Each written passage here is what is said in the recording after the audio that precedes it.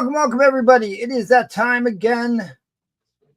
It is the day when the machines went mad, and we get to the bottom of the Stranger in Space. The minute I start talking, Comic Dog goes nuts. He likes to talk too. I guess he just wants to be part of the action. Thanks everybody for being here. It is the Vintage Comic Auction, gold, silver, and bronze age books. We have had a platinum age book in here from time to time, so that has been known to happen. But we've got a great panel on here tonight. A couple people might be sneaking on at some point if we can get replay through the night here. He's had himself quite a full day already today. But let's go around the horn. Let everybody say hello. Let's start out with old Eddie, Fist of Fury. What's going on, good buddy? I have a platinum age book. Do you really? 1930. He does not disappoint. He does not disappoint. So this will be number 2, I guess. Yeah. And I couldn't find any books to sell, so I just got a couple over here. There you go. Don't let this confuse you. You've got a couple in the clip there. A couple in the chamber, a couple in the clip. Well, there's some of the rafters are hanging from the roof. I'll get to them. Yeah, dude, I really love that Operation Peril book, and that is such a scarce and difficult copy to find. I know exactly what book that is just by seeing the top sliver of that cover. Yeah, I really wouldn't let that go if I didn't have a graded copy of it. Yeah. Believe me, I know how difficult it is to get that one. Well, we'll dig into that here shortly. We will dig into that shortly. All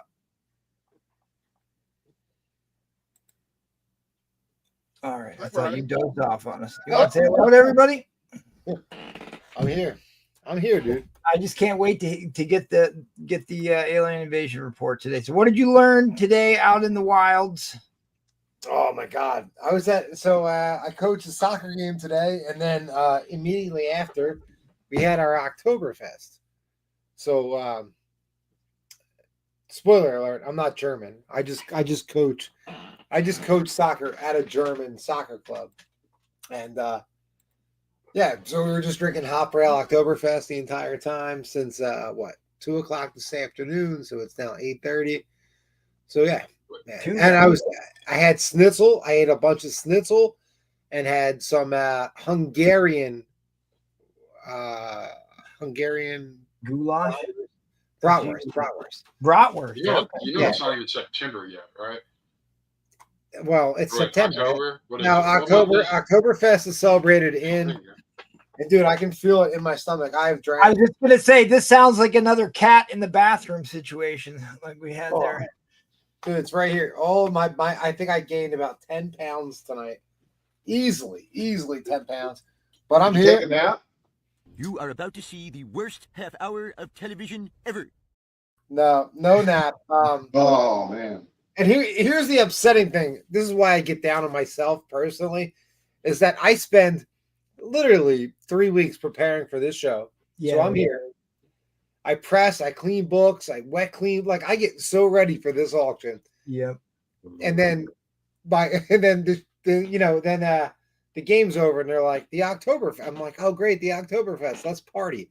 But I'm here. I will not disappoint. This usually works. Well, performance issues, it's not uncommon. 1 out of 5. I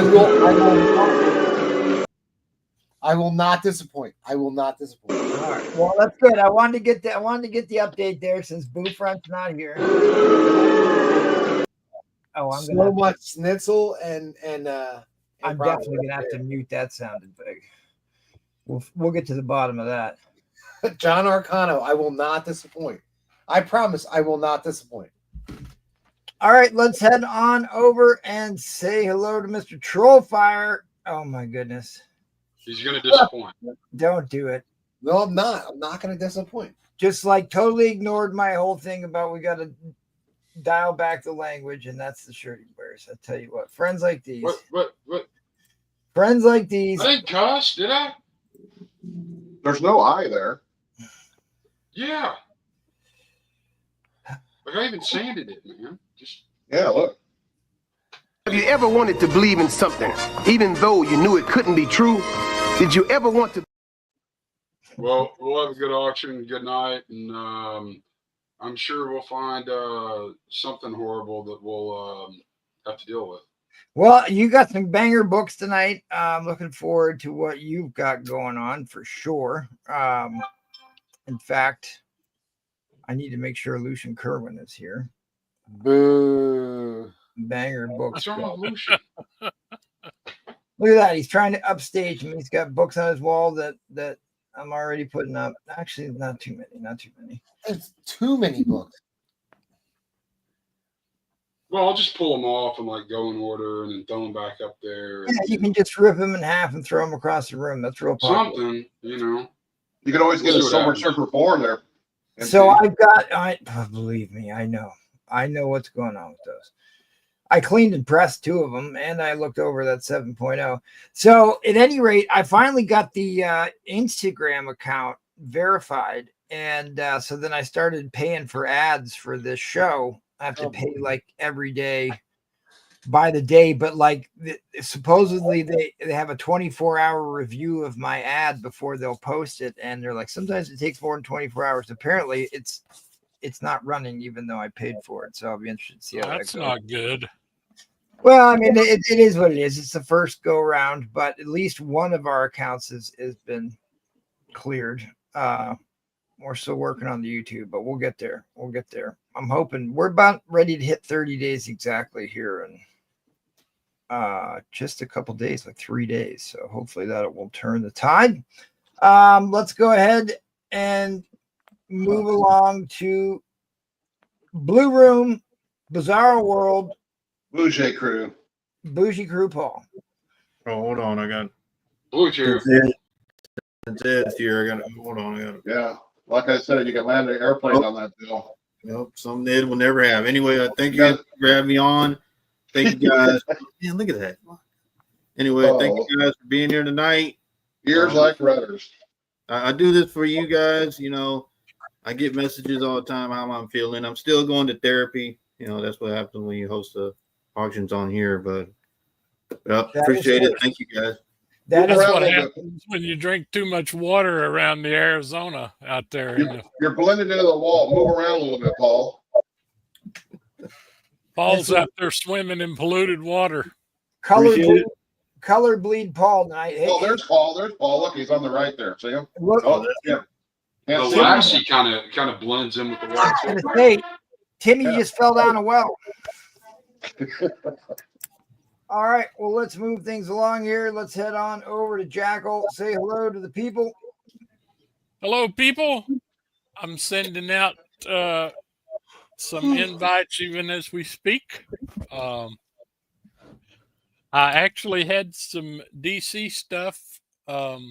Still got a few, but most of them left before the show. I tell you what, I made a mistake. I mentioned that I had some. And I tell you, people are hungry for DC. Well, that's good because I pulled some out for tonight, actually. I've actually got something I'm going to be putting up tonight that is really special. The whole 9-issue run from 1974-5. Oh, yeah. That's a great run.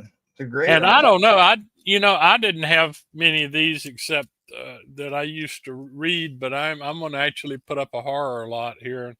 I got a number 1 of whatever Crypt of Shadows is, a number 3 Tower of Shadows, and a number 5 of World of Unknown. So, like I said, there's coming. Yeah. So, anyway, we'll have a good night. I'll go back to getting people invited here, and I always love this is my favorite show of the month. Because I usually try to buy some stuff, and also I enjoy selling these old books because that's basically all I've got. Yep. Thanks, buddy. Appreciate it. Yep. This is my favorite show of the month. I spend a lot of time prepping for this show, getting books ready and trying to keep books that are going to survive till the vintage auction. So I've got some stuff up there. I've got some stuff that I haven't put up there yet. That I've got waiting to go. I've got a giveaway. I'm going to give away an Avengers 87, The Origin of Black Panther tonight. I'm going to give this book away All right. to a lucky viewer. I got a waterfall going on tonight. I've got some really big books to put up. We'll see how that goes. I got some gold, some silver, some bronze. I'll run the whole gambit tonight. So if Oh, he put a price on that Avengers in right field finally. yeah, I did find, dude. Have you seen how much that book is blown up? Yep. Good Lord. Well, we're gonna go over some of that here directly. If you guys, let me refresh this and let me share my screen. If you guys would, I've got some polls going on the channel. Hopefully you can still weigh in on this. But where are they all? He deleted Well, them. there were some up there because I answered a couple of them the other day. So All deleted them. No, I can't. Oh, maybe because I need to be on. Paul just deletes Popeyes. Yeah, here we go. So I put on there what is which of these Silver Age Fantastic Four iconic Jack Kirby. They're all Jack Kirby. Dr. Doom has the best cover. I was surprised. My personal favorite is obviously 39. I talk about it constantly. I kind of thought issue 16 would be first or possibly second. And it's hovering down there in third place. Now, Dr. Doom's first appearance, let's not kid ourselves, is not the best piece of art in the world. That one, however, 16 is pretty fantastic. This one has just been homaged so many times. You know it's a great piece of art. This one always looked a little goofy to me, but hey, the people have spoken. We've got 19 votes in there. Not a ton of votes, but if you would, please weigh in. We want your opinion. Oh, yes. And of course, this. Brace yourselves. Get your phone. I think that's Photoshop. That's just my opinion. Oh, no, it's absolutely real. 100% real. And then which of these iconic Silver Age covers do you think is the best? One of the all-time great Steve Ditko. I didn't see that one. That is, I think, the best Steve Ditko ASM cover. 33, and then you got the Carmine Infantino Batwoman. And Silver Surfer 4 by an overwhelming majority. Got SS4, baby. And then the Neil Adams cover that's been homaged a billion times. That's another, an obscene amount of times has that cover been homaged. So at any rate, you can still weigh in on that. That was the Jim Lee poll for Paul. We usually do the trending list stuff on the weekday shows, but we usually do the hot 10 list on a Saturday show because they tend to be all vintage comics. And look at the first book on the list here, Eddie Fist of Fury. The one I just got. The one you just bought from me on Thursday. That's right. Some sales breaking records. All of the high grade copies have gone up substantially, between 40 and 12%. That's some pretty big jumps. It's a great book. It's a great cover too. It just, you know, usually I don't like covers that have like too much happening on them, but Tarantula has a good color scheme. And then of course, hard to beat this. This has been 3 weeks in a row. This is raised in value 3 weeks in a row. X-Men 1. Yep. I just worked on one of these here recently. So I think the big jump came in that 8.0 sale. But they are bringing her back for the Endgame, or not the Endgame, Doomsday movie. This one pops up all the time. I thought it was interesting that this came on. It is number 8 on the list. 5 copies outsold the average. It's kind of the 8.0 jumped again. Something about the 8.0s right now are happening. Newsstand 9.0 went way up. But most of the ones, the real values in the 9.6s and the 9.8s of that book, of course. Which one did you just pass? I missed that one. X-Men 266. Oh, yeah. Okay. So that one, gotcha. And then Dark Horse 1988, because I've been hearing a lot of people saying that the Aliens series, the TV show, is really good. They've got a lot of really cool concepts about downloading consciousness into the androids from the series. So the Dark Horse #1, tough books. It's not a very high print count on that one.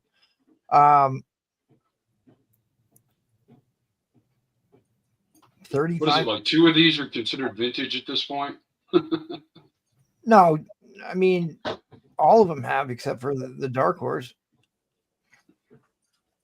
Tomb of Dracula 10, first appearance of Blade. Interesting that I think that's gone up. Wow. Yeah, because I think they're finally going to dump that terrible script and Mashira Ali. I guess people were starting to not like his take on Blade, which was funny because in the Deadpool movie, you know, the real Blade came and said there's only going to be one Blade, which I thought was a great line. Because dude, Blade, the original Blade trilogy was epic in proportions. It still holds up to this day. That opening scene in the disco when the blood comes out of the sprinkler system, it was a movie magic moment. And then Ghost Rider #1, the first self-titled, is the 5 spot. Hard to argue with that one.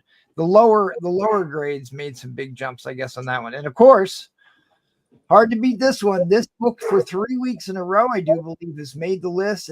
It's seen steady increases. They have a major sale. 7.0 just went up 38% this week. That's a major jump, very aggressive jump. But all of these grades have been going up week after week. Of course, it's the greatest comic book cover of all time. Certainly the greatest comic book cover in the Silver Age, as polled by our viewers. Mysterio is back. That's right, Quentin Beck. First Mysterio is #3 on the list. That saw some pretty big jumps in the lower grades again, mid-grade and lower. Of course, I don't know when this book has not been on this list, but some big jumps in that book too. Where did I see that one? Yeah, it was in the newsstands. I guess they're not that bad. It's still 10%, but it made second on the list. And then #1 on the list is First Appearance of Punisher, First Appearance of the Jackal. 9.4 jumped 40%. 40% this week. Oh, I love that book. God. I love that book. What's the 6.5 Punisher is either, you know, hot as the sun or it's cold as ice. I don't know. That's not even the biggest jump. The biggest jump was in a 7.5. A 7.5 went up 47% this week over the 12-month average. That is incredible. It's the 27th time it's been on the list. 8th time in 2025. Wow, 8th time. In a row. Of course, it is iconic beyond belief. It is a vintage book from Dusk Till Dawn. So thanks, guys. Thanks for participating in our poll. If you still want to do that, you can still hop on there and enter in on that poll. But without further ado, as much as I know you love to hear me droning on, we are here to buy books. So we're going to turn on some music, do some quick announcements, and then we're going to start slanging some books. Oh, actually, I do have a little bit of theater here too, but let me get some music going. Don't play it. Don't play it. No, I'm not. I hate all our streaming music. It's like looking into the abyss trying to pick a song.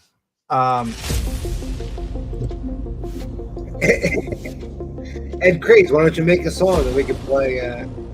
Oh, I already got them. I can't play them.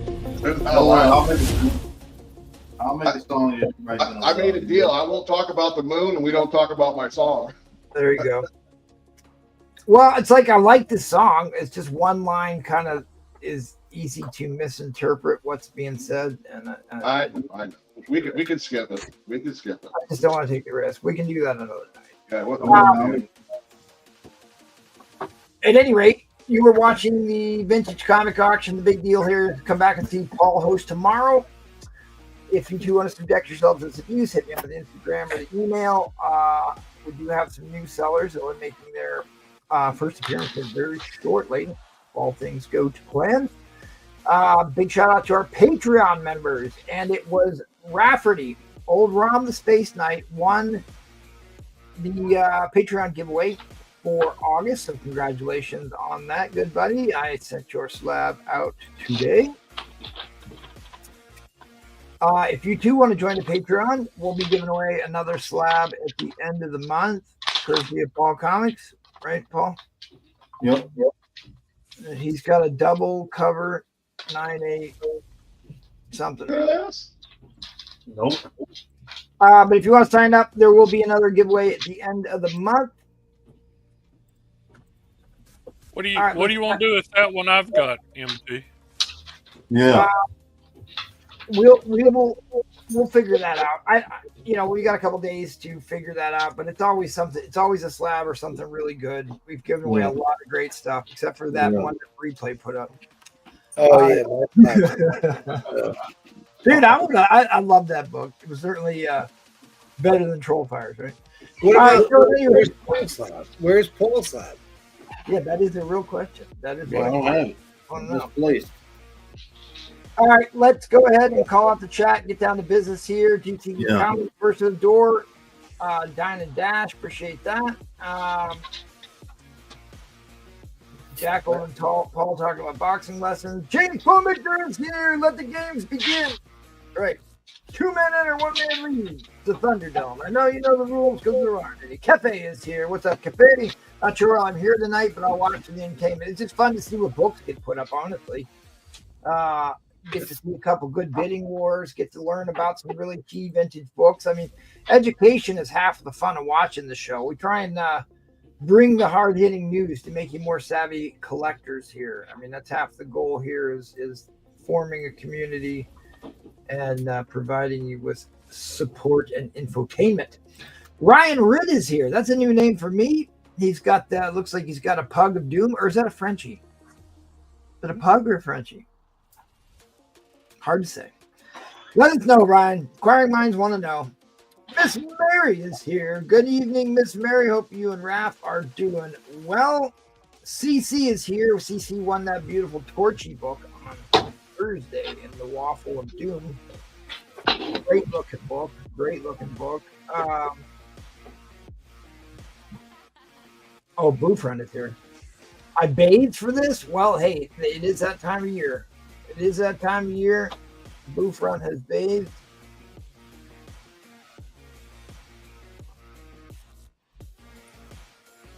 You should be getting the stitches out from a surgery by now, huh? Anybody getting blind bags this week? I've been waiting. I knew after how many of those Battle Beast blind bags sold that they would be running that promotion into the ground. I can't believe it took them so long to get more blind bags out. HL is here in his magic crowbar. Good to see you, Mr. Wrecker himself. Wreckers be wrecking. I even wore my Deadpool t-shirt tonight, and I don't even know who Deadpool is. He looks like Spider-Man a little bit. He has the #1 the largest box office movie in history. The largest R-rated box office movie of all time is what that is. David Reese, first to the door of the David Army. Appreciate you. Mr. Marvell himself is here. Dark Danger Zone. We're going to ride into the Danger Zone. That is absolutely correct. Good to see you, my man. NextCon is here from the West Coast. Good to see you. I was just looking at your Sabertooth book today.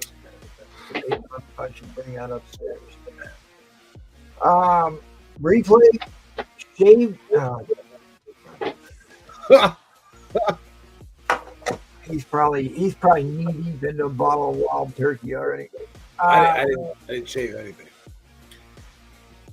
Lefteros is here. What's up, Lefteros? Haven't seen you in a while. Like the Dr. Doom avatar. Thanks for being here, good buddy. Oh, here he is. Here it is.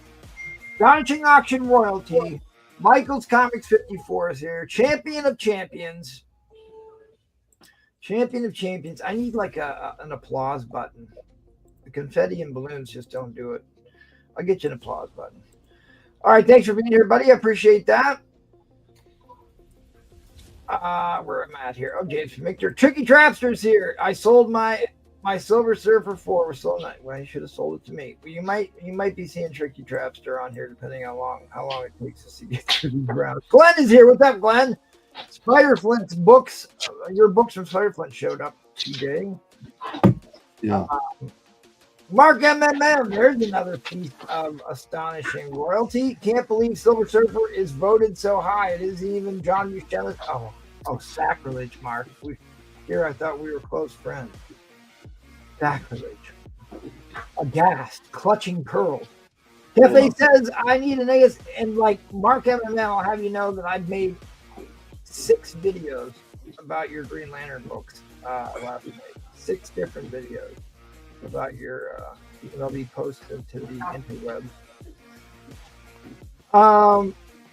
Hey, you never know. There are some really nice facsimile copies of ASM 129. I just bought one here recently, showed it off on the show. So there is some ways to get a hold of that book, even if you can't get the OG one. And you never know, right? You never know. Collecto6 is here. What's up, Collecto6? If you are not following him on Instagram and watching his content shows on YouTube, you need to be. Yeah. Got an excellent collection. He hangs out with some great comic book degenerates. They drop some serious knowledge. They show off some big banger books, stuff that, you know, not many people will ever be able to get a hold of. Usually some rare golden age stuff. So good infotainment happens on those shows. Make sure you check it out. Faust is here. The Brady Bunch. Yeah, that's pretty close. Danny Hughes is here. What's up, Danny Hughes? It's been a hot minute since I've seen you. Gordon is here. My man Gordon in the house. Major bummer that Carlos collects comics 100. Yeah, that's just all has an effect on people. Yeah. Oh, my main man Roger is here from the Great White North. That's right. For me. The Tom Cruise of the comic book community, Roger W. Forever. Roger came for me. I guess that keeps your Fridays free. There you go. Oh, it's a Frenchie and a Pekingese. See, I knew it was a Frenchie. But I guess, Loa's here. What's up, Loa? VO Vintage. Oh, Miss Teresa is here. What's up, Miss Teresa? You can check her out. She hosts the show on Tuesdays. So make sure. And did a damn fine job. Tuesday was the biggest show this week. That is a legitimate. That's in the conversation, Mark Eminem. It's certainly in the conversation. Yeah. Although I will obviously pick Thor over just about anything. I was talking to Collecto6 today and was talking about I'd rather have a 9.8 Silver Surfer 4 than an AF-15. So that should tell you. Slab is here. Claim all replays books for $1. Yep, I'm overpaying. He's already throwing shade. Look at this. All right. Slab Addict. I thought we were buddies. What are we doing? Slab Addict hasn't said a word for 6 months, and now he's in here talking smack to replay. We were friends forever. Now I guess we're not friends anymore. Friends forever. Darth Danger Zone's looking for somebody to buy a kidney so he can get in on these big hot books. Address. Oh, there's Paul's burner account. Out it again. Oh yeah, hold on. We didn't. Thank you, Jedi Force. Thank you, buddy. The guy with one of the greatest comic book tag names of all time, Black Terror Comics is with us. I absolutely love that name. Greatest name of all time, as far as I'm concerned. I know that Breeplay loves the Black Terror. You know, he's a big Punisher fan. So yeah, I'm a huge fan. Yeah, I'm also a big Paul fan too. Yeah, especially the cops. Cops, man, boy, y'all suck. All right, well, we're gonna get right into it. Here's something I haven't done in a while. I did get somebody that asked me about this today. I have broken out quite a few slabs on the show. Somebody asked me if I could do another one, and this is a slab I bought from Jackal, and I paid over fair market value for it because what the damage is on this book is very clear. It's all non-color breaking creases in the corner. This might be a shot at one of the greatest CPR jumps I've ever been able to pull off. I mean, this could very well get a 2.5, 3 point bump on this one, I'm thinking. But But some of these cases are easier to open than others, and I'm going to show you that here real quick.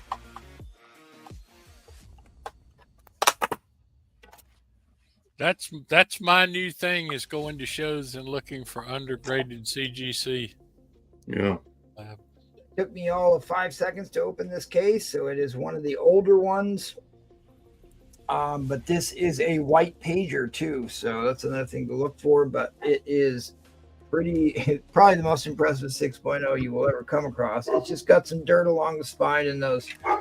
So I'm going to go ahead and get this cleaned and pressed, and I will follow up with you guys, let you know how that CPR came across. I talked about us. I think I posted that video on YouTube of no, I didn't.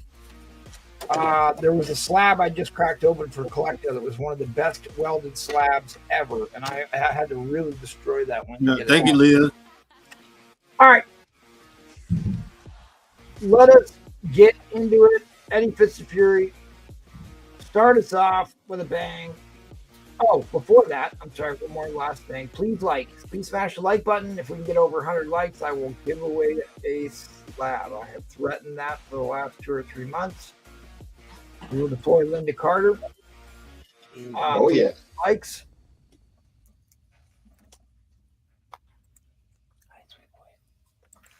I'm sorry. I know we're running late on the intro here, but you're gonna. It is. People love it. I know it. I know they love all this. And aren't you the guy who was stalking Linda Carter? The term is courting. The restraining order says no, no, but her eyes say yes, yes. call me the Titty King. Yep, I love that. Oh, All right, buddy, kick us off here. she was gorgeous, wasn't she? Oh, she still is. All right, we're going to start off with Avengers 93. This is signed by Neil Adams and Roy Thomas. It's an 8.5, $200. People want to make some offers, you're welcome to make some offers to me. And I'm going to move on. Signed by Neil Adams. Right. Signed by, here, By Neil and Roy. Wow. right here. Oh, and Roy. Okay. And Roy. Yeah, Neil Adams, especially his older signatures, not so much toward the end, but he has a real nice looking sig. And we'll go with a little bit more Avengers here. This one's signed by Barry Windsor Smith and Roy Thomas. 8.5 plus. I think it's a little better, but I'm going to put this at 150. This is number 100. Do you know why that's a key book? I don't. Okay. Avengers Assemble. Man, dude. Do you know who the main character is in that story? They all died, don't they? Batman or something? Batman. No, it's the guy at the very top of the middle. Batman. All right, we'll keep going. Don't let me slow you down. All right. Ooh, there you go. Quadrant Supreme 8.0 for 200. Just showed 2 books I have on my board. Already. Every time I show that book, it's gone. Oh, you got these up on your. Oh, am I messing you up? No. Yep. No, You already knew that. But There's Paul, plenty, you still talking? plenty of fish in the sea, buddy. We'll be Okay. all right. You can't mute Paul? I don't have signed Well- copies. I do have a pretty special, very rare copy of 100. We'll talk about. I mean, Tom DeFalco kept wanting them muted, but we couldn't get it done. I'm sorry, but Well, they got your keep it going, Ed. Quiet, Ed. restraining order. Yeah, see that's a big book. That's a Yeah, that's real a good big book. that's way below market value Ooh, that's For a good this- one. That's, for an 8.0. wow. Damn, Ed. You look that up and you'll see the numbers on that. I just Yeah, got look- other books in mind. That looks an awful lot like Replay actually when he was a little younger. That looks like me now, actually. Before drinking. He looks mad. Or drinking. He's like, what are you interrupting me for? I'm playing Centipede. How Tell him, simple it Gordon. was. How simple it was in them days. Ooh, there you go. Little Frank Miller. You know who that is, Paul? Frank Miller? Yeah, Frank Miller. Yeah. Newsstand. Paul, will you tell Bree Play about this Frank Miller book? Because he doesn't know that much about Frank Miller. Oh, ooh. Iconic cover, then homaged. Yeah, he tried to sign on it. He tried to sign on his hair for some reason, but I told him to sign right there by the woman. And Paul, he's got the same thing as you. He's got the black hair that fades to the gray. Oh yeah. The shoe Yeah. Fades to blue, Ed. It's the same. That That was in the. It brings up a good point. What happened to the Malibu highlight hair, Paul? What are you The talking about? audience has spoken. They voted for it. Then they didn't. Oh, they did at 83%. Oh, Ed, that looks familiar, Ed. You Paul. How do you really feel, Paul? man, Yeah. Paul, you okay? You busted something? Busted your hip? first Flash Superman race. All right, now you sons of bitches, you know how I feel. There you go. You tell. I got one for you here, Paul. This is going to be a good one. You're going to like this one. Man. Pocketbook.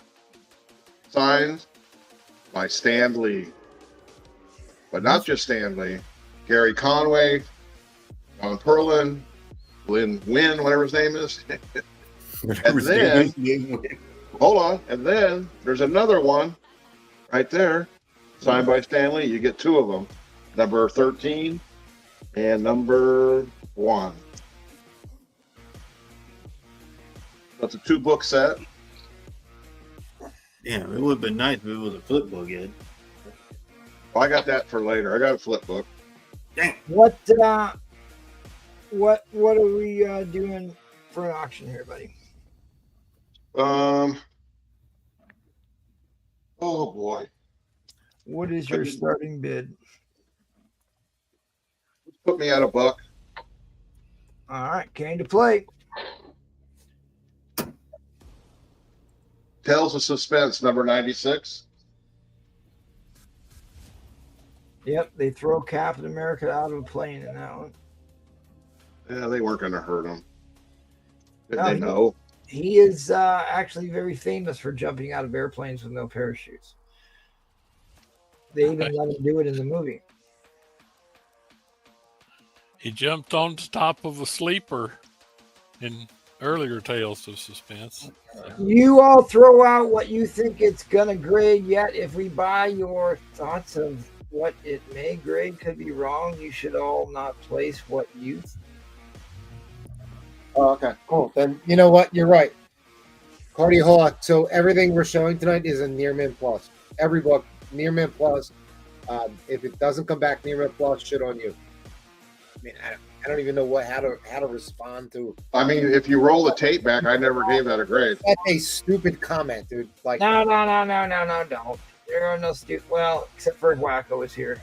I get what you're saying. Have fun. Don't. We're not going to attack the chat. I 100% didn't say that. No. I mean, I know seriously. what you mean. Just have fun. We do our best here. We try and give you a good idea what we think these things are grading. But if you've sent any books into CGC or have been doing this for any period of time, you will know that grading is subjective. People send the same book back to CGC 3-4 times in a row and get a different grade back every time. Yeah, It is subjective to the person, so we try and give you ranges. And ultimately you're going to duke it out in the bidding. Okay. As for this book, I didn't give it a grade, just to be fair. I just put it at $1. And I'll just say it's at least a mid-grade. It has some corner issues here. But it's all together. It's not unattached. And while that's rolling there, I got a few minutes. I'll show a couple other buy nows. You were putting up a book that doesn't have a cover attached? No, it's attached. Okay. Everything's attached. Nothing's missing. No writing on it. It's just I didn't put a grade on it. I don't know why you said that when I put that book up. I didn't. I don't know. We'll deal with them as they come. Some others I have up. I have a shooter signed. Your first auction lot's supposed to sell. That's part of the rules of being on this show. I could put a new auction up.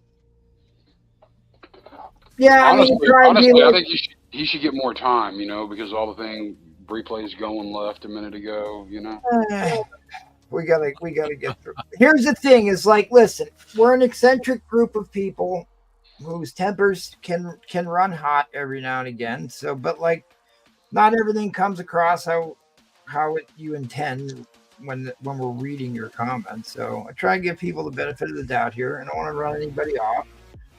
I mean, we all say stupid things. I mean, you have seen Paul host on Sundays, right? So don't bring me into your crap now. Don't bring me into your crap. MT's not wrong about that. Well, I'm saying good job, MT. I knew you. Nah, man. Yeah. Paul, you're there. You just relieved the tension of the group there, and you got upset about it. Man, this doesn't understand when I'm putting them on a pedestal. You can't win with these people. All right, so David Reese of the David Army is in at $5. Is there anything else that's coming in on this lot? Hey, you know what? Hey, Cardiaholic. I'm just gonna throw this out here. I think you're an asshole. How's that? Don't do it. No, I think you're an asshole. I know. I think you're an asshole. Cardi. Once was enough, buddy. This is what happens when he goes to Oktoberfest. I get it.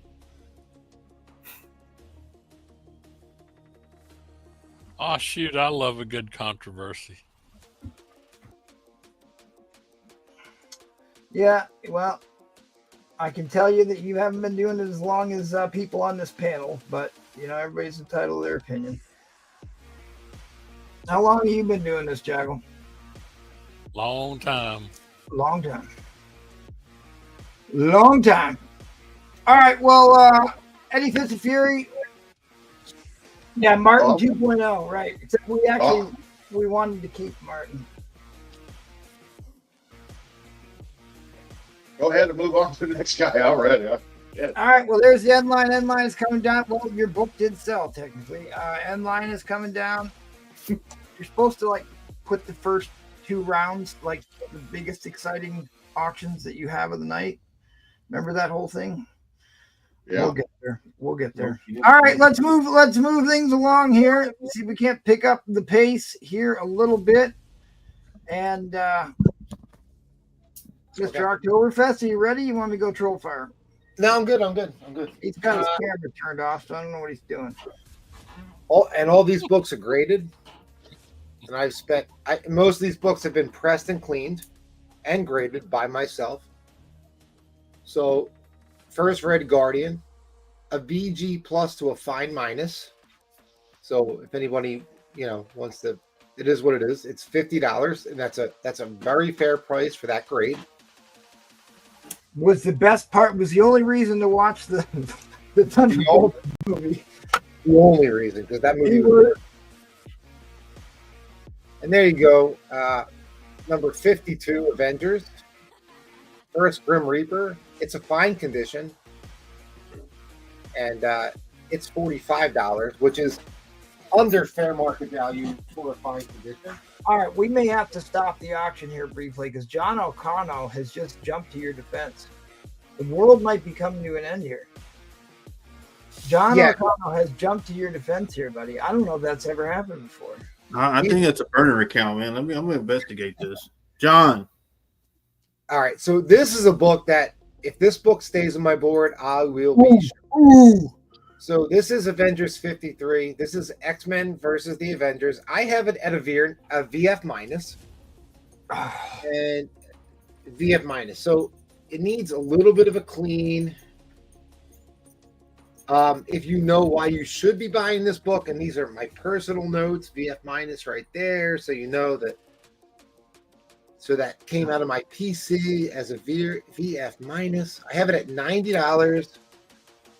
I have been telling people for weeks this is a book you need. We got a couple of bins.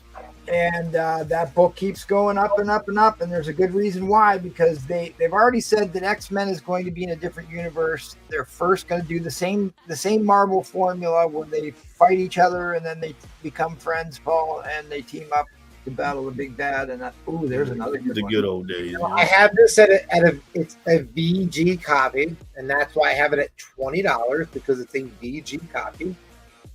First Yellow Jacket, Hank Pym, we all know. So it's a VG copy at a very, very fair price of $20. All right, so Roman Curtis wants the 53 from you, buddy.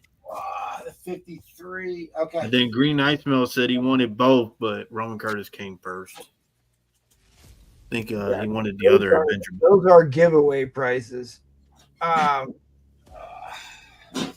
You know what? I already have 4. Hold on. Let's make sure before we get too much further away from this. Green Ice Melt tried to bin both Avengers, so I don't know if he's talking the Yellow Jacket and the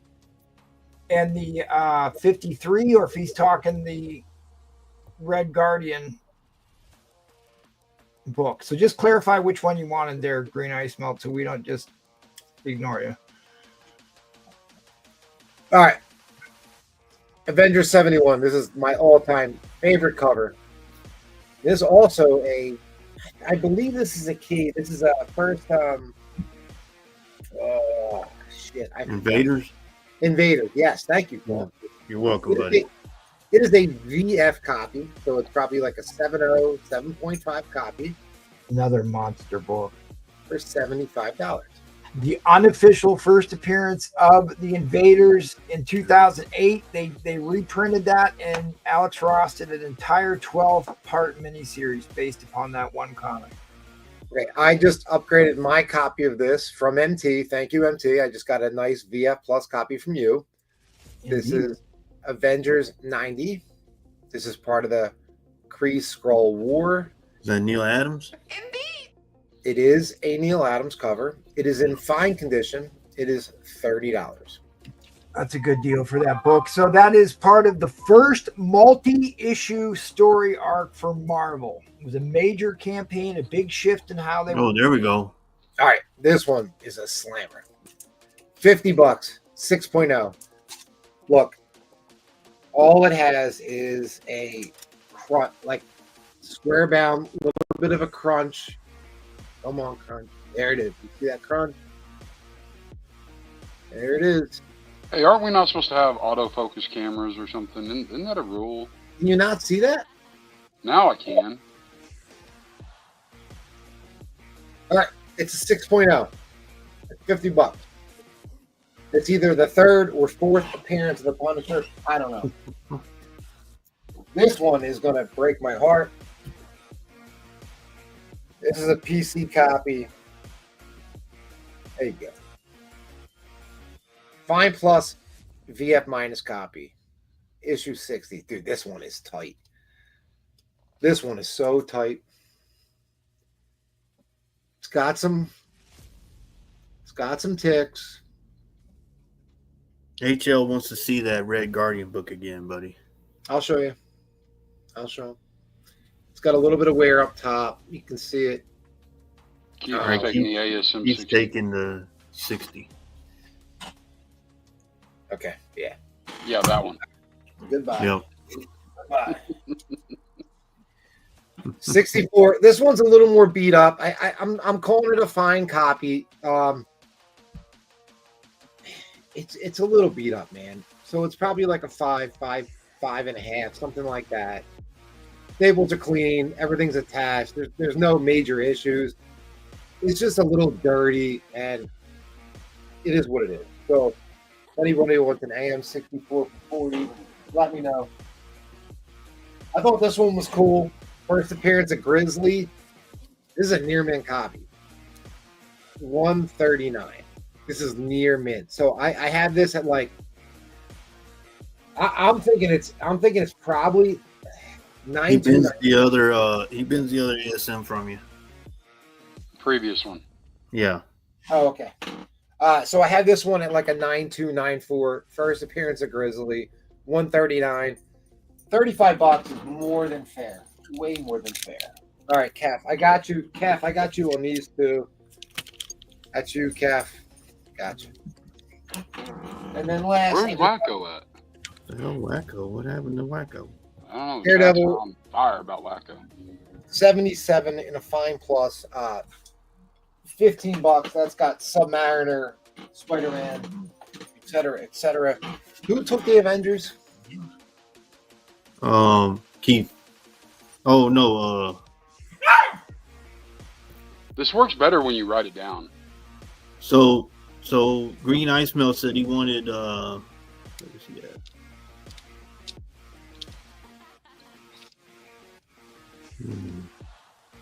Green Ice Melt said where's he at? He's right here. Roman wants Daredevil 77.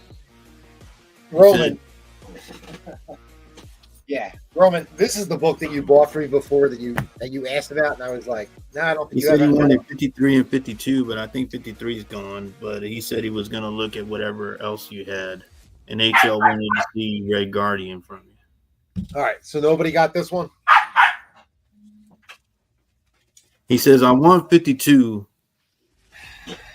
So, and I'm holding off now. All right. So I have this at a 4.550 copy. BG plus, fine minus. It's not, it's not a great copy. It's a mid-grade copy. You can see that crease running down.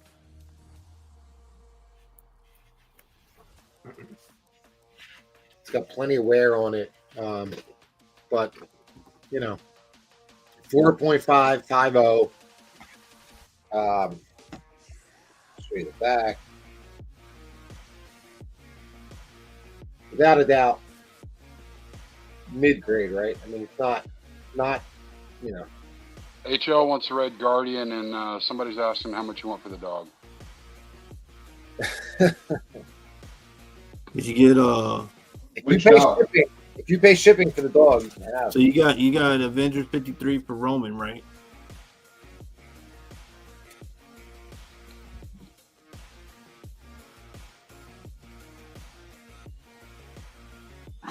I kept asking. I just said who bid this. You didn't say. Okay, so all right. So Roman got that.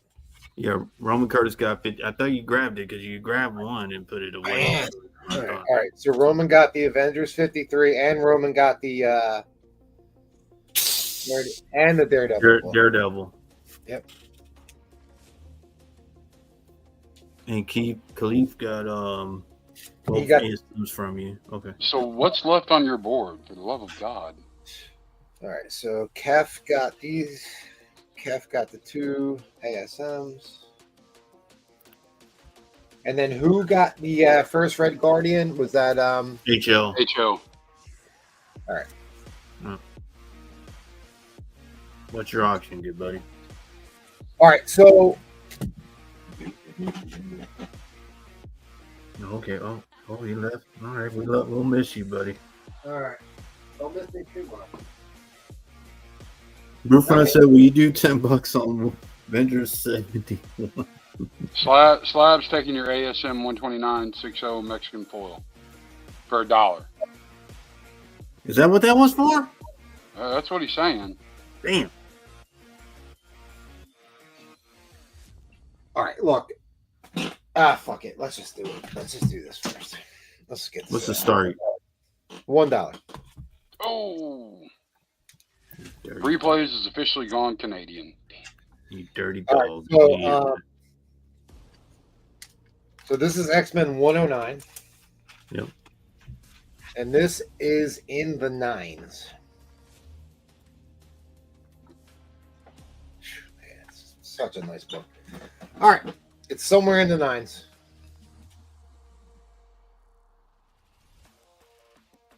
Come on, camera. And nice. There we go. Ooh. You got one tick right there. See that tick? Next con's in at 25. There's one tick. The back cover is where Wacko's here at 100. You know what, Wacko? Hold on. I gotta drop you this. You are dropping the fire. Oh. No, here you go. All right. Just want to show this corner here. Not.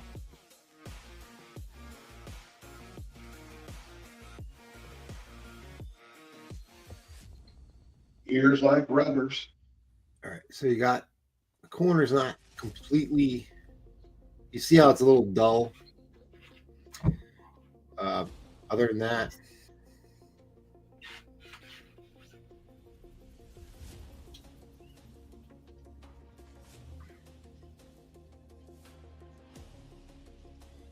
oh, wait, let's see.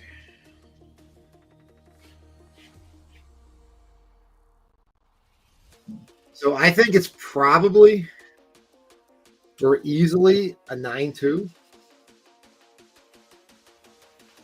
Easily a 9.2.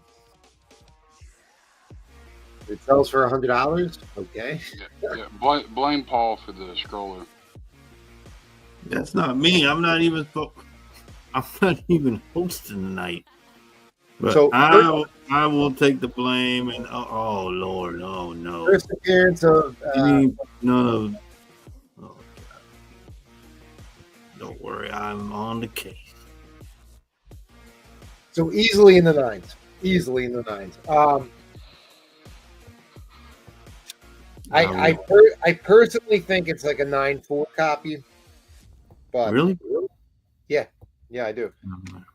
I can't guarantee that, but I have a 9.0 on my wall, and I do believe that this is a higher copy than the 9.0 that's on my wall that's already been graded. 105, Jeff. 158 to Wacko and 155 to Jeff. Thank you there, Collector. I try, buddy. I do it for you guys. It's a big boy book. It's not. Sure they don't do it for the panel. Big boy X-Men book. Let me see. Oh, MT. There's MT's name. Comes up here. All right, man. You don't have to spit at me. Calm down, buddy. Who's spitting at you? You did. That's right now. I just saw it. Just like at the game. Yeah, I got my Zin. My Zin's up in there. I was kidding. Now I just drank like 5 bottles of water to sober up. Now I gotta go. Drink water. Get rid of the coffee, my man. Replay didn't work. Water. Work. I drank a lot of water. So, I'm not gonna say where I figured this book was gonna. It is what it is. It's a really nice copy of this book. Man, I never had that book. I thought you just had one of these recently. Did I? Yeah. What are you doing? You comic book watching me? Keep drinking. Don't be a quitter. I know, dude. Tell me about it. Don't be a quitter. I probably should just grab another beer and get right back on that train. Brewfront says it's a Mark Jeweler. No, it's not. No. It is not a Mark Jeweler. It's not going to work. Brewfront. But it's still a 9.2, 9.4 copy of X-Men 109, which is no joke. Like, yeah, that's pretty impressive. You know, who doesn't like Wolverine getting beat up? I mean, that's how they used to do it back then. Nowadays, you can't do that to Wolverine. It's only about a $250 book. Times have changed.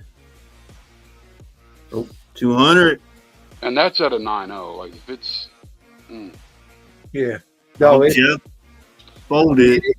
It's a little bit above a 9.0. Just a tad, a bit.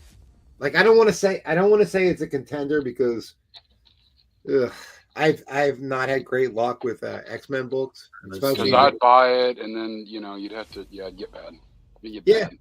All right, no, next con did not fold. Honestly, Troll, like I've submitted a lot of X-Men books in this age range, and I've not had the best of luck. Like I get a 9.4, I'm like, fuck yeah, like you got a Spidey 139. I do. Yeah, Monkey claimed it. You can't. That's not for sale. Oh, okay. Well, I don't even have it on my. It's not even on my. I have a 129 on my wall. Oh, I have a bunch of ASMs for sale, starting at $1. I think third round.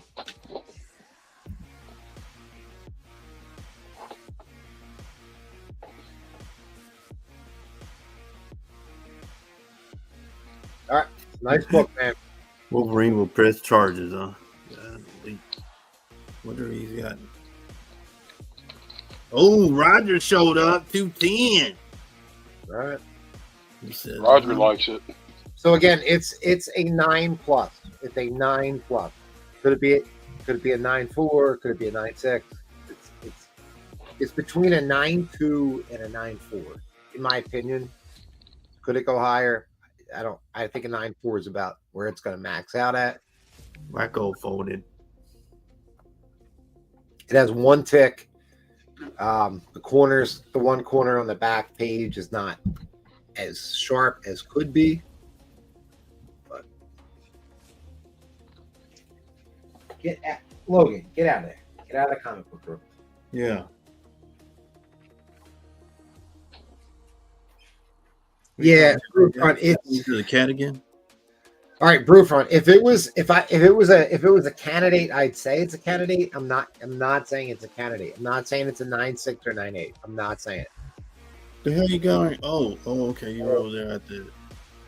That was let you drink, huh? What's that, bud?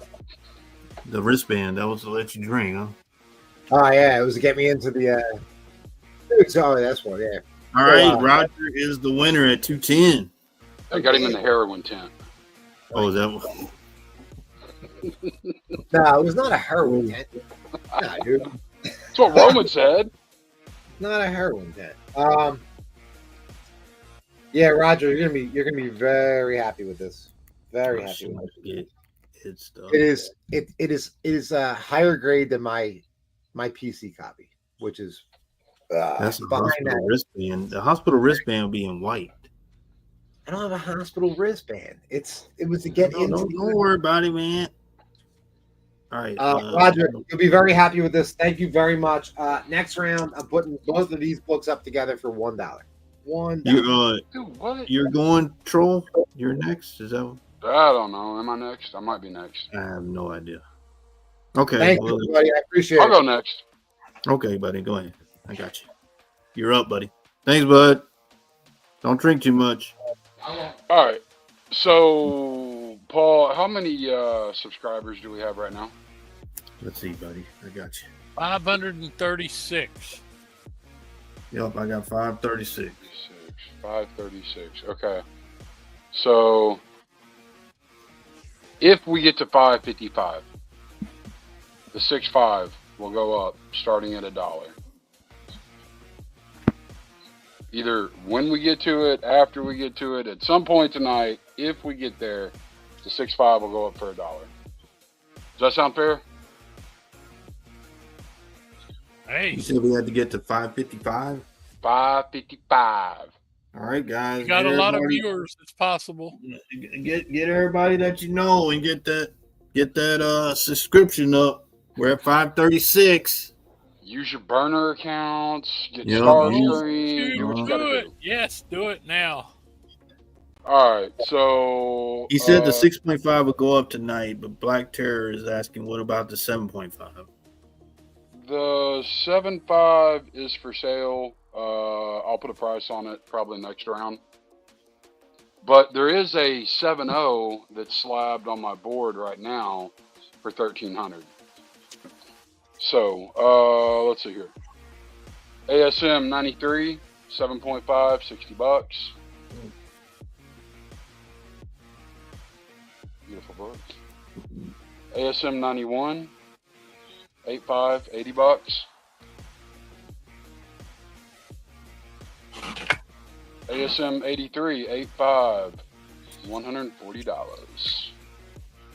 And you can see like all the comic clears on the back because I want you guys to actually see what you're buying. 67, 7.5, $125.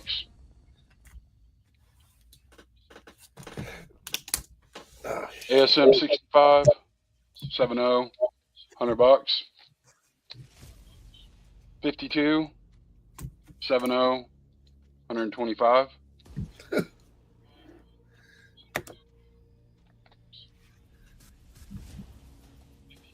Something like that, John. Something like that, buddy. ASM 37. I'm shocked this one's still here. 6.5, $150. And last ASM, and then I'll show you some X-Men. Number 36, 5.5, $100 bill. Set these to the side because the ASM or the X-Men's are kind of popping tonight, guys. There you go. Ooh. Oh man. Mr. Steranko, as if he didn't need an introduction, but you know, he just got it. Okay. This book needs a press and a clean. Cool. Why is that a 5.5? Because that's mighty white. Well, I know. Like right down here, if you look at the spine, it's got a little bit of impact on this staple. Let me get it to clear up on me. Can that? So is it like popped a little bit? Can it be put It's back? not even popped. It's just impacted. It's just in a little bit. Like it's complete. Nothing's missing. Yeah, that's not a big Bottom deal. corners. It's got a very little bitty color breaking tick, right? Yeah, If I can get yeah. it to show up. You see it? Yeah, I see it, but that's not a 5.5, brother. No, I know it's not. I'm trying to give somebody a deal, damn it. Yeah. Little bitty tear right there. Yeah. Okay. I try to tell him, but he doesn't. Oh. He spit at me. Now, He's it always comes up on camera. All right.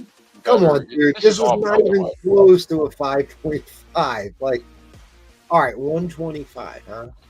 Yeah, well, you know, I'm waiting on somebody. Yeah, he's got to wait 47. till after the round.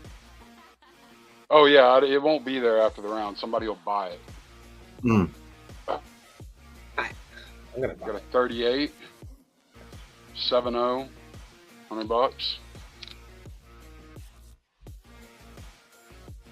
I always undergrade, guys. I always undergrade. 22 and a 5.5. And if y'all let one of these damn sellers buy that book, I'm going to be really upset with chat. I'm going to give everybody one more chance to take a look at that book, and then I am buying that book. All right, what you got for auction, buddy? What, that book? Show it one more time, dude, because I'm telling you guys right now, here it is. I'm putting my bid in right now. You can't put it until after the auction. I'm putting it in now. All right, what's your auction book, buddy? Give it a second. Just let the clock run so I can show this book. Baron, I'll get to the auction. Just beat me out because he just beat me out. That's ridiculous for 125. There you go, Farron. Baron came out of nowhere. Good job, buddy. Good job, buddy. All right, y'all want to see a crazy book to start for $1? As if Troll's not gonna give you a lesson in stupidity tonight, you're about to really see one. Okay. Dollar start. Dollar start. Dollar start. Dirty. What's the second appearance of Juggernaut? Yep. All right, here we go. That's a ballsy move. Okay, here we go.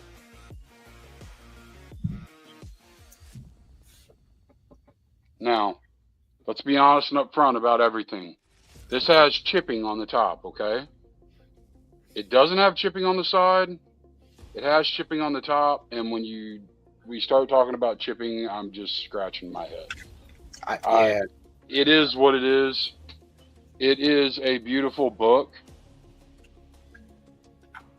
It does have chipping, and I want y'all to know that. But it is not a $50 book, just so we're clear.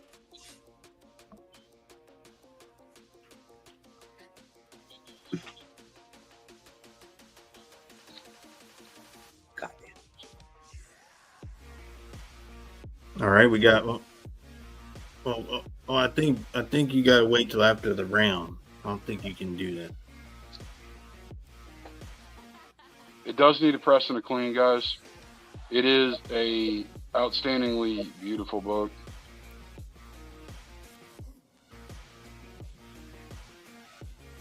MT saying it's a fine minus.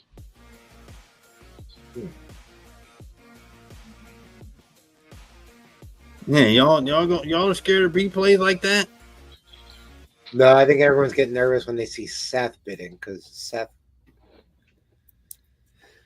You can actually see. I mean, you can see the chipping right here, guys. It is not.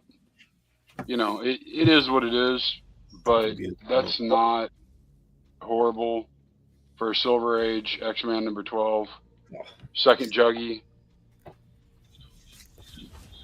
And if you're interested, I brokered I brokered a peace agreement with Canada. They let me back on it. So, oh boy, oh boy. Let's not one. I got two. This dog. Boo-boo, can you just relax, please, buddy? So. You okay?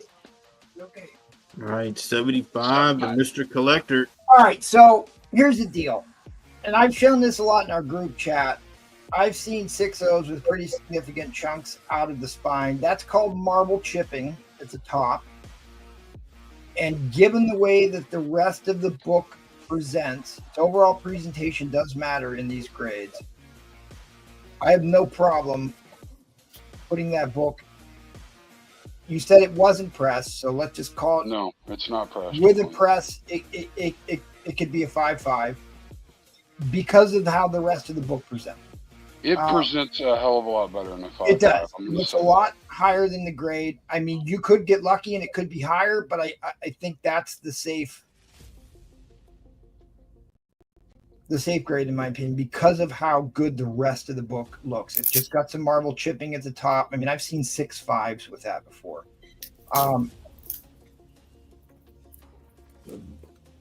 Yeah, show me the back again. There was. Yeah, I mean, it's pretty clean. The corners are squared off. Corners are good. The spine's not bad for the age. It's just the chipping at the top. Yeah, I don't have any problem putting that in the fine range. I have certainly cracked out worse fine-grained slabs.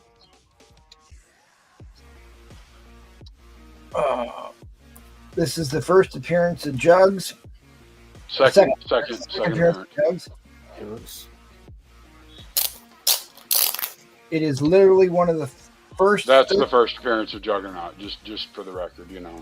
There you go. It's literally one of the first 13 issues ever printed of X-Men, as Nolo likes to say. And if Replays buys this for $75, I'm gonna go cry somewhere. Swear to God. Don't cry to me. Don't cry to me. No, Replays ain't buying it. Mr. Collector's in the lead. Oh, okay. Mr. Collector's in the lead. Oh, well. God damn it. Oh, so a graded 5.5 sold for $220 just a couple weeks ago. Hence why I'm gonna cry and start throwing crap. 1 year 81 Brewfront. We're 1 year, there, buddy. 1 year fair market value. The 1 year average on this book in a 5.5 graded is over $200. The high watermark in the past year for this book was $270 in a 5.5. 82, Jeff. I mean, it's a big time key book. It's a great book. It's a great book. And guys, it just. And I've always said, it has the chipping under the wacko. Overtime. It presents. Here we go. It presents like a much higher book. That was one of the things I actually liked that CBCS did. They would put a star on the label if it presents much higher than its actual grade, which I thought was brilliant. Because this stuff does matter. Not all 5.5s are equal. All right, so Michael's Comics, we're trying to get to 555 subscribers. We get to 555 subscribers at Super Surfer 4. 6.5 will go up for $1. That one. So whatever y'all got to do, guys, get us. I'm praying to God we don't get there for $1. That's only 19 people, so I mean. Yeah, so that's what. Well, I need to create 19 burner accounts. Gotta give me some time. There is your book value. Second appearance of the Juggernaut. Smoking hot book. And like I've always said, I think Juggernaut is one of the all-time great original villains. Like, he's not just a straight-up Snidely Whiplash. Jesus, Black, I was about to steal this. That was the timer. Thin line coming down. Oh, my God. Thin line coming down. I'm going to go cry. 2, This is a steel mid-grade book. This is worth not a $100 book. That was not a $100 book. Well, it's not over. Don't. Oh, come back off the ledge, buddy. Come back off the ledge. Yeah, he already went to the ledge. I think. Y'all are scaring me. I'm wondering, like, you know, maybe my internet needs to go down. I don't need to put this up. I don't know. Wow, I get it 105. Wow. What are we doing? Silver Surfer 4. If this book came back from CGC as 6.5, I'd have a hard time arguing against that call. Now he said it does need a press yet, so it does. As it sits, I think you got to assume it's going to be a 5.5. Now, if you put a little bit of work into it. Oh, I'm losing about $50 on this book at the moment. Yeah. Listen. The smartest buys right now are Silver Age X-Men and Avengers for sure. Oh, don't feel bad. I'm going to put my back into it and then put it right into the press. Yeah, thanks. Makes me feel so much better, Briefless. What are you doing with these Silver Surfer 4s? They're just sitting out there. All right. Oh, 110, Jeff. I told you, like, the 6.5 is going to go up if we get to 555 subscribers. It's going up regardless. Don't tease. Well, I mean, you know, if y'all are worried about that, you know, like, we do have a 7.0 right here. Yeah, that book just sold for $1,330 about 7 days ago. Man, I wouldn't be surprised if somebody claims that. Oh, that's slabbed. Oh, that's already. Yeah, this one's slabbed. Wow. Oh boy. All right, that saves you about $100. Well, that saves you about $80 slabbing fee. Really? Gorgeous copy. Really? Anyway, let me quit. Let me stop doing that. Damn it. I know better than that. Yeah, I'm down $40 right now. Is that tree going to drop these books all winter long out back, or are you going to? I don't know about all winter long. You know. No, I don't know how many. All right, that was the timer. I picked them off my tree. You know, I stopped growing the Hulk 102s and started growing the Silver Surfer 4s. Jeff, goodbye, buddy. Like you. Jeff got it 110. Wow. That's astonishing how much money I lose. There you go. Awesome. Wait a minute. Hold on. You got a bin. You got a bin from Edwin. Edwin wants what? The 32? Yep. That's a great win, Jeff. That is a monster book to get at that price. That is an incredible book. If I had my act together, I would have kept bidding on that. Good luck finding one of those that look like that for $110 on the bay. We're giving some deals here for sure, people. And Farron, I got you on the X-Men 49 for 125, buddy. Troll, was that not a good round for you, Troll? Was that bad? That was a good round for Troll. We'll get there. Sorry, Troll. Yeah, it was half price, Black Terror. It was half price, buddy. It was. Yep. It was great. Yeah, great win, Jeff Mack. Great win, buddy. That is a monster score. Let's head on over to the Bizarro world. Mr. Paul Comics, what do you have for us, buddy? All right, got beat by it now. Some vintage Demon number 8, $15. Got it at a fine. Jack Kirby, beautiful Batman. That did go cheap. That went real cheap. $281. Yeah, it did. $20 on that Batman. This one's nice. I got this at a 8085 Super Villain Team Up number 4. Yep, Guns of the Navarone. Duel of the Titans for $20. That's a Navy battleship, Paul. In case you didn't. Yeah. No, you know how MT's always telling us how to put up big books, right? Like that's what happens when you put big books. Let it simmer. Let Comic Karma do its thing, buddy. The Phantom number 46, Charlton, 1971 for 20. I mean, that's how to get the excitement going early in the show. Yeah. Brave and the Bold, number 94. For adults. 25 on that. That's a great cover. Yeah, Ed, great cover. Ed. That was another great cover. Look how happy they are doing there. It's okay. All right, well, hurry up. Put Wacko Kid's book in his pile there. Quit fooling around, Paul. Got you, buddy. Yeah, sorry. Thank you, buddy. Third Third appearance of Mr. Miracle. Beautiful Jack Kirby. that's Mr. Miracle number 3, 25. That's a brute front cover there. Yeah, it's a. That's back in the good old days, Paul. Yeah, that's you could do that back then, and look how happy he is being like that. But nowadays, you can't do that. Got this at 8.0. Werewolf by Night, 14, $25. Green ice melt. The Arctic ice caps will literally melt before that happens. Oh, how much is that Werewolf by Night? $25. Got it at 8.0. Yeah, I took $100 hit on that. Was it $100 hit? No, I took a $60 hit. Oh, I guess with shipping. Number 14. Yeah, with shipping, I took a $70 hit on that. 8.5. The Savage Submariner number 69 with Spider-Man for 25. See, not that's the John Arcano that we've come to know, not this guy who's sticking up for replay. I just No, man, John, man. thought there was a scroll coming over. Got New Gods number 7, first appearance of Steppenwolf. Doing 30. Yeah, it was rough. It was roughly about there. It was Got Giant Size Superheroes number 1. It was $255 with shipping, and then you got it for $195. Is what I paid First for battle of a week earlier. Nat Wolf and Morbius for 4.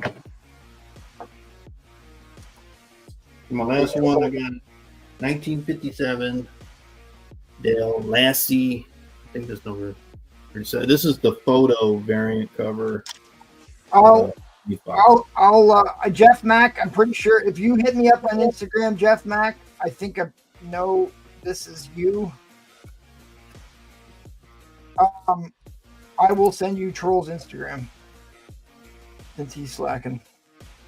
He's okay. Give me too busy crying in crocodile tears.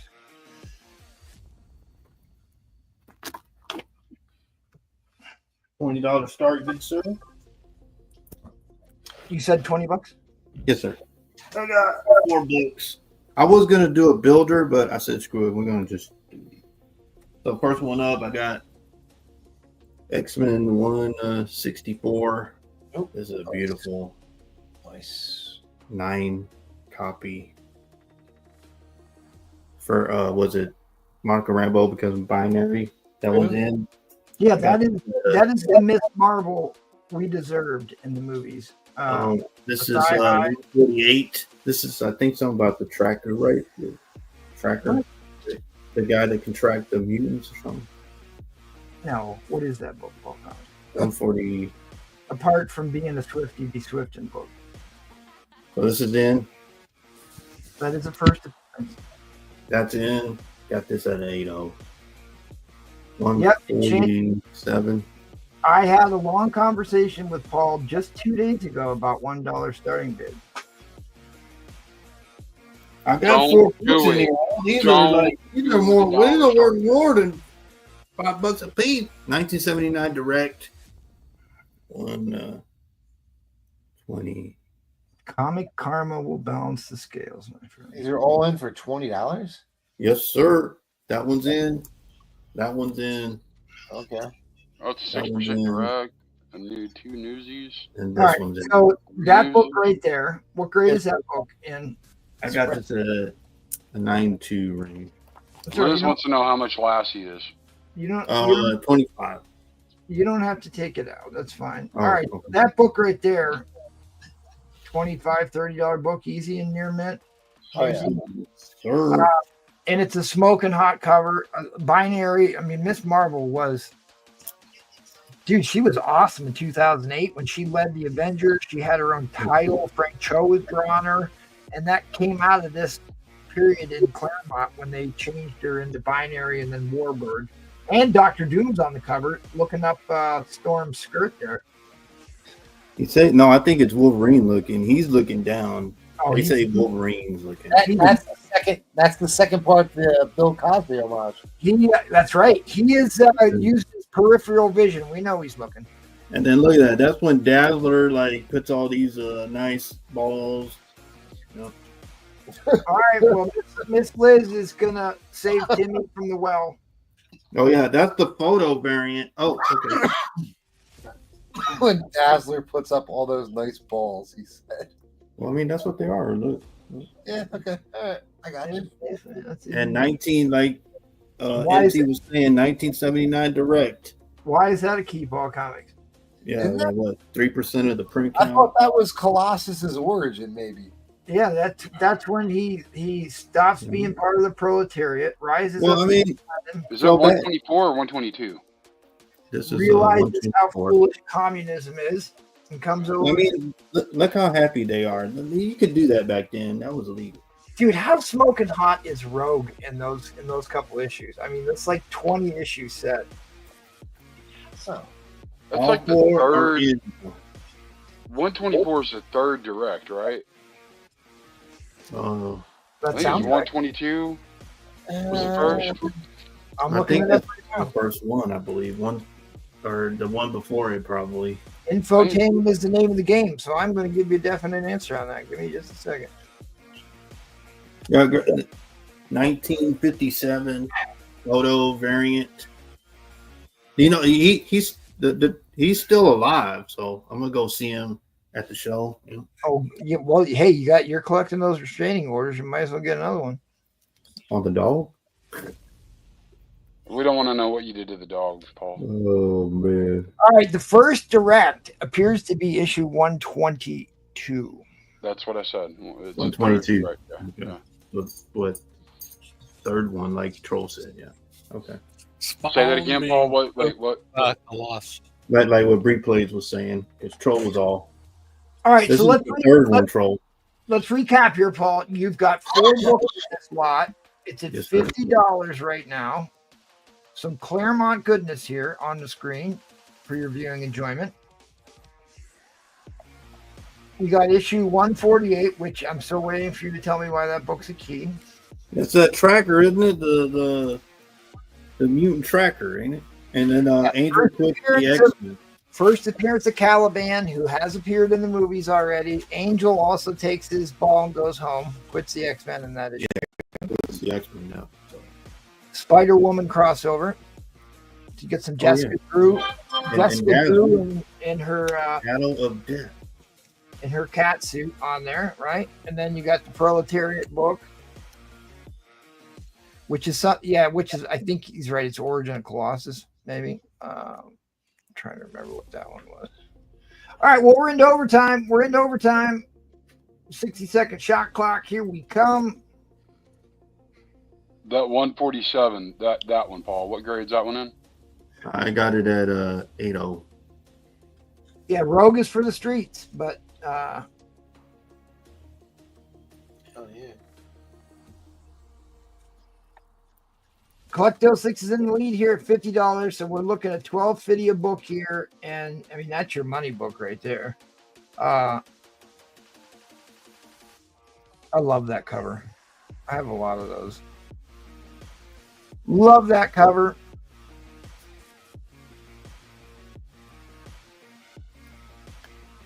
She went binary. And look, she's actually not wearing a full suit and turtleneck, which is the Disney Marvel way. First appearance of Miss Marvel, Carol Danvers as binary is a $35 book in an ear net. Oh yeah. All right, that's it. That's time for fair warning on the end line. Fair warning on the end line. End line is coming down. Congratulations, Collecto. You are the winner. You are the winner. Thank you, buddy. 50. Thank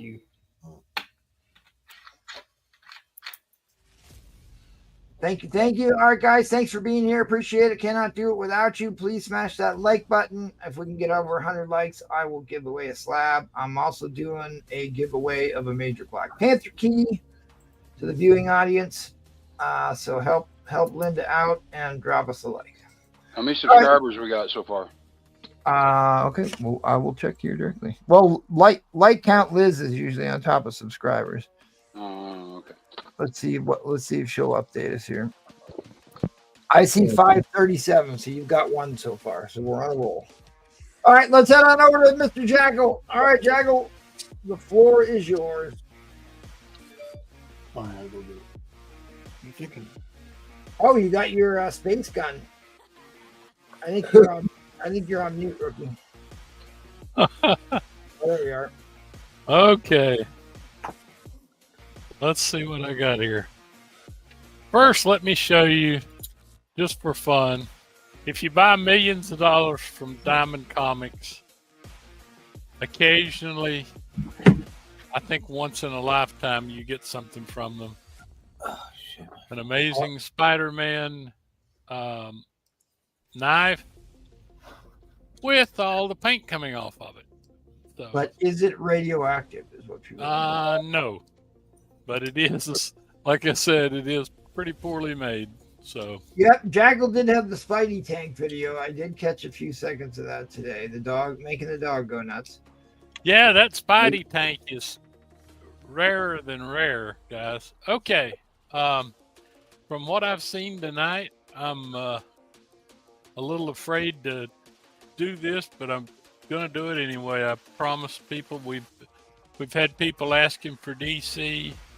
I've already pre-sold about 6-7 DC books tonight. Is this you're launching into your auction lot? Is that what you're doing right now? Yeah, I'm gonna go ahead and start the auction. I mean, well, before we get too deep into your auction lot here, I do want to point out that Thor book on there is actually the first time you see the image of Wolverine in a Marvel comic book. So that's the first ad for Hulk 181 that features Wolverine. That's why that's been a key book. It's also an iconic cover, but if you don't know what that is, it's a really affordable early Wolverine key. It's you're right. It has the Wolverine insert in it. I mean the little ad. Advertisement, yes. Yeah. All right, what do you want to do your starting bid here? All right, I'm going to take a risk here. I'm going to start at 150. All right. And it is the first book in this series. Right now, high grade key collector is 160. So I've got the whole lot of 9 for less than what the first book is. And the first book is in beautiful condition. This is the 1975 Joker series. It has the price from pre-COVID, February 27th, 20 from a store here. It was $70 at the time. Now it is 160 high grade, but this one I think was drawn by Dick Giordano.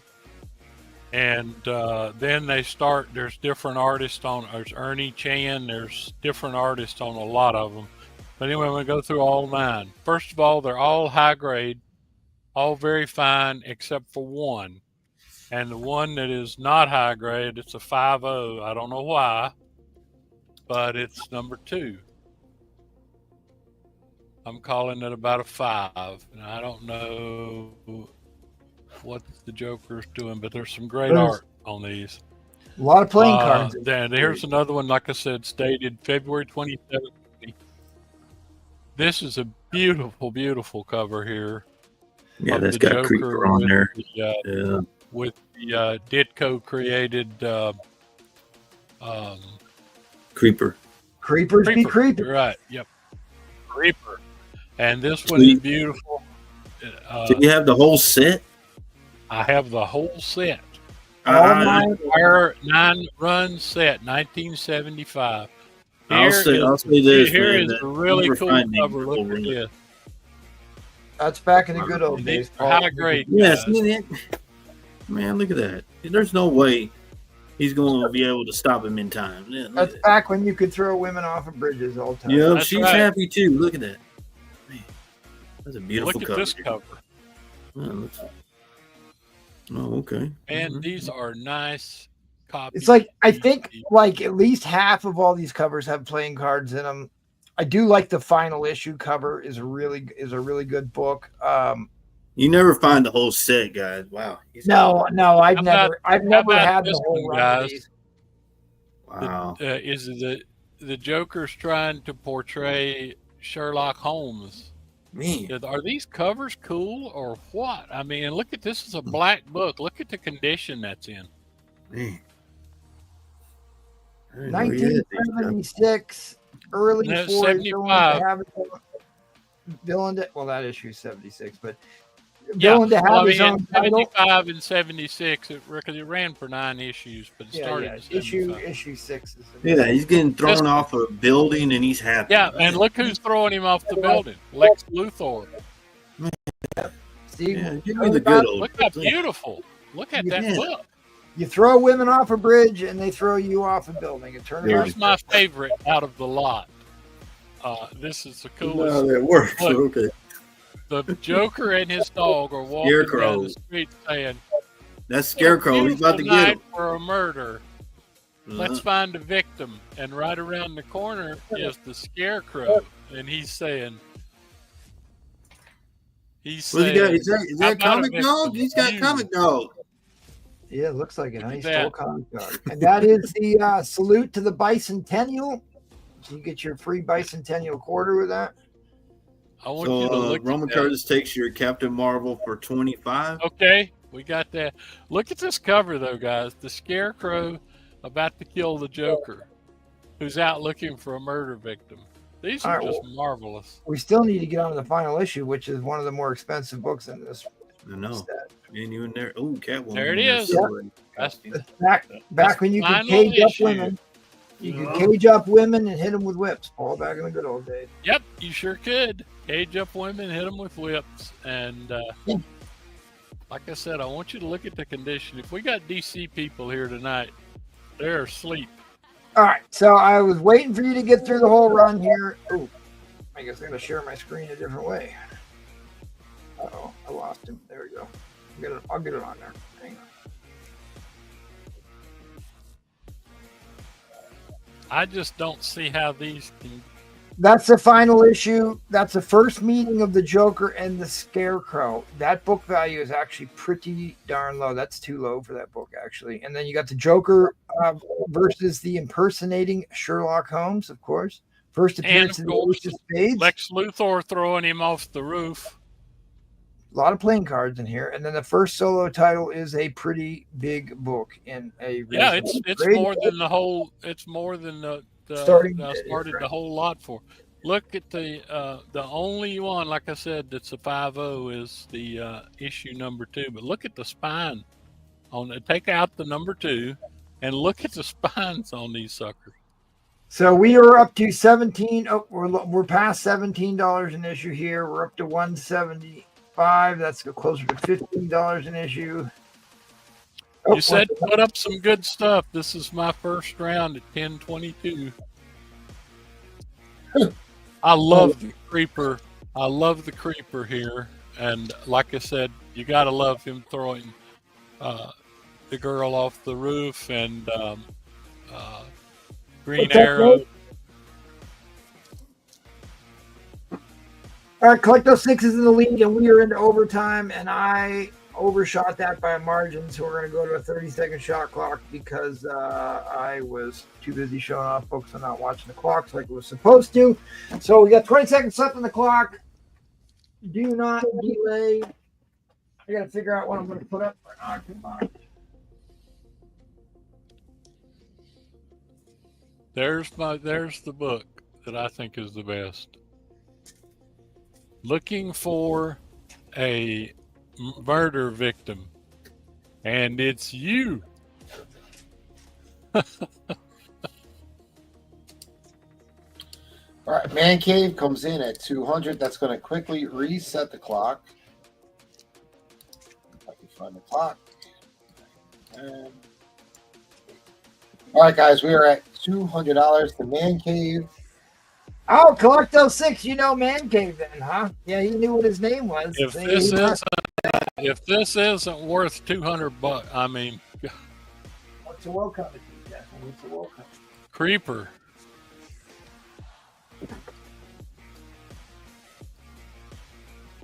So don't, like I said, don't people beg me about, about Green Lanterns, and Batmans and stuff, because I put some DCs up. Well, you're And basically they all sold. You're basically ensured that they will. Let's say that. Okay. Audience. Did Collecto just drop a giant hammer? Yes, he did. He went to 300 on Man Cave. This is the Battle of the Titans here. Clash of the Titans happening here. I don't even have an appropriate. Oh, I have a little bit of an appropriate video. Yeah. I mean, that's the hammer. Oh, that's Look, Lex is throwing him off the top of the. I love that. I don't think they would quite appreciate the. What are we doing? Would appreciate the. But that's still my favorite. The Mortal Kombat one. Big Trouble in Little China might be okay. That's a hammer. I mean, he just threw down. That's still my favorite book out of the lot, though. I'm telling you, look at the Joker's dog. It looks like it's vicious. It's getting ready to kill too. Don't rage, bid, Collector. Never rub another man's rhubarb. You never find this anymore. Those wonderful toys. Oh yeah, Collector said these books are Okay, mine. Collector's running away with it. Yeah, Man Cave folded. They're mine. Move on. These are Collector books. If you can't find one, I would replace number 2. Yeah, you don't ever see the run with a very high grade to make the entire set high grade. Yeah. Good to see you, Man Cave. Thanks for coming. Good to see you, Man Cave. I'm glad to see you back. I chatted with him this past week, and I know he's been busy. It is good to see him back with us. And, he's got an exceptional collection. He shared some of his bangers with us. Before he has definitely. Hey, Man Cave, I have my next round. I have books that you won't want for sure. There you go. Yeah. Okay. And I got Roman for this book. All right. Well, you all set there, Jackal? I appreciate it. It's fine. I think everybody. I think it's a good deal. Oh, can you still thank got the pre-COVID? Still got the pre-COVID prices on it. I'll leave those on there. So Paul needs some attention. Thanks, Paul. Thank you. Thanks, Paul. Thank you, Collecto, buddy.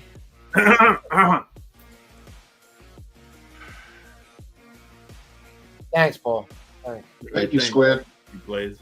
All right, before we lose any more viewers, let's move along. We didn't lose viewers on a DC lot. No, I Paul grunting in the with pure energy. Try that.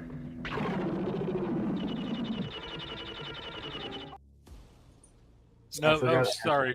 Fantastic Four. All right, guys, thanks for being here. Please smash that like button. This is Da Vinci Comic Auction, one of my favorite shows to do every month. I love the vintage. We spend a lot of time prepping for these shows. I have been cleaning and pressing and packing books for almost 24 hours straight here. So I'm going to do a giveaway. I'm going to give away to our community here. This is Avengers 87, the origin of T'Challa, the Black Panther. I think he joins the Avengers in this one too, but it's certainly his origin. So hashtag Black Panther, get it in, get yourself in on a free giveaway of a Silver Age Avengers key issue.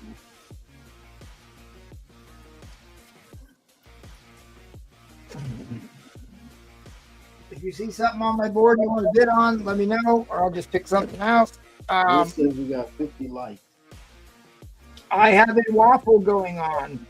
The only reason this book got an 8.0 is because of the page quality. I was going to crack this out and rinse the tanning out of it, but I just have too many projects going on. But still, it's an 8.0, and the big deal is it is the first appearance of Alex Summers, who becomes Havoc. It is a big time key issue, an expensive book. It still has off-white pages, but first appearance of somebody else is in this first appearance too. Havoc is the only one that matters. At any rate, anybody want to get in on that? It's $10 entries on that one. $10 entries on that one. Expensive book. All right.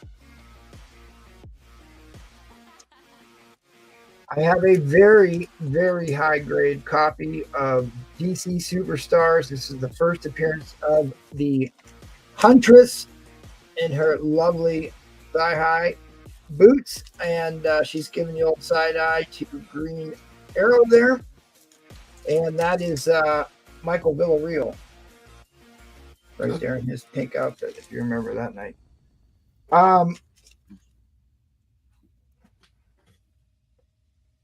Look, that looked weird. Now this book has been cleaned and pressed. It's an immaculate copy. This is the first time Magneto appears outside of an X-Men book. It's also a very expensive book. Journey into Mystery, issue number 109. Was able to manipulate Thor's hammer. Beautiful book. I've got the infamous Jane Foster bondage cover. Yep. I've got some Golden Age books up there. I got some more Golden Age books to wheel out later. I've got about four copies of this. This is one of the nicer copies I have. This is iconic Jack Kirby. It is the second appearance of Hercules, and Thor reveals his identity to Jane Foster in this issue. Oh. It is a very sharp copy. For any of you Journey to Mystery Thor fans.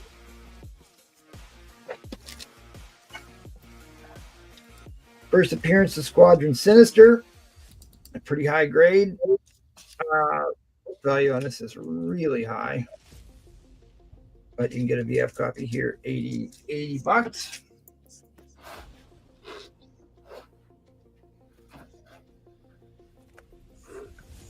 There's some DC. Flash Annual issue number 1. Somebody said they thought you had a Hulk Annual 1. Yeah, who said that? Will you have one of Hey, those? don't threaten me. I'll go down and get it. You mean go outside? Me with a good time. Go pick it up. Go out in your backyard and pluck it off the tree. That's not one of those 100-pagers, was it? This is actually a ridiculously impressive book. This is Avengers 20. It is the second appearance of the Swordsman, who just appeared in the Daredevil book. This is an impressively clean copy of this. I've been back and forth on what price I'm going to put on this. Where's Trollfire? Trollfire, would you answer Jeff, please? Yes. I really want to put 150 on this book, but I'll tell you what, I will go 120 because I need to sell something this round. This is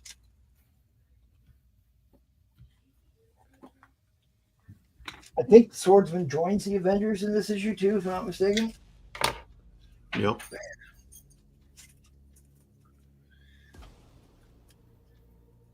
You have a offer from Rittai. 50 for Journey 109. Dude, I took $40 off of that book already. Well, don't worry, it's just Riptide. You ain't got it.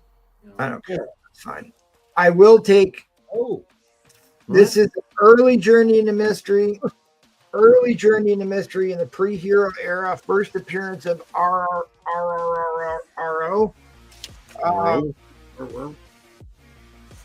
I am going to.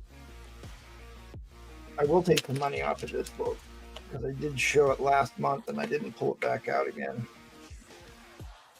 I will take 25% off. I'll take 25% off of that book. From the bottomless pit, mankind is doomed. See, that's what happened with the New York subway station. Yeah. This is before we went to the moon. 1953. For all you Space Cadet fans. Oh, so they already went to the moon by then, huh? Yep. Seems to be the rumor. All right, give me $1.70 bid. See how All bad. right. Ooh, you dirty dog.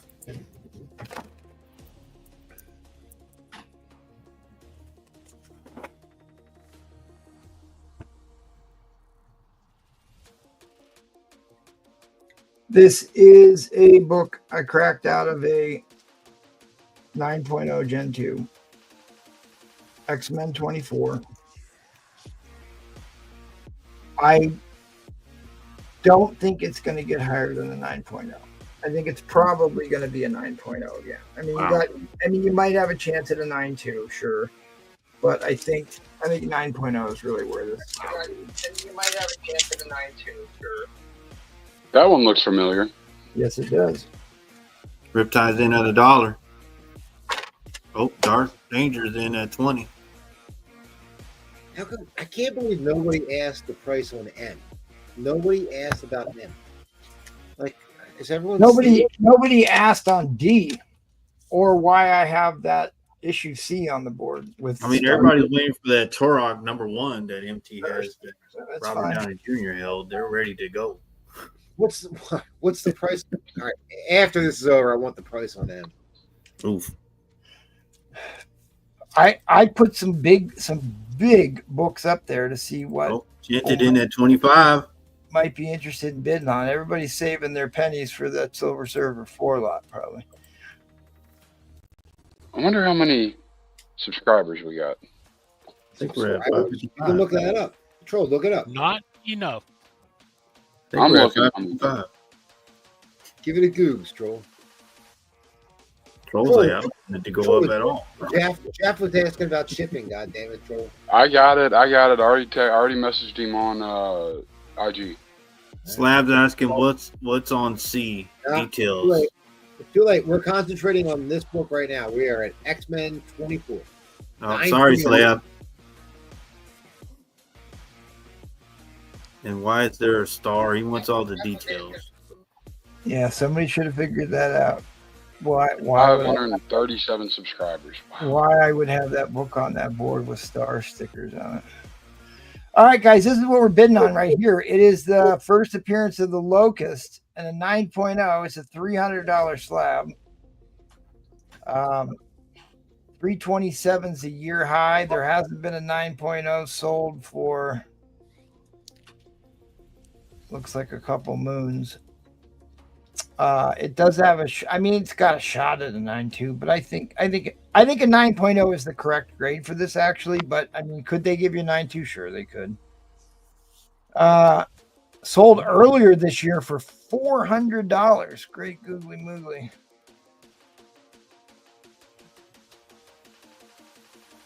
It's in the top 25% of all graded issues. Werner Roth is in this one. Dick Ayers.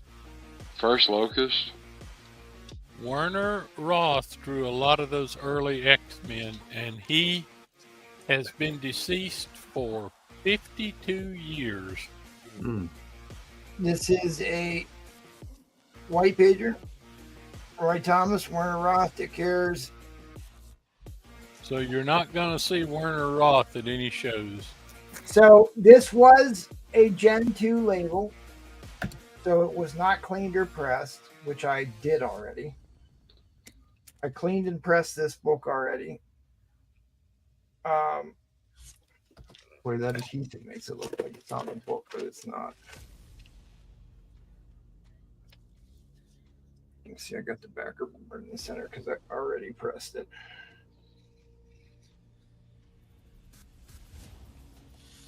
It just had some light surface dirt on the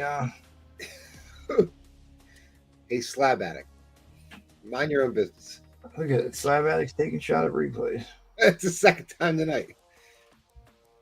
I know. Where's John Arcano coming to your defense when you need him? God damn it, Slab. Jeez, I hate showing the centerfolds after I press these, but I'll do it anyways.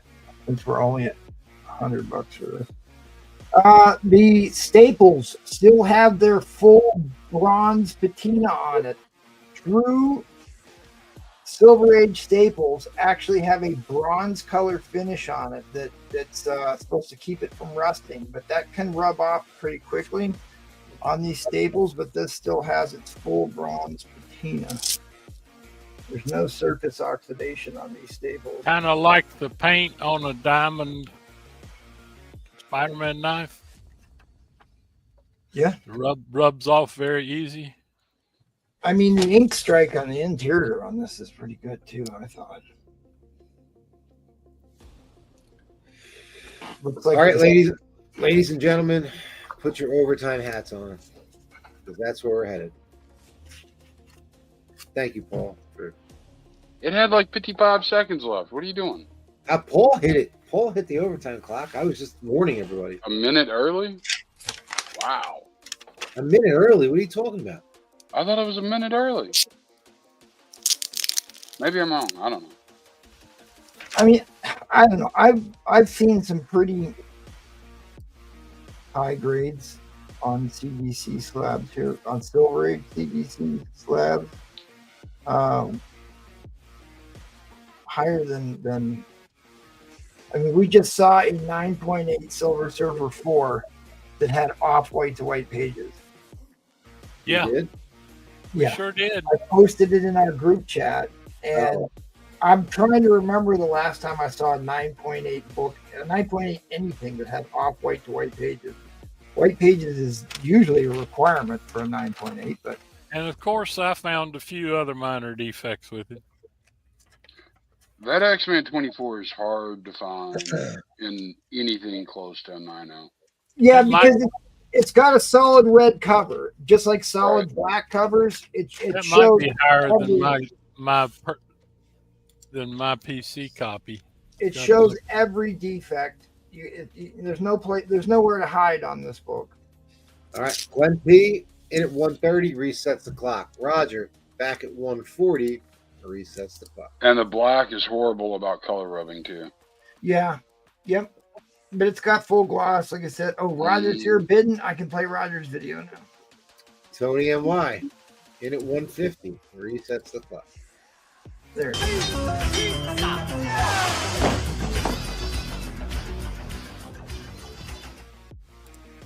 Roger back at 1:60 resets the clock. The Plague of the Locust. Don't you have locusts down there in Texas, Paul? Yep. Yep. They come along and eat everything. Yeah, did you ever see Paul's backyard? He's got a lot of things going on back there. He has a whole. I mean, that's. You seen Paul's backyard? That was a week old. That's what. He has a bird back there. He's trying to get Jackal's wife to go down there and mow the lawn for him. We don't know it. Anybody. I can't do that. I need to move to North Carolina. Otherwise. Once they shut those borders down, they stopped cutting Paul's backyard. Yeah, that was a week old. Gosh. So what this is on the adhesive is, when I took this out, I was actually on the phone with Troll Part, and I set a backer board on top of the adhesive strip. It's not a defect on the board. All right, Tony's back at 165. Roger's back 175. Reset the clock again. I love how he blames me. I was on the phone with Troll Fire. I was. He is definitely 100% control. You're a scapegoat. You're a troll. I'm talking to you Apparently. before. I told you be careful, troll. When in doubt, blame Troll Fire. I mean, you got a real high chance of being right. That wasn't me before, but now it's you, troll. Roger in at 190. Woo. All right. This is a 9, guys. Man, silver. You're not going to find very many of those. Yeah, and not in a 9. I've sold a lot of that book, and several of them had big subscription creases. I mean, I'm actually curious to see if they would give this higher than a 9. I mean, it's certainly not out of the question, right? It's certainly not out of the question. Depends on the day. It depends on the day, depends on the grader, depends on how big the bill is you slip in the centerfold. You may have to put a $50 bill in there instead of 20. Instead of a 5. Roger's at a 210. All right, Tony back at 215. Resets the clock once again, guys. Roger, back at 220. Here's another interesting thing about these Silver Age books from this particular year. The green ink tends to rub off really easy for whatever reason down in the box. It's always something to look at when you get one of these. For whatever reason, that ink didn't stick real well on the back cover. A couple issues I've cleaned. Same thing with the red box. Sometimes you'll get little printer spots where the ink didn't adhere to the cover, and I think this is one of the better examples of what it should look like, what you want it to look like. It definitely looks better out of the slab than it did in. Yeah, for sure. But slab case was in rough shape, scratches all over it, and looked like we thought somebody broke into this one and switched it out. But ironically, I agreed with the grade on it. All right, unless we get another bid, Roger is taking this down for 220. Wait, didn't Roger get both of them? I can't. No, Goon Guy got the other one. Okay. Fair warning on the end line, ladies and gentlemen. Or pretty much gentlemen. Gentlemen. That is your end line. All right, Hey, well, don't be afraid to get in on that ridiculously expensive Havoc slab, Waffle. God, I thought you would jump all over that. Hey, MT, what grade is that Avengers 20 in? It's in the VFs. It is. I've owned a couple copies of that. It's nicer than my PC copy.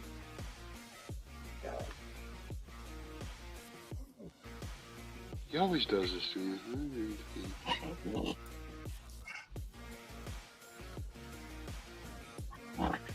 Goon Guy's asking about the DC Secret Origins too.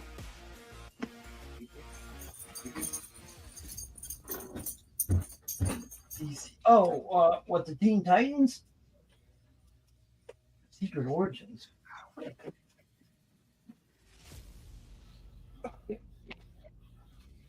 I love this book. I'm not a huge DC collector, but this is like one of my favorite DC books. I just think it's a smoking hot cover, and this is, of course, a square-bound book, and it's wrapped correctly. Like, it's not over-wrapped. It's centered about as perfectly as you would want it to be.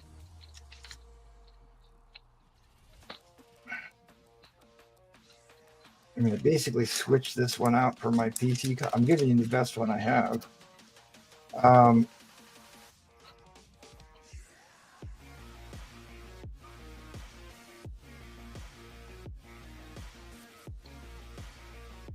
And then, what grade was the Avengers 53? Somebody wants to know.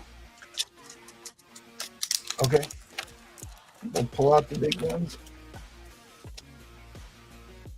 Man, I'm going to have to get a different waffle. How is Havoc Alex Summers not super hot commodity? And Slab and Kev want to know about C too.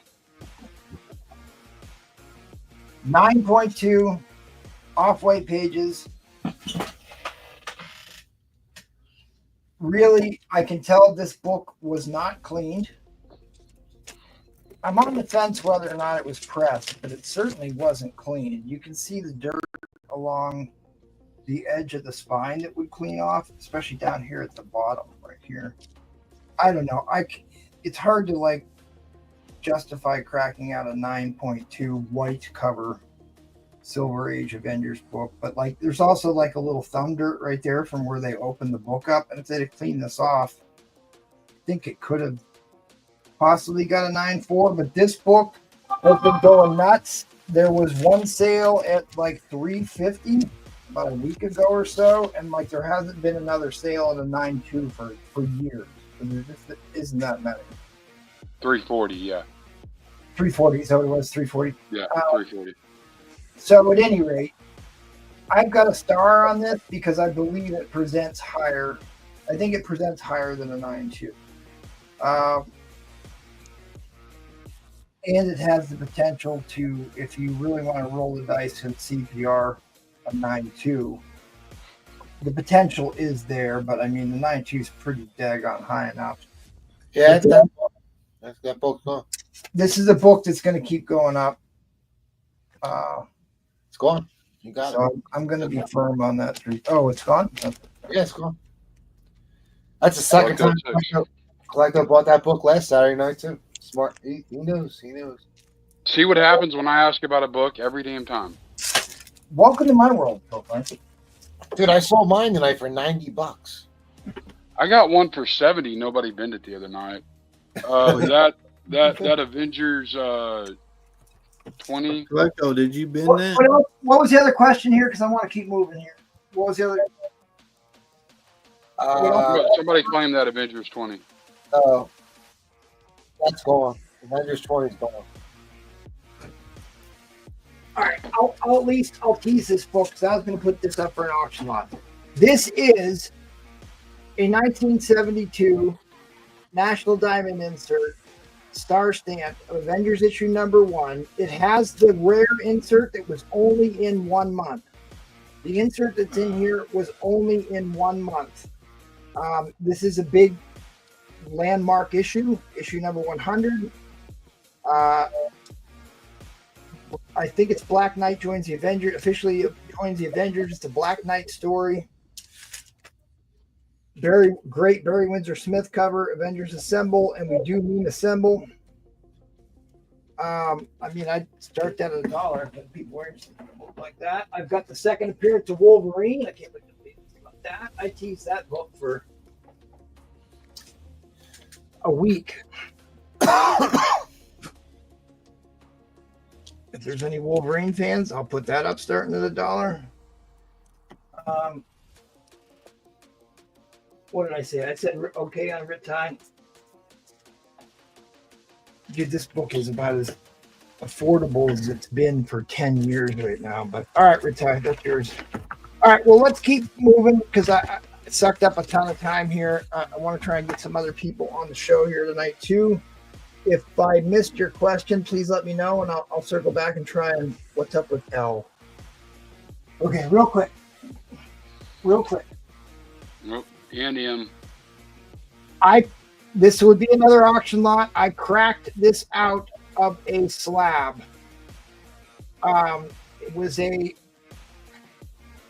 This is an extremely high grade white page book now. It had light food stuff that was dried on the cover that I was able to wipe right off. That was the major defect with this book, and it wasn't pressed. It had a bunch of really small dents in the cover that all came out. So it's a really, really high grade white page book. We'll get to that. I'd love to put that up for auction. We'll get to it.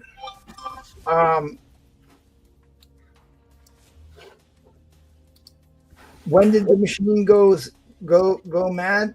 Right about now. All right. So if I missed a claim or any, Roger got 3 waffle spots. All right. Let's do quick housekeeping. You're watching the vintage. Next Saturday is the Grail of the Whale auction. I uploaded the Facebook ad to the.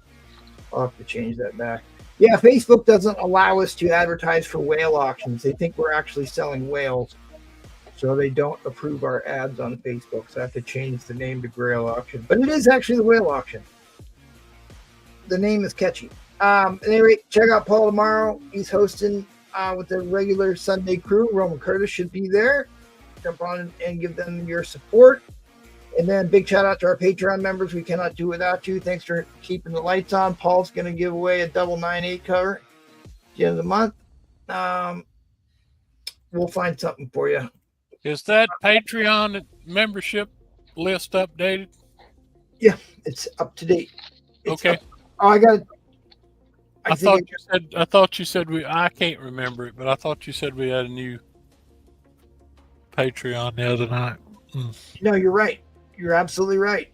I am missing a name on there. I will update that directly. You are right. Yep, replays. Yep, missing it. He's been missing in action. I have the first appearance of Alex Summers in an 8.0, who becomes Havoc. X-Men issue number 54. Go look up what that goes for in an 8.0. Yeah. Just $10 entries. Just $10 entries on that. Okay. See, you got a giant Flash annual too. That's pretty cool. All right, what do you say, Paul? Once more around the carrier? Yep. All right, let's do it. Can you run Eddie Fitzfury's round here so I can answer some messages and update this Patreon list? Please? All right, Ed. Stop showing your face and let's go, Ed. Well, we do know somebody who is partial to sea mammals. No. Oh man. I knew. I never did anything with it. I can neither confirm nor deny. I did not have relations with that sea mammal. Yeah, they both look happy. That's all I'm saying. Well, we just seen this book. Now we've got it again. We're going to have to There we go. take a good look at this. Consolation round. Yep. Good look at this spine. Paul, next time it's my turn, don't forget to ask me. I brought a book out specifically to show you and talk about. Don't let me forget. All right. Gotcha. Important.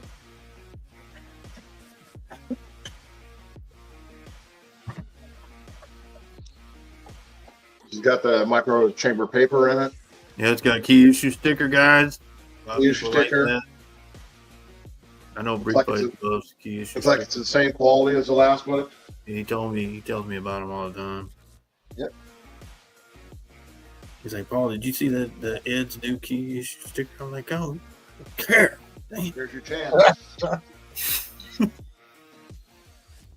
We gotta play that Paul song. Man, you need to shave your hand a little bit, Ed. Good night. Yeah.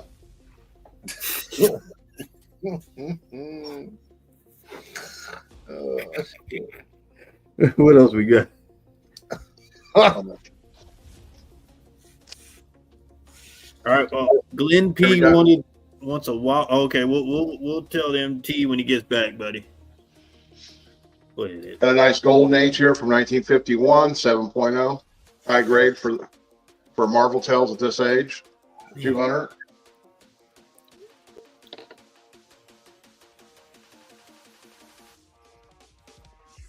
The one the MT talked about earlier. Operation Peril. These are really hard to find in a good grade. Yeah. Got $300. This is from 1951. That's how they got to the moon, guys.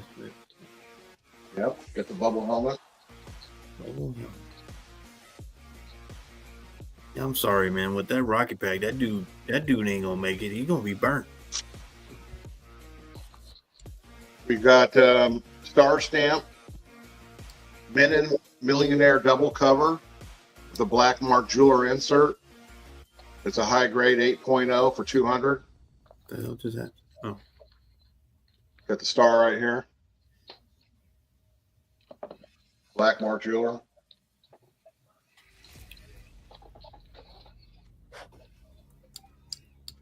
Have you ever seen these, Paul?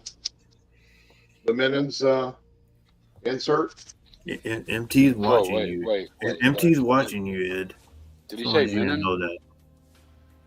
Oh, it Right there. That's Ben cool. Millionaire. This only went out to the soldiers. You know, it has a star stamp, guys. So, I mean, does it have And does it have the jeweler in there? Black mark jeweler. Yeah, I like these, man. They didn't fall for these. Get the ring for her, and wait, didn't it you say know you're in Paul debt your Comics whole and service time. That is nice. The men and the Yeah, you're in debt your whole Fine, service right. time, guys, and then you come back and she's with another man, and then you still paying on the jewelry. Paul, Did you're you with show another the man? back? Did you show the back page insert? No one? Yeah, let me show it. Yeah. Talking about the gold and silver. It has an insert in the front and the back. Yeah. Yeah, there you go. Was that for records, right? So see, you got that one's double whammy. You ever seen these pizzazz inserts, Paul? Yep. I got a couple of those. That didn't last for very long. Oh, hold on, Jackal. He was asking me, Jackal. Yeah, I did see them, Ed. Okay, Hey, now go Brewfront's ahead, looking Jackal. for something. That was Brewfront's way looking for a before book. your time, Paul. Yeah, Money. look at that right there, guys. Golly. Oh, Nobody filled in that. Because you know what? You filled it in and sent it in. You didn't get nothing. So this is a nice little newsstand here, signed by Chris Claremont. Oh yeah, it is Got signed, that Ed. Why didn't you tell me that, Ed? Got that for 150. Okay, Anybody you like might go, Jackal. He was asking me first, though, Jackal.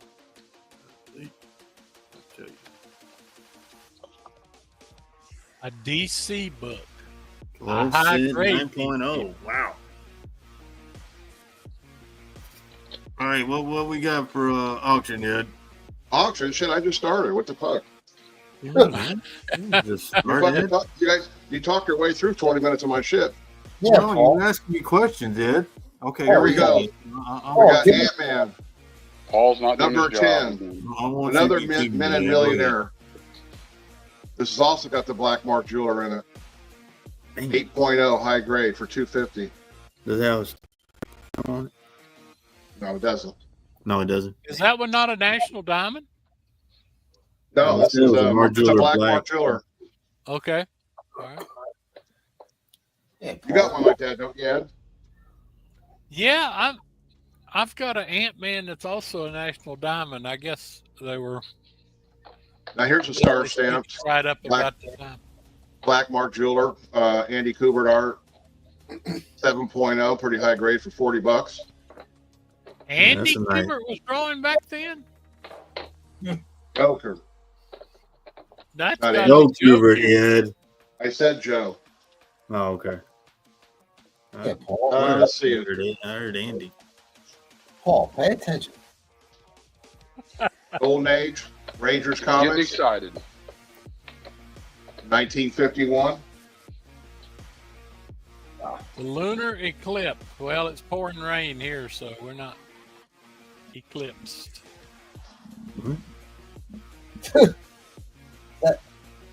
Got another Golden Age, 1951, $60. All right, there you go. Riding in the sunset, Ed? That's right. When you find a white mark jeweler's proof, let me know. We'll talk. Another Golden Age from 1952. Yeah, I'm sorry. Those guys are dead. Yeah, they're not gonna make it. Nope, they gone. Look at that. They're charging into the battlefield. Holy crap, man. That's pretty close quarters, huh, Paul? Man, That's kind of like your bunk beds in the ship. they're called racks, Ed.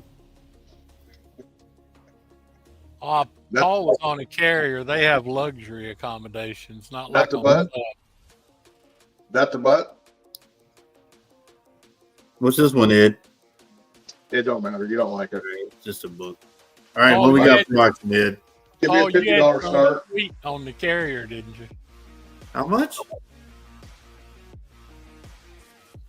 How much did you $50 say? Ed? start. $50? Gotcha.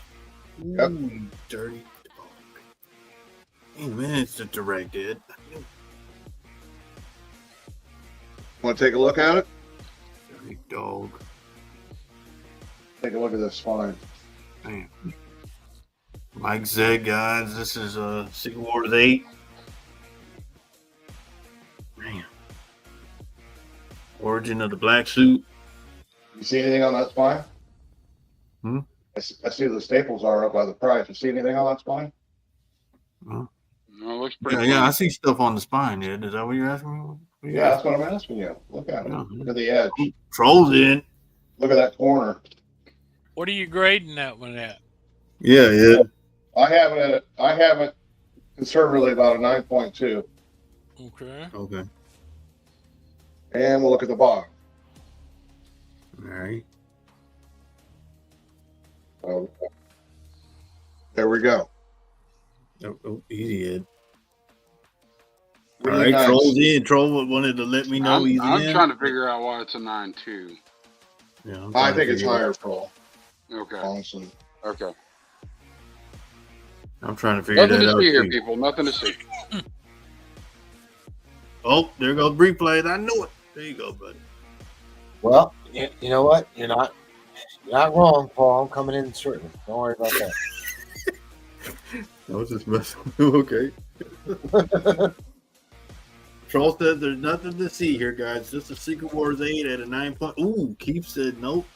I see some. Oh, Jackal says he sees some, and Jackal loves DC books. That's a good DC book right here, Jackal. We know one thing. Wow. Paul ain't gonna bet on it. Wow. Man, Bree plays in at 100. Hold on, where's my thing at?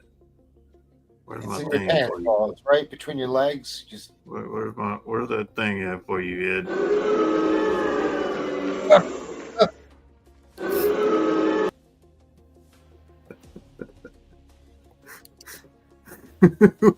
Killer whale, orca. What you got there? Get Man, I your went face and bought out a of whale. there, Ed. I went and bought a whale for the whale show. Now we don't even have a whale show no more. That sucks. Killer He said he's whale. gonna change your bag, Ed. Don't. You're so sensitive, Ed. Please. You sure you were a CB, Ed? Man, I can't believe.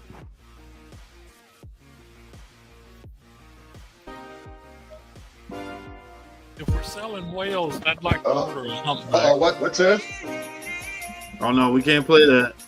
MT will lose his fucking mind.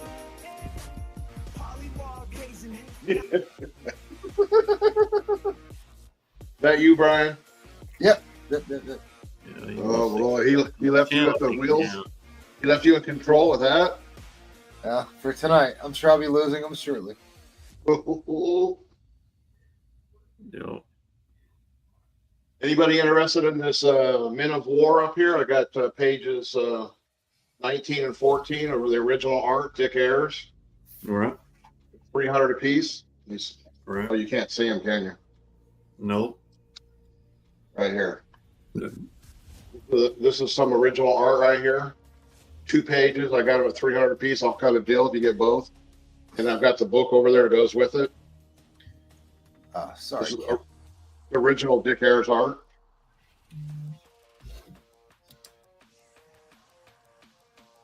Got a couple of lunch boxes up there. And I've got that other box carrying case up there. All from the 70s. Yeah. All right, guys. Replays is in at 100 for this Secret Wars 8. There's no way I'm getting it for $100. No way. No, we may. Ain't no way. Let me see if Troll. Let me see if Troll and Keith. Oh, Jackal's in too. Oh. I'll take it. We're going into overtime because nobody folded. Oh, Dominic came in at 110. Yeah. Nope. I need a copy of this. Yeah, me too. I don't have one. I have one, but it's got a big color breaking crease on the back of the cover. Yeah, I had one, but I had to eat it. This is a beautiful book. I'm telling you. You press it. It's at 115. All right, we're going into overtime. Jackal's in the lead, and just to let y'all know, he loves DC books. That's a good DC book for you there, Jackal.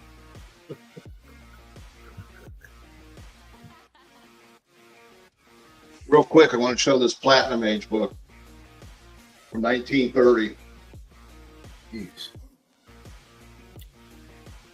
Man, dude. What, 95 years old? That is so cool. Yeah, I think that's when, the moon landing right there is?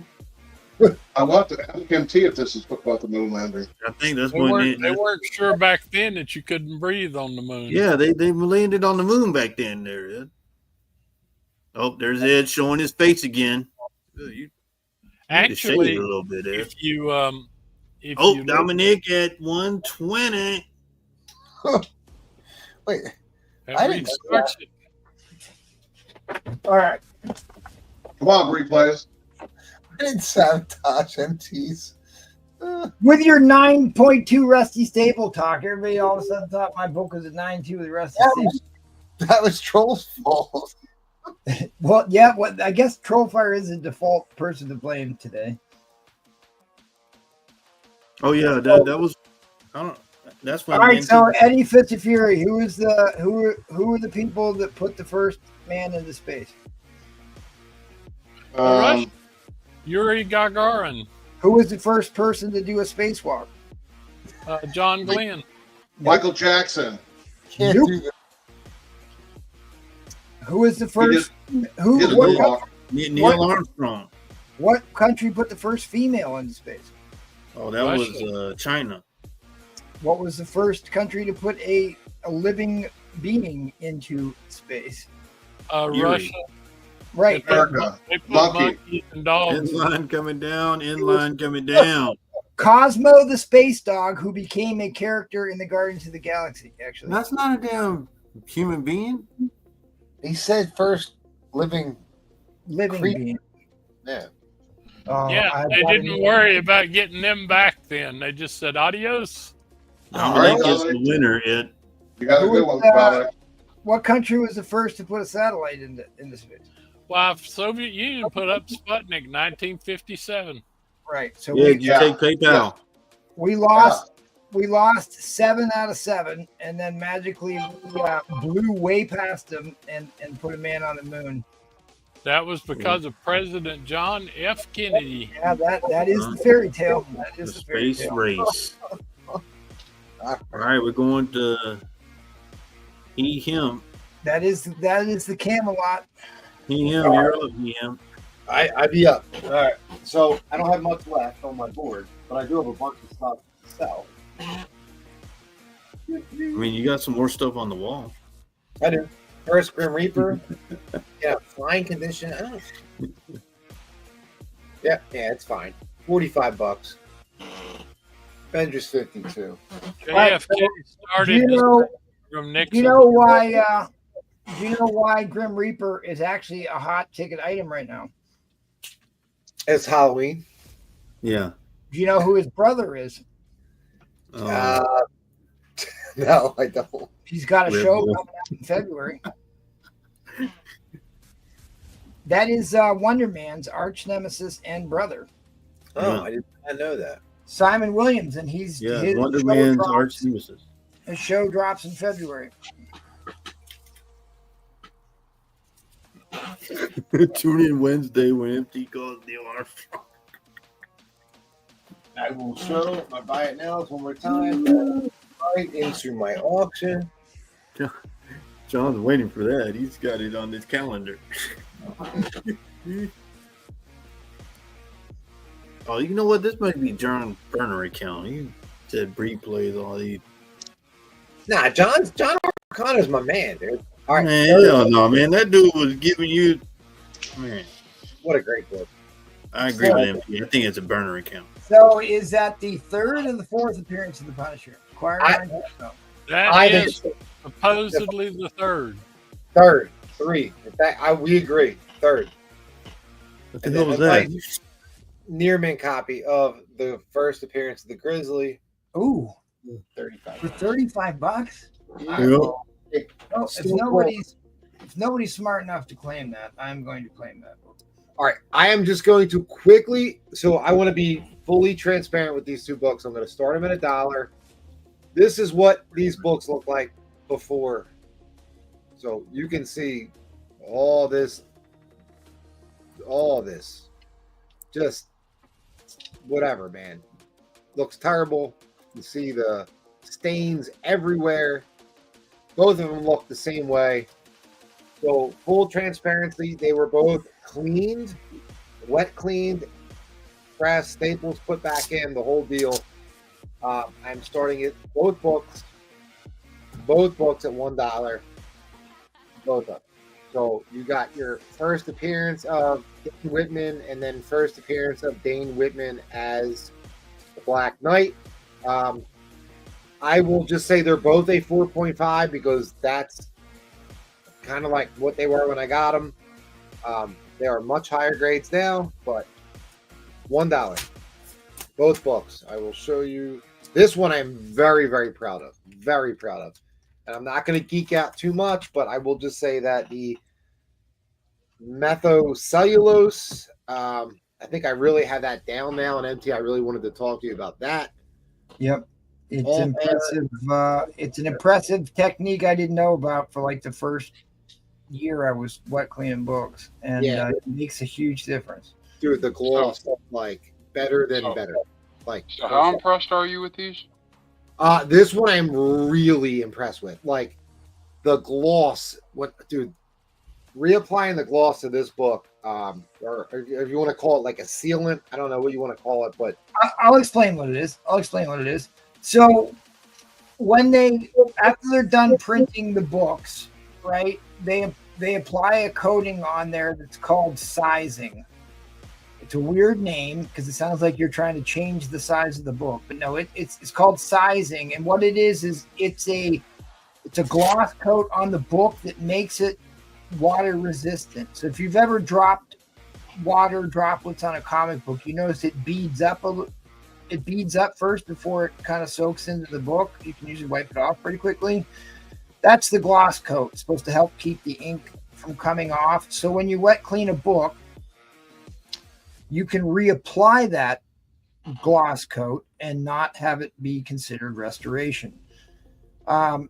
And what it does is after you balance the pH in the book, you've rinsed the acid out of the cover. That's how you get tanning, is the low quality interior pages have acid in it. And that acid migrates from the interior pages to the cover, hits the air, oxidizes, and causes tanning. So when we do this wet clean process, we're using a calcium hydroxide solution, and it rinses the acid and the tanning, oxidized tanning out of the cover, and then it imbues that cover with a base that will counteract the acidity in the rest of the paper. So it balances the pH and keeps the tanning from ever getting worse. I don't know. There's schools of thought. Some people say it'll go 50 years. Some people said might as well assume 20 years. I don't think it's been around long enough for people to test anything beyond 20 years. So we'll see what happens. But it is 48. It is a dramatic change. You can make some impressive improvements. It is an extremely laborious process and not without its risks. But when it works really well. It is impressive stuff. Yeah. Paul just uses the peroxide light bath, but that's what true professionals. Hey, whatever works, don't. There you go. The true professional bust out the Breaking Bad chemistry set and get her done. But I showed you I showed you what this book looked like before. I just showed you. I mean, I'll show you. Did a great job in that book. I need to learn this process. Look at all the staining on that cover. Well, you got a laser, Jackal. That's all you need. Hell, I got a laser and I got a lab of my own. So all that staining is gone, dude. Yeah, I know. It only costs about $400 or $500 worth of materials to get yourself set up. And you set that up. What, dude? It's worth it. It's worth it. In my opinion, it's worth it. It's a lot of fun. In my opinion, also, it's a lot of fun to do that kind of stuff. Yeah, and you're gonna have to plan on ruining a couple books before you. Oh yeah, I mean, putting the staples back in alone was like my biggest fear. But I'm like, I don't even care about that. That's so easy now. But this one turned out so well. Like the gloss is better now than it was before I cleaned it, which is I keep going back and forth about posting my method for. What are we bidding on? Both of them. Both. What are the grades on these? Look, so I'm just going to say they're both 4.5. That's just what I'm going to say, because I don't know. I don't know what else to say. 48 doesn't look like a 4 or 5. No, they don't look bad at all. No. All right. So I've been washing books for 2 years. I've had several submitted to CGC. I have never got anything but a blue label back. So that's my point. So all right, we're in overtime. I've got some 42% hydrogen peroxide. Will that work? No. Wrong chemical. I don't use them, but well, I mean the bathroom type stuff's 3%. Mine's more like rocket fuel. Yeah, you don't want to use hydrogen peroxide, period. But I just wanted to be fully transparent. They were both washed. So it is what it is. I just want everyone to know what I did to him. I don't want anyone being like, "Oh, Yeah, right. I mean, you should disclose that it happened, but I mean, when it works well, and nobody's the wiser. Honestly, if I didn't tell you, you wouldn't know. You wouldn't know. You wouldn't even know. You wouldn't know. Dude, especially this one. Oh my God. This one came out so good. I was so happy with the results from this one. So why? Yeah, I mean, why are you calling that Nola's one? in.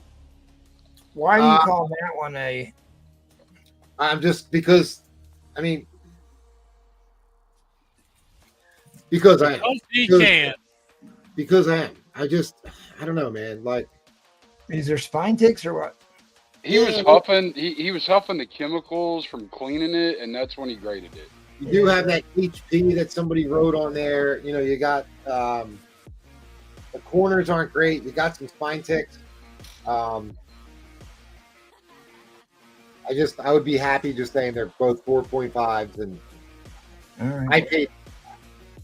I bought both of these on this auction because literally MT was like, "Yeah, you should buy these and clean them and see what happens," and I did. And I will show you. I opened up my folder. I've got some photos of a book that I washed. In fact, the ASM book that I just washed for Jackal is probably the most tanning I've ever taken out of a book.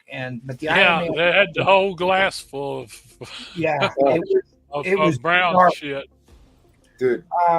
And I've got which before that book, it was the Iron Man one was the most tanning I took out of a book, and I've got some before and afters the Iron Man ones we can look at so you can get an idea of what can be achieved. But it's not cheap to do this. Not every book, unless you're doing it yourself on your own books. Right, exactly. A lot of stuff can be cleaned, doesn't mean that it will be cleaned, and there has to be enough value add to the book for doing it. Now, these are pretty big books. First two appearances of Dane Whitman as Black Knight. Boy, we're still only at $61. Can't do it. Yeah. I mean, it's pretty white. I mean, that's pretty goddamn white compared to what you just saw. I know, buddy. It's impressive. I'm telling you, you did a good job on those. You sent me the photos of the 48 as you were doing it.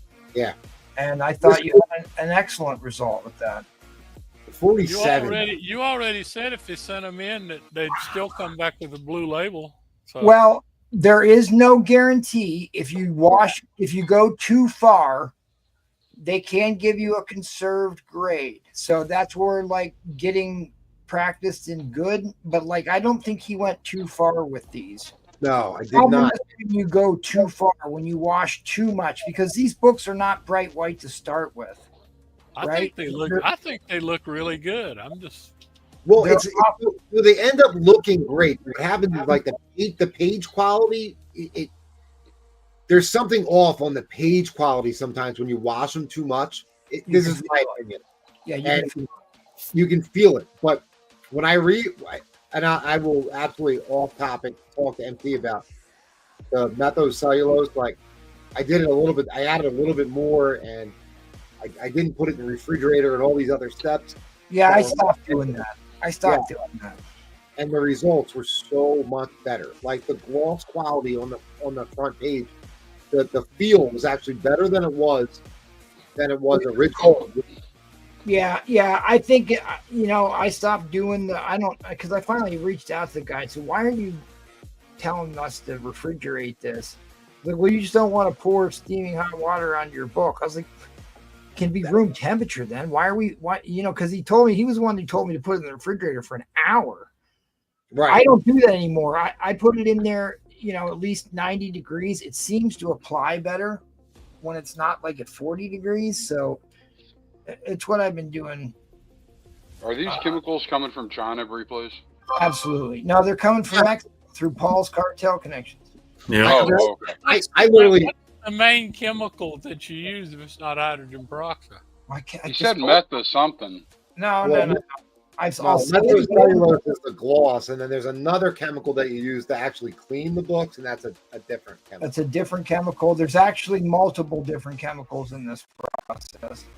But the pH balancing agent is the one you keep thinking is Don't tell me, dog. It's not. And then they sit under a blue light in the chemical. That's a whole nother process. So you got to buy blue lights and it's a lot of setup cost. It's a lot of setup cost. Are these the first washed books you sold?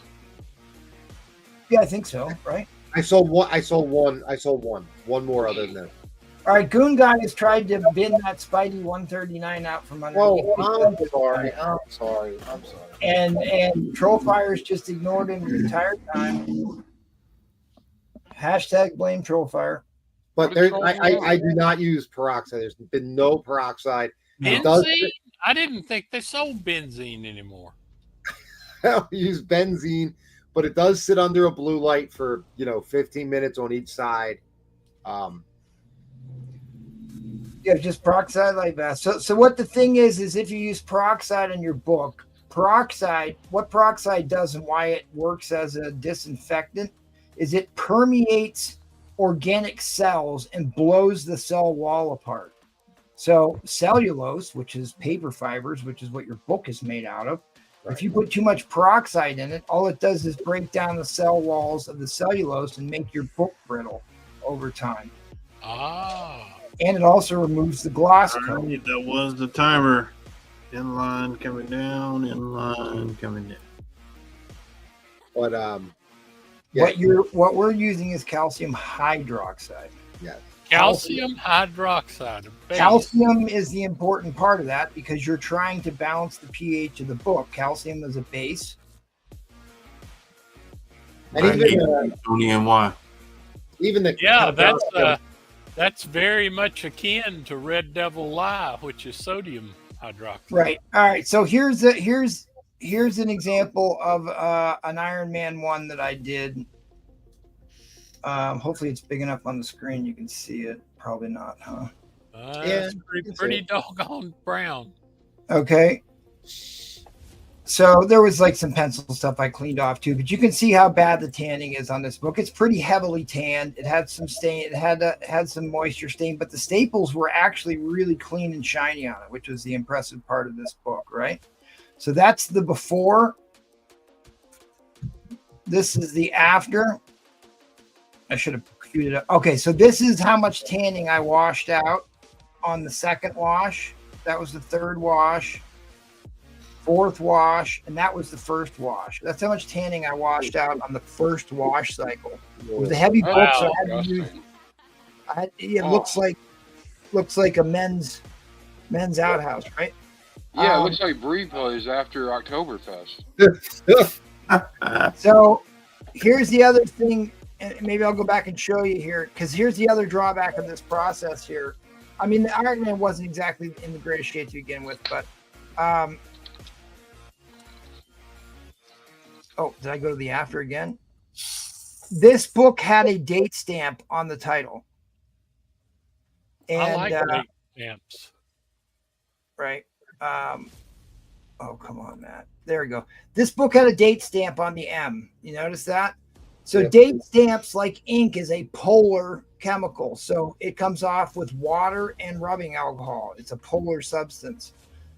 So after I washed it, it washed the date stamp out of the cover. If you notice, it's barely noticeable. It's not. You're right.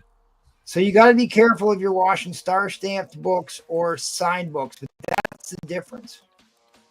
Is it a polar covalent substance? Correct. It's a polar covalent.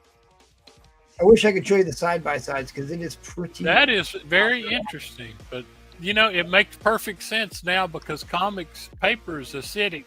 So you're using a base to neutralize that.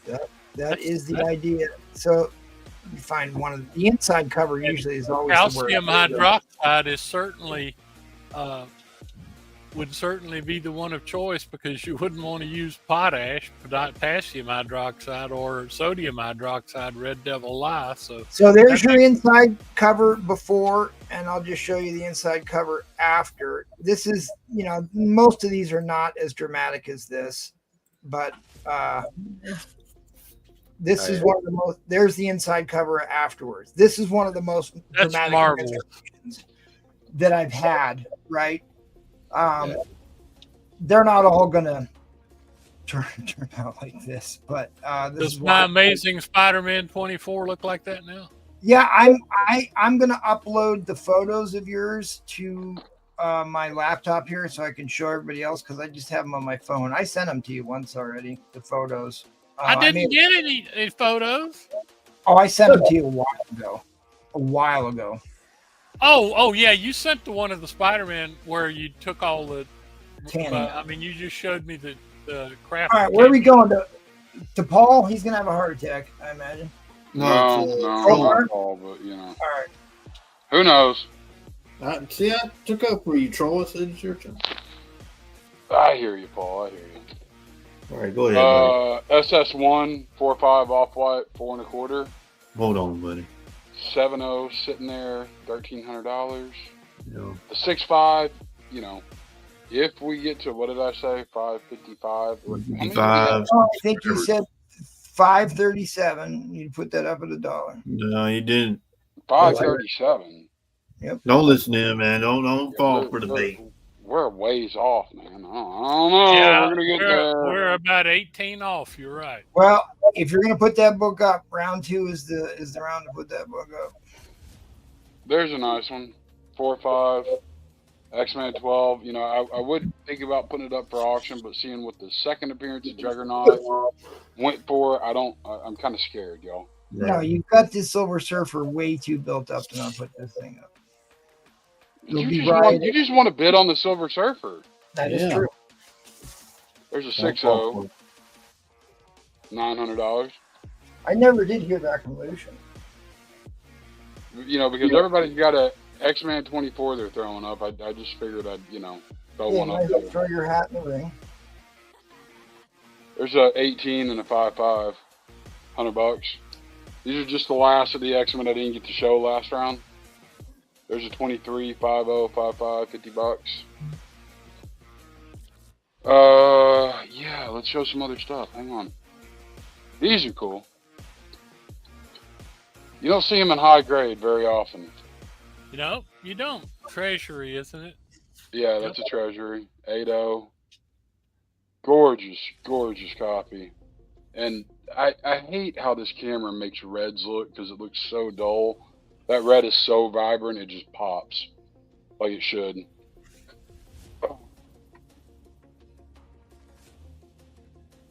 Really, really beautiful copy. And then, let me grab the other one. Now, the Superman versus Spider-Man, $135.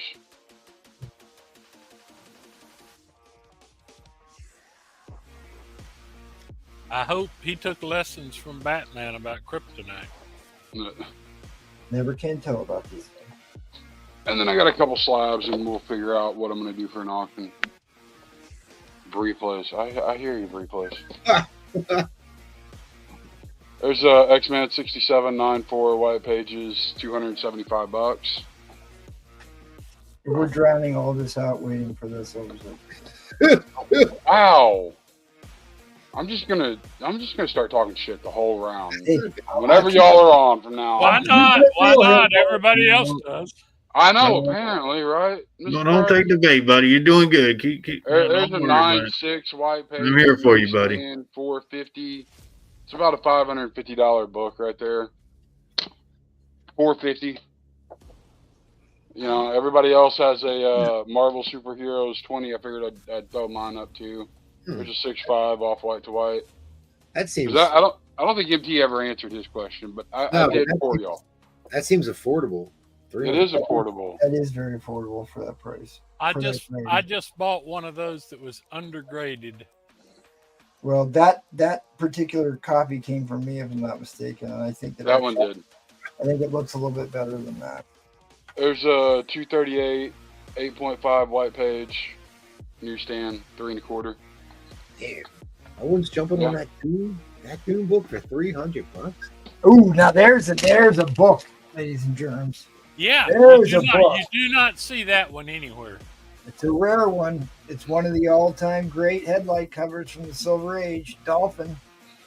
They just did an homage reprint of this book, an homage and a reprint of this book here really recently. Oh, and yeah, so Showcase 79, $300, and I'm shocked this one's still here. This is the second time y'all seen it. 8.5 white pager. Yeah. Conan #1, 1970, $600. Last sold was $650, and cheapest available right now is like $710. So, like, that book did not have a really high print count. I've bought a couple copies of that over the years. I've never had one anywhere near an 8.0 or higher. Never. It's tough to get that book in the high grades. Yeah, I'm definitely trying to talk myself into buying it. How many likes do we have? Well, no, we got another like. Now we're at 537. We have more than enough. $1 starting bid. Let's get this done. Come on, you're over time here. What's your starting bid? You're gonna rush it, really. You're gonna rush it. Yep. Let's get it done. The time is nigh. Starting at $1. There it is. See, that's how you get it done, Paul Comics. That's how you get it done. Wow. I didn't know you were gonna do it, Troll. Oh yeah, I'm sure I'm gonna get taken to the house on this one. No, wait, we're gonna blow all the bells and whistles. You know that. We're gonna blow all the bells and whistles here. Now, MT had this book. MT pressed it, cleaned it. Yes, I did. All right, Jack so will take your X-Men 23, buddy, for 50. I would like to reiterate right now, I put up a poll on the channel to ask them what was the greatest Silver Age cover. And this book took the cake by 83%. 83% of the votes. So by our own viewers.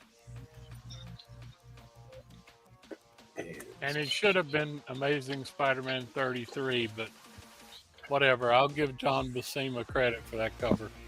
This book presents like a VF, guys. I'm here to tell you the book presents much higher than its actual grade because of the small defect on the back cover. It's kind of hard to see. It does have a very small tape pull on the very back.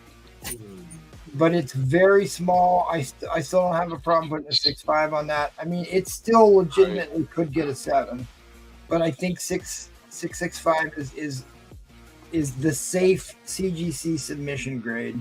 So Showcase 79, high grade, Troll. I mean, CC's asking. Yeah, it's a 7.0, bud. I mean, I'd much rather you submit and it comes back higher than I told you it was.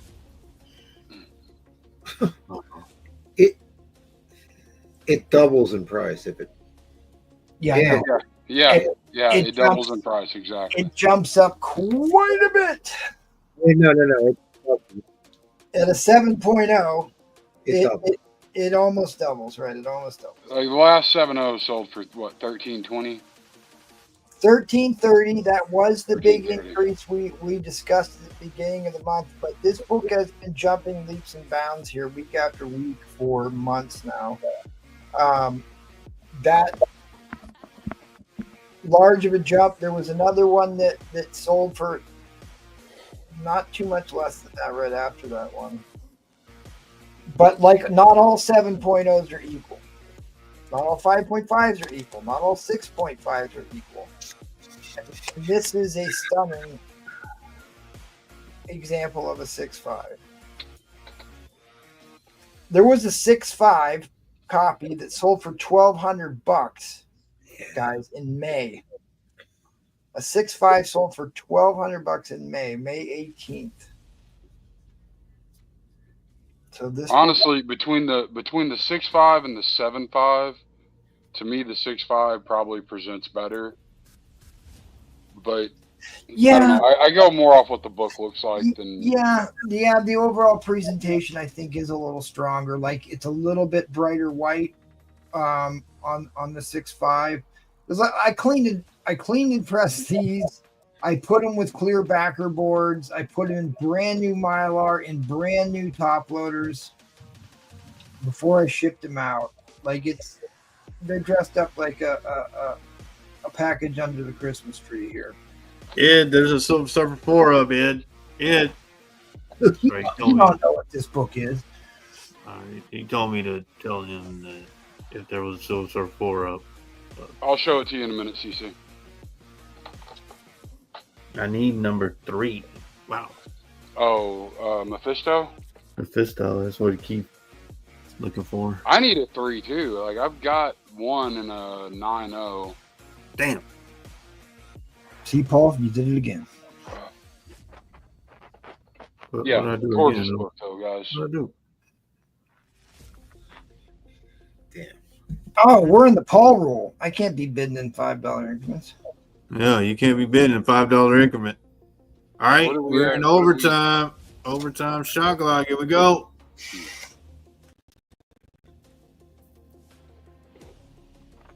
Wait a minute, Jeff folded. Hold on, wait. Yep, yeah, Jeff folded. Jeff folded. What is 61? Is that an underbid? Who? No, that was me trying to fix my bid. MT underbid. I saw it. I was actually trying to bid 605, but that didn't work out yet. Then I was thinking that was kind of a dick move. I'm waiting. I know Ed's gonna strike. What is that? Ed has what, a 7.0? Oh no, I think he had 9.8 or something like that. He's got my copies. But it's like, if you're going to send this in, which you probably should, you don't have to pay anybody to work on it. MT did a good job. I remember why I liked this copy more. Oh, super. Okay. And who's that? Yes. That's Super Susanator, dude. Yeah, super Susanator. I don't know. I don't know. MT either. must know him because he got pissed off. It's MT's arch enemy. Super. Is he still here? Does anybody know who that is? I don't. I don't. No, I don't either. Okay, first time buyers have to pay immediately. Yep. Jeff Mack, I probably shouldn't have folded. Yeah, well, things happen, Jeff. The SS1 is a 4.5. You know what, Jeff Mack? If Troll throws in the Silver Surfer 1 for $1, you can get back in. Yeah, I'm not throwing in the Silver Surfer 1 for $1. See how he's helping you out, Troll? Man, you Wow. All right, 625 to Jackal. Wait, that's an underbid. Oh, it is? Oh, shit, yeah, you're right. Oh, hold on. Oh, Jackal, you threw them all off Yeah, here. you threw me off. Goddamn Jackal. Fair warning on the end line, Paul. Yep. Oh, let it.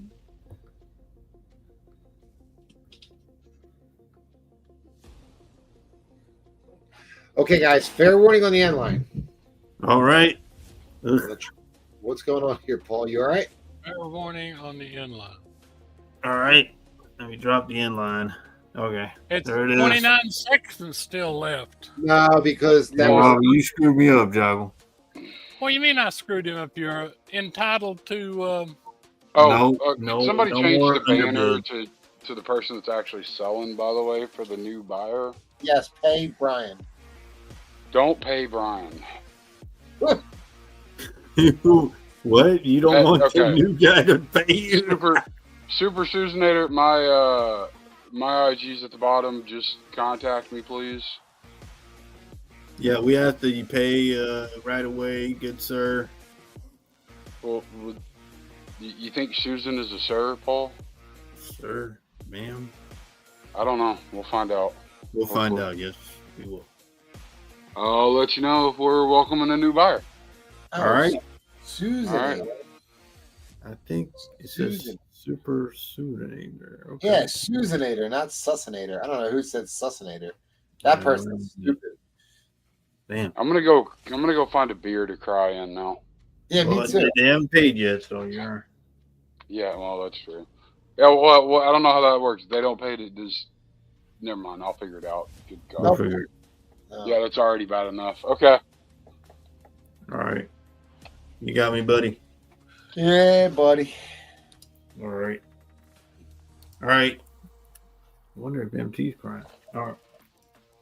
Has Got anybody heard Demon from you? number 8, $15. Jack Kirby, goodness. Think he's gonna be in the James Gunn universe. Batman 281.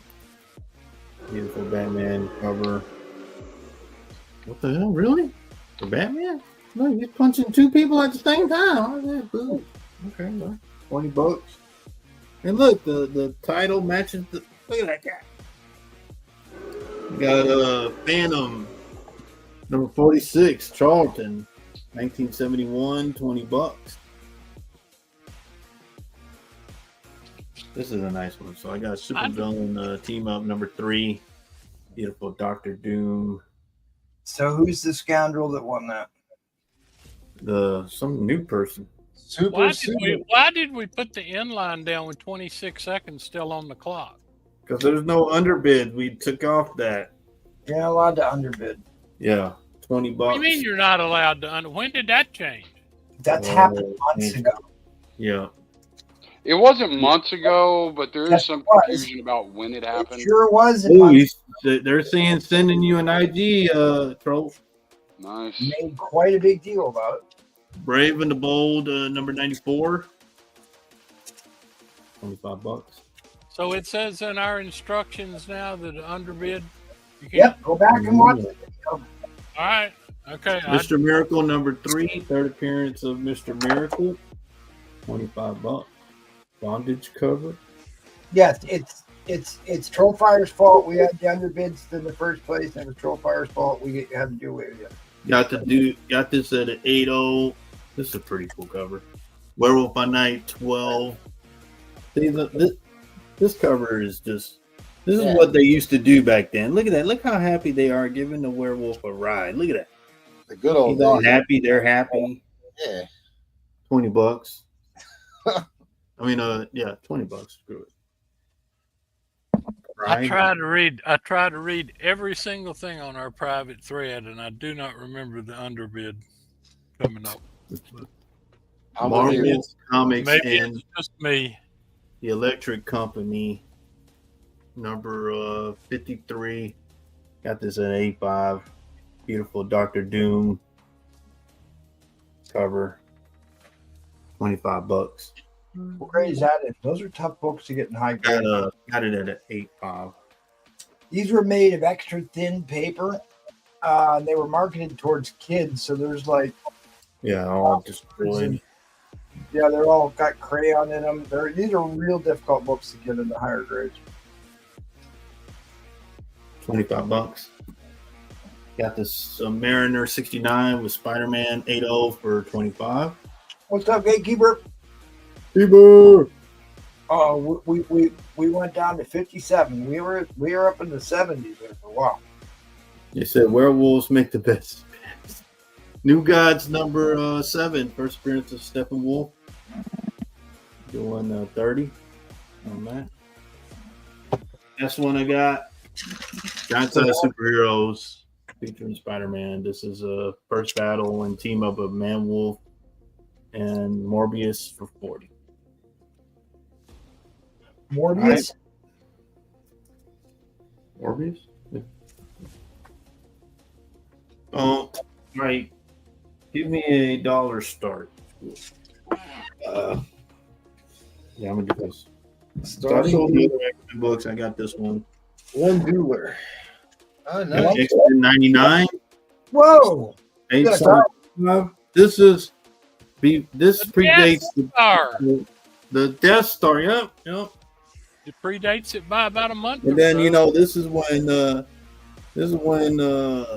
Sentinels beat up on Colossus. You know. So we got ourselves a cartel book, ladies and germs. Oh, Full on cartel book. 8.5. I think you could. Who did you steal this from? 5 white pager Death Star book. Very good movie. $1 start. So as Jackal was alluding to, this came out months prior to the Star Wars movie, like almost a year beforehand, right? Yeah, I think it was like a year before. Keeps in at 10. What's the date on this book, Paul? This is 6/1976. Oh yeah, so well before. Yeah, I think 2 years before. Yeah, it's at least a year, right? 'Cause 8.5 white, guys. I can't remember what is this. This is 105. I can't remember what issue number this is. All right, well, that's 99. Edwin says, stick that underbid up your ass. $100 to Edwin. You have no idea how much crap I had to deal with over underbids here in the last couple of months. We are White never Pages, 8.5, X-Men 99. never again.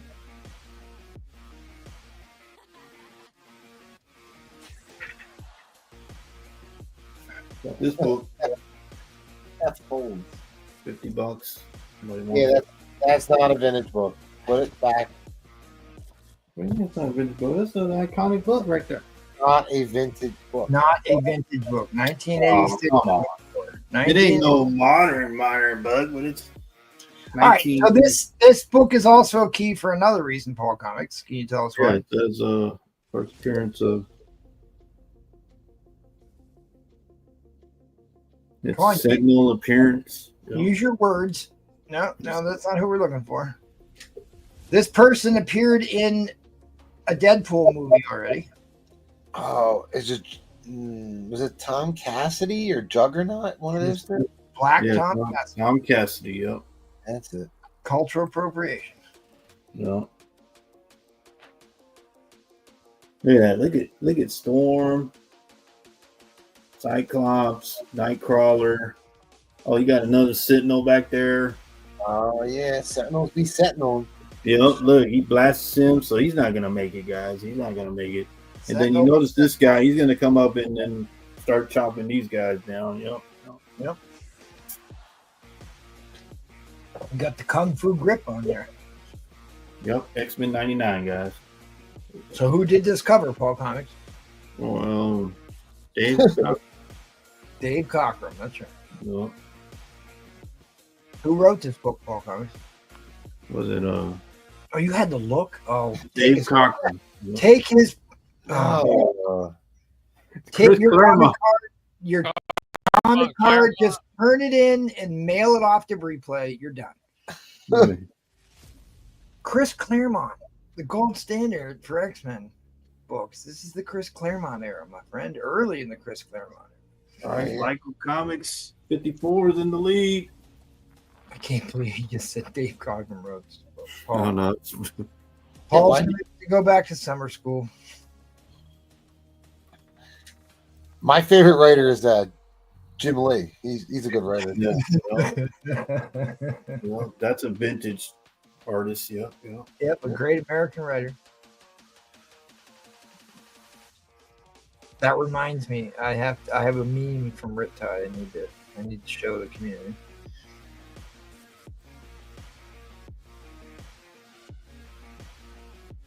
White Pages. Hell yeah. X-Men 99. 1976. I think it was like 10 years before 10 years before Star Wars came out. Not 10 years. Yeah, right. 10, 20. Sure, why not? How about 3? Maybe 2 or 3. God, there's like none of these images I want to delete. I wish they'd give us more room. Thank you, Gordon. Jim Lee, All right. never heard of him. Ladies and gentlemen, get ready. We're going overtime. No, It's overtime. We're in there. We're in overtime. Overtime. Okay, where is it? Where is it? Where is it? Where is it? Where is it? Should be here.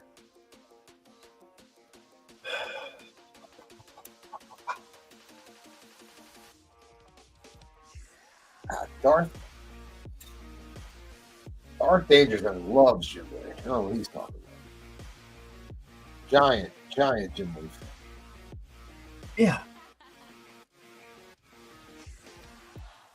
Who doesn't like little Jim Lee? Paul Raskin.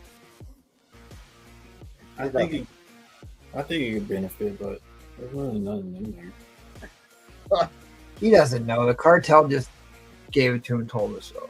Yeah. I'm like, Senor Ball, 8.5. He's like, all right.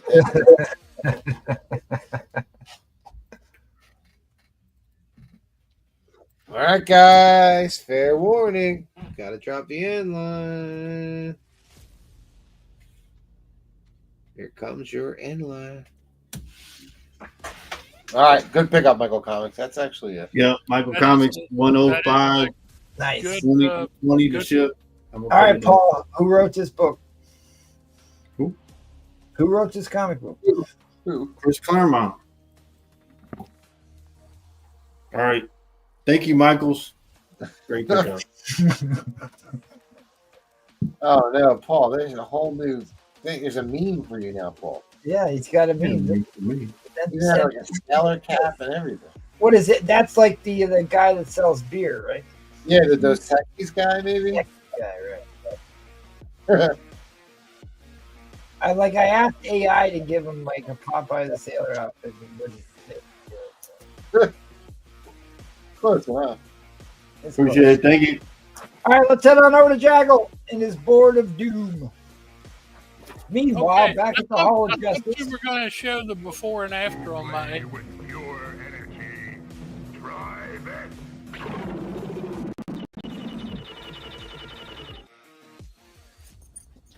I thought you were going to show the before and after on my ASM 24. Yeah, I got sidetracked. I'll get it uploaded here. Okay. All right. On the board, I got Spider-Man collector deal here. If anybody is into Ditko and Ramita Spider-Mans, I got number 36, First Meteor Man. I got number 37, First Norman Osborn, already reduced the price. And I have number 45, Third Lizard. That's the Ramita. These two are Ditko.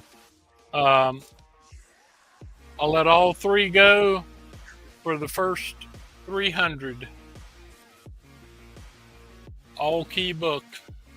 First Meteor Man, First Norma Osborn, and first and only Dr. Strom. So.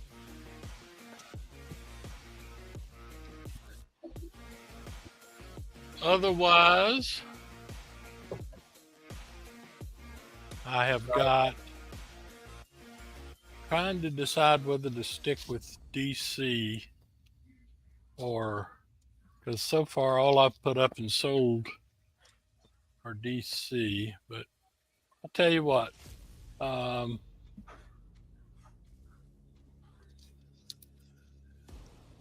I've got this book,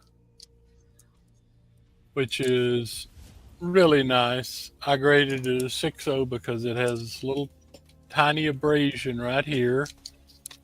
And this is an expensive book, 1965, annual by Ditko.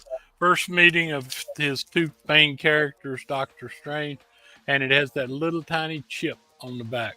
That's why it is a 6.0. Otherwise, look at that. I might have hit it too hard. I don't know. The pages look really nice on this.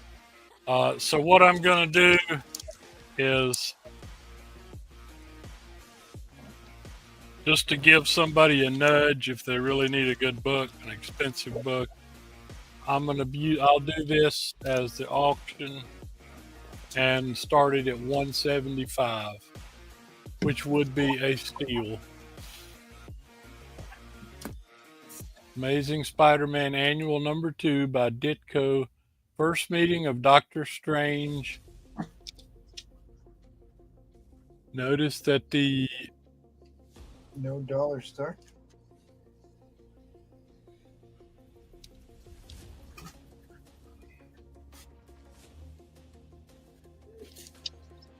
Is that $175 for the auction?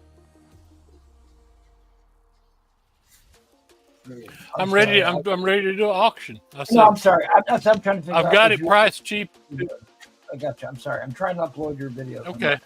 What do you want? 175 start bid, Jackal? Yeah, I've got it under price. I got you, buddy. But I'll start. I'm here for you. MT just left you high and dry. I understand.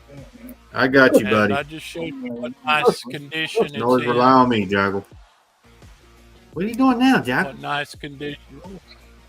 I'm showing that, a lot of times these big 72-page books are, flattened. Yeah, those square bound, like the 9.8 Silver Surfer 4 for $53,000. You said 175 starting bid, huh? 175 starting bid. All right. Here we go. Eddie Murphy was a good meter, man. Yeah. Look this guy up if you don't think it's important.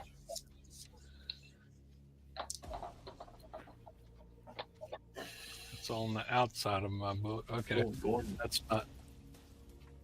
Let me see. Jackal messaged me. Let me see what he wants.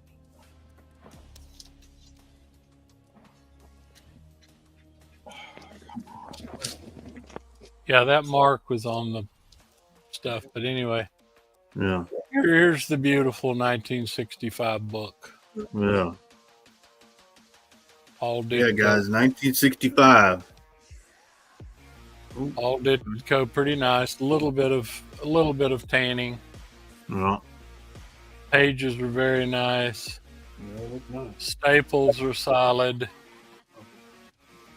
It comes with all these Ditko characters: Crime Master, Beetle, Jonah, Spider, Killer, the Scorpion, the Clown and his Masters of Menace. It's got some good stuff in it. Yeah, that's a good read, man. I don't read this at night, guys. There you go. What are you doing now? Okay.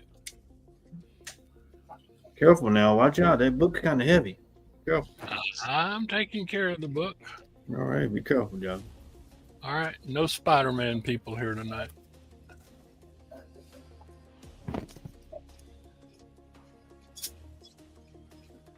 Jeez, I gotta get ready for me out of that.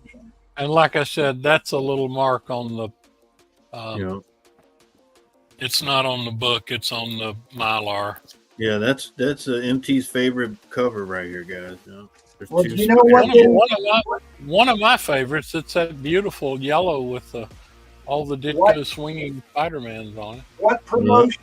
They use this cover to promote a household product. If you can find one that still has the sticker on the cover, is worth a boatload of money. Really? What do you think that household commodity item was? Oh, spider spray. Yeah. Raid? I don't. Yeah, that's why I was Raid Jackal. There you go, Jackal.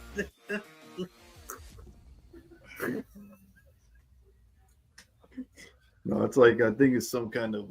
Let's see if anybody in the chat can get it. The Wrecking Crew is here. What's the story on that Batman book? We will circle back and get that question answered for you. Yeah. Is that a buy it now book or is that a upcoming auction lot? What's going on with the Batman book? Yeah. That's one I'm gonna take a loss on. It's It's listed. It was listed as a VG plus. I'm thinking it's more like a good, very good, because it's got a tear. The piece, I mean, it's still there, but it's got a tear in the back cover. It's a very key book. I mean, it's got Batwoman, Batmite, Bat-Hound in it. The question was, is it a buy it now or is it an upcoming auction model? $100 buys it.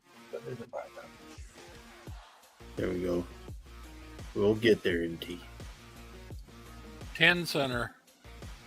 All right, guys. Man, nobody's gonna be on this. This is I'm NT's favorite cover, guys. I'm amazed that this book's not moving. So I'm going to. Then Batman Wrecking Crew. If this type book won't sell, I'm going to turn it. You got people waiting, right, MT? I'll turn it over to. Well, you got the bin on the Wrecking Crew by the Wrecking Crew. I know. Okay. I do have people that want to get on, and I will send in the link right now. All right, that's fine. Well, you're going, Jackal? I will go eat supper. Oh, come on. Well, you can always come back. Come on, Jackal. I'll still be watching to buy stuff. I've been trying to work out a deal with not Brewfront. That dude. Definitely not Brewfront. Troll. I've been working trying to work out a deal with Troll for a couple hours now. So. Yeah. Brewfront. If Brewfront message you, Jackal, just pay no attention to anything. Yeah, what did he do to you? He's a bad person, just in general. People will believe you. All right, that's the Wrecking Crew for 100, Jackal. Dude, that's another great name. That's another great name. Dude, there's some awesome YouTube names. I was going to start it, like I said, I was going to let it go bid at $175, which is extremely cheap. So, I mean, if somebody wants to bin it, I'll go $175 on it. But this is the Batman that was just binned. Yeah, just binned it. And like I said, it says on the back, it was VG plus 1960, not 61. First Kite Man, first Batmite in title, Bat-Hound, and so yeah, you talk about keys. It's got all the. Yeah, it's got Batwoman on there, Jackal. I know. No, it's first Batmite. That's actually you love Batmite, Jackal. That's a solid key. Man, it sure is. All right. Okay, now the Wrecking Crew picked that up. Okay. Yep, Wrecking Crew. Sure. All right. Oh, you're paying it. Hold up. Payment info is at the. No, it's not. I'll send it to you, Wrecking Crew. Can you hit me up on IG at Mr. Jackal 55, and I'll send you all the shipping's $10. All right, while we're doing this, this is the AS724 that I just did for Jackal. So let me flip through the photos.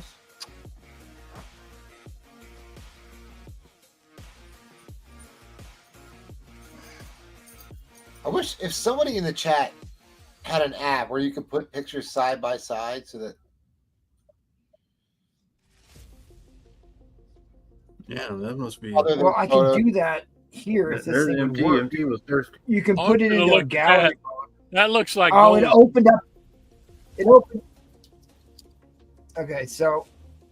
Oh yeah, you can. The inside cover is always the dramatic part, and I have a video of the inside parts of the book and not photos, but. See, like usually you just be able to flip through the photos. I don't know what's going on here. But this book had heavy water damage and like really heavy tanning, right? And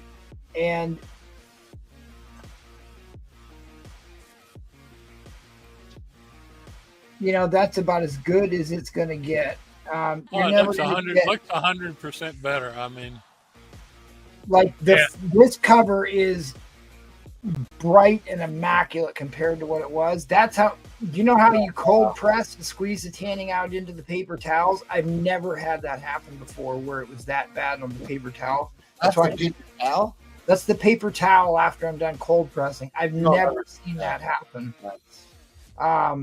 which is why I wanted to send that to you because I thought that was pretty impressive. Yeah, that, you know what, that looks like a solution of gold chloride. Oh, I know why, because I didn't unzip the file. Maybe that's what it is. I didn't unzip it. Extract all. Extract. I'm sorry. Some people do find it interesting. If you don't, I'm sorry. I need to send Tricky the link. Yeah, get the trickster on here. I'm not probably not through buying. He's got an ASM book I want to try and buy. So he needs to come on and sell it to me. All right, where is it? ASM 24, where are you? Car 54, where are you? I'm sorry. This is, there it is. Okay. Here we go. Yeah, see, there we go. Now we can see stuff. So there was my first. Look at that piece of crap when I sent it to him. So this is the first wash, and I think this must have been the second, and then I just stopped, second or third, and I stopped taking photos. But Jackal, what did you do to that book? I got it that way. I mean, it was you know, every time you get a book, it's a crapshoot, and that one a lot lower than I thought it was going to be. I figured maybe you smoked like 100 cigars while you read it. No, I'm not much of a smoker, so a lot of people. That's what it looks like. It looks like somebody blew about 100 cigars on it. Well, that's kind of, now I get the arrow. See, the funny part is a lot of people think that this is smoke damage. It's not. It's the tanning mass migrating from the interior pages to the cover and oxidizing in the air. So this book was left laying out on the table for years. It wasn't boarded and bagged. So look at that. I mean, that looks like you're dying of thirst in the desert there. It sure does. Dehydration. You're exactly right. So I think that's great work. Yeah, you ought to put that up. You ought to put that one up on the for people to see. But the interesting thing is because there's no color on the inside of the book, it tends to make for more dramatic before and after photos. But here, I'm going to try and put these side by side here. Oops, spoke too soon. All right, there's probably nobody left watching. Huge difference. That is really good work. So like it brought back all the colors. You know, there isn't that yellow wash over the whole book. Can I see the letterbox on the clean one? Yeah. The letterbox? You mean the price box? Yeah, the head, whatever you want to call it. Head box? Yeah. That is such a great issue too. They don't give any credit, but that is the second Mysterio.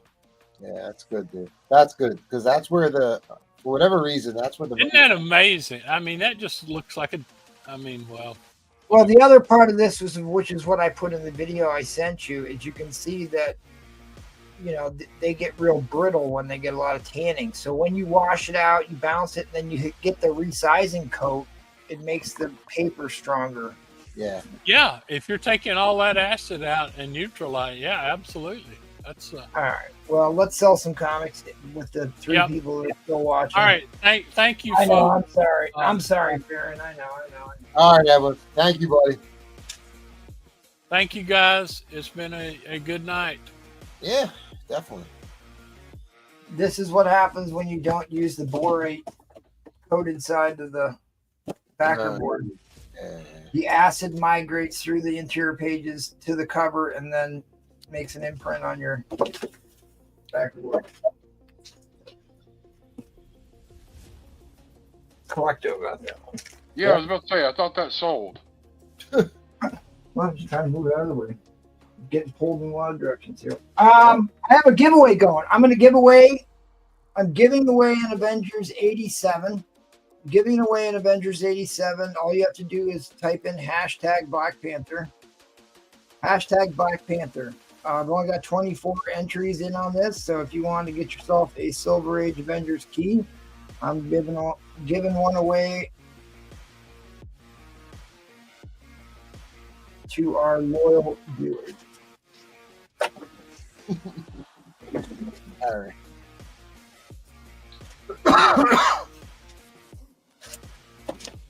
I know how much Replay loves my microfiber talks. Me and Bruce, we talk about it all the time. So I resisted. I resisted getting into it. Okay, I got some Golden Age books. I've got a Golden Age lot here. Terry and the Pirates. Return of the Dragon Lady. Return of the Dragon Lady. Hey, Paul, where's she from? This is 1940. I had it written down the back here, and then I smudged it. It's 1947, I think. This is 1947, and these are the Joe Palookas, which were funded by the U.S. military. They used to have like PSAs to the troops in these books. So actually, your tax dollars helped produce this comic book. They used to have strips in the newspaper. So these are all 1940. These ones are all 1949, and I believe 1950. 49 and 50. You know, Joe Palooka is part of the Popeye song. Because Popeye's song goes, I hates all Palookas, what ain't on the up and square. I'm pretty sure Palooka is a term like a goon or That's a fighter. a henchman. At any rate, these are my Golden Age books I've got laying around. I will do the entire stack for $80. There you go. $80. That's less. That's like $15 a book for Golden Age books. Hey, MT, when did you get your That's a Canadian passport? I noticed you wearing that Fort Worth t-shirt. Fort Worth is in Texas, my friend. Yeah, but you're in Canada. You had to get a passport from the States, right? Well, I took Spider Flint's private jet. Damn private jet. All right, let's start M at $1. Here we go. 1940. Golden Age sci-fi, the Golden Princess and Planet. This is Planet Stories Volume 1. They went through multiple volumes. This was an insanely popular title. This is the third issue ever. 1940 Volume 1, issue number 3. You got Martians attacking the headlights, fishbowl helmets, and then you've got the heroine lady there, the Golden Princess. What's on M? I don't know. Young guy, I'm not sure what's on M. An L and D. He's nuts. I can't believe that Avenger's still there. I can't believe that one. No one.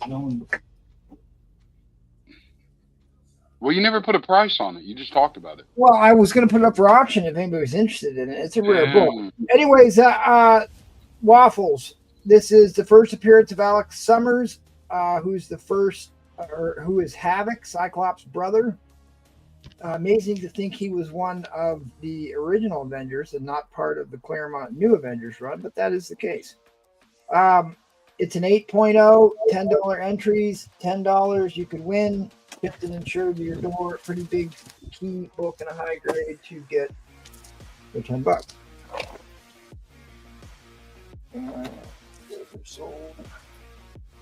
So this is what's up for offer. I got one more great lot tonight, but we'll do one of these. This is the second appearance of Wolverine. This is this really high grade X-Men 56 that I cracked out, press and clean, and then I've got this Marvel Superheroes Origin of Doctor Doom, first appearance of Valeria, his love interest, iconic cover. Tell me what we're bidding on, and I'll start it at $1. Ryan wants 2 waffle spots. We'll roll with the punches. Ryan Ritt, got you, Ryan Ritt. Let's do the Hexmen. Oh, really? I was hoping for the superheroes. Yeah. All right, well, let's do it. Is that I had 2 votes for the superheroes? Let's do it. And I got Edwin saying X-Men. I got Roger W saying X-Men. So we got 3 X-Men votes. All right. Ryan wanted 2. Starting big. Hit me on Instagram, buddy. You said X-Men. Okay, let's do it. Yes, sir. We can, we'll get to the deal. Damn, everyone loves X-Men. It's going to get so, I can't believe nobody wanted the Wolverine book, for Pete's sake. Okay, so here we go. $1 start. Let's get dangerous. Let's ride into the danger zone. The Darth danger zone. Wait, all right. So the Wolverine's going to go up maybe later, and then the Doom maybe later? They're all going up at some point. Whether it's tonight or not, I don't know. Depends on how late we go with this thing. HL, 25 buckets. Because it's been so great so far. Well, I don't know. You did pretty well on that Slip server book. I haven't heard from him yet. Ah, that's what I was afraid of. Edwin couldn't wait. All right, so here's the book that we're talking about. It is a pretty expensive book because it's an iconic cover art by Neil Adams that they homaged a billion times afterwards. The living pharaoh becomes a living monolith. He's actually a pretty big character in the X-Men mythos. Was in a lot of issues. Origin of Angel and joins the X-Men. I think Angel joined the X-Men long before issue 56, but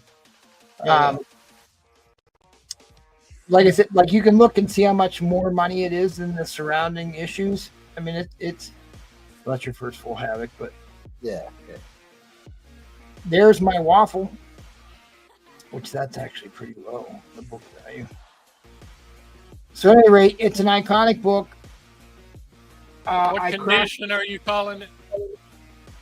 I cracked this slab out of a 7.5. The reason it got a 7.5 is because there was dents all on the front cover and there was food particles dried stuck to the cover that I took all the way off.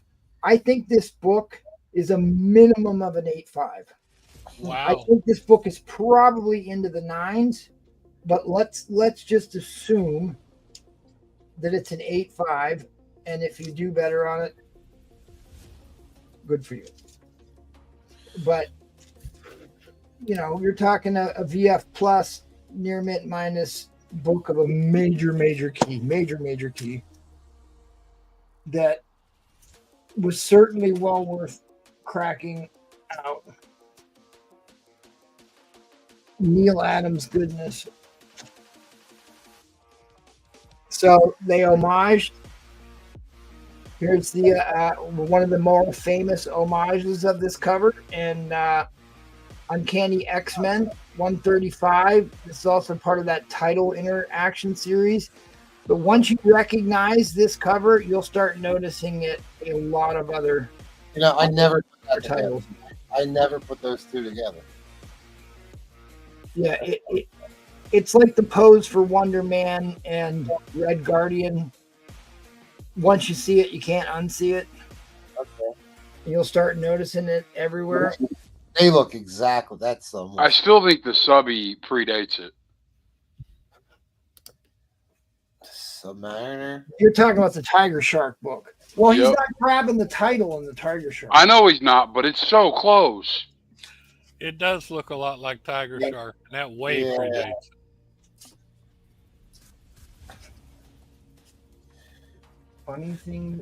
Funny enough, I have one of those in arm's reach. Yeah. All right. Well, we're at $100 right now to Goon Guy Monkey. Oh, it's really $100. Shout out. Like, look, the Tiger Shark looks a lot more like the Wonder Man pose than it does. Yeah. Well, you got a point there, and it looks like the Red Guardian too. Looks like the Red Guardian Wonder Man pose more than it does the title interaction. Yeah, they're not interacting with the actual logo, are they? So this is not an expensive book, primarily because it's an iconic piece of cover art by Neil Adams that inspired a lot of copycat covers, I went and meticulously cleaned all the nooks and crannies in all the white areas. I sat with my eraser shield for about an hour and a half detailing this book. I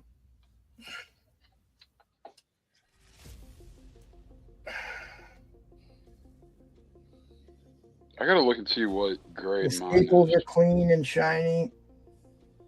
The corners are good. Troll, did you get a request from those people, or was that just a bomb? Nothing yet, Edwin. Okay. Who was it? Who won? Anybody we know, or was it a new person? It was a brand new person no one had ever heard of. Let me see. It might be somebody. I got called away. All right. Well, guys, we are going to overtime. That stuck right up there. Okay. Going overtime. No underbids. Is this all the traction we're getting on this book? Really? Maybe I should have looked this one up. Huh? So I did look it up.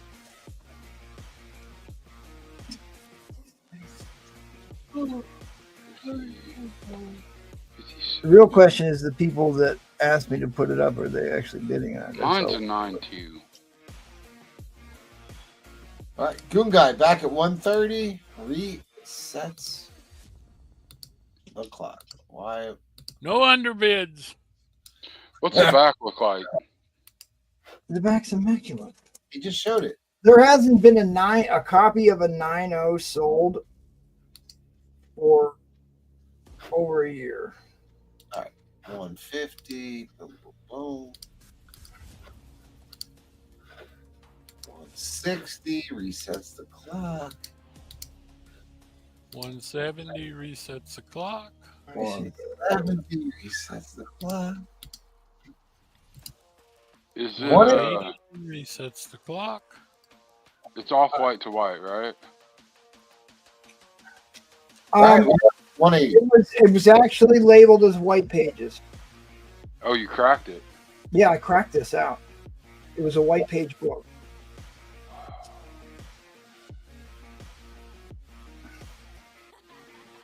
I cracked it out. It had like little pencil tap dents all over the cover, like somebody was tapping a pencil on the front cover, and they were like all over it, and I got all those out.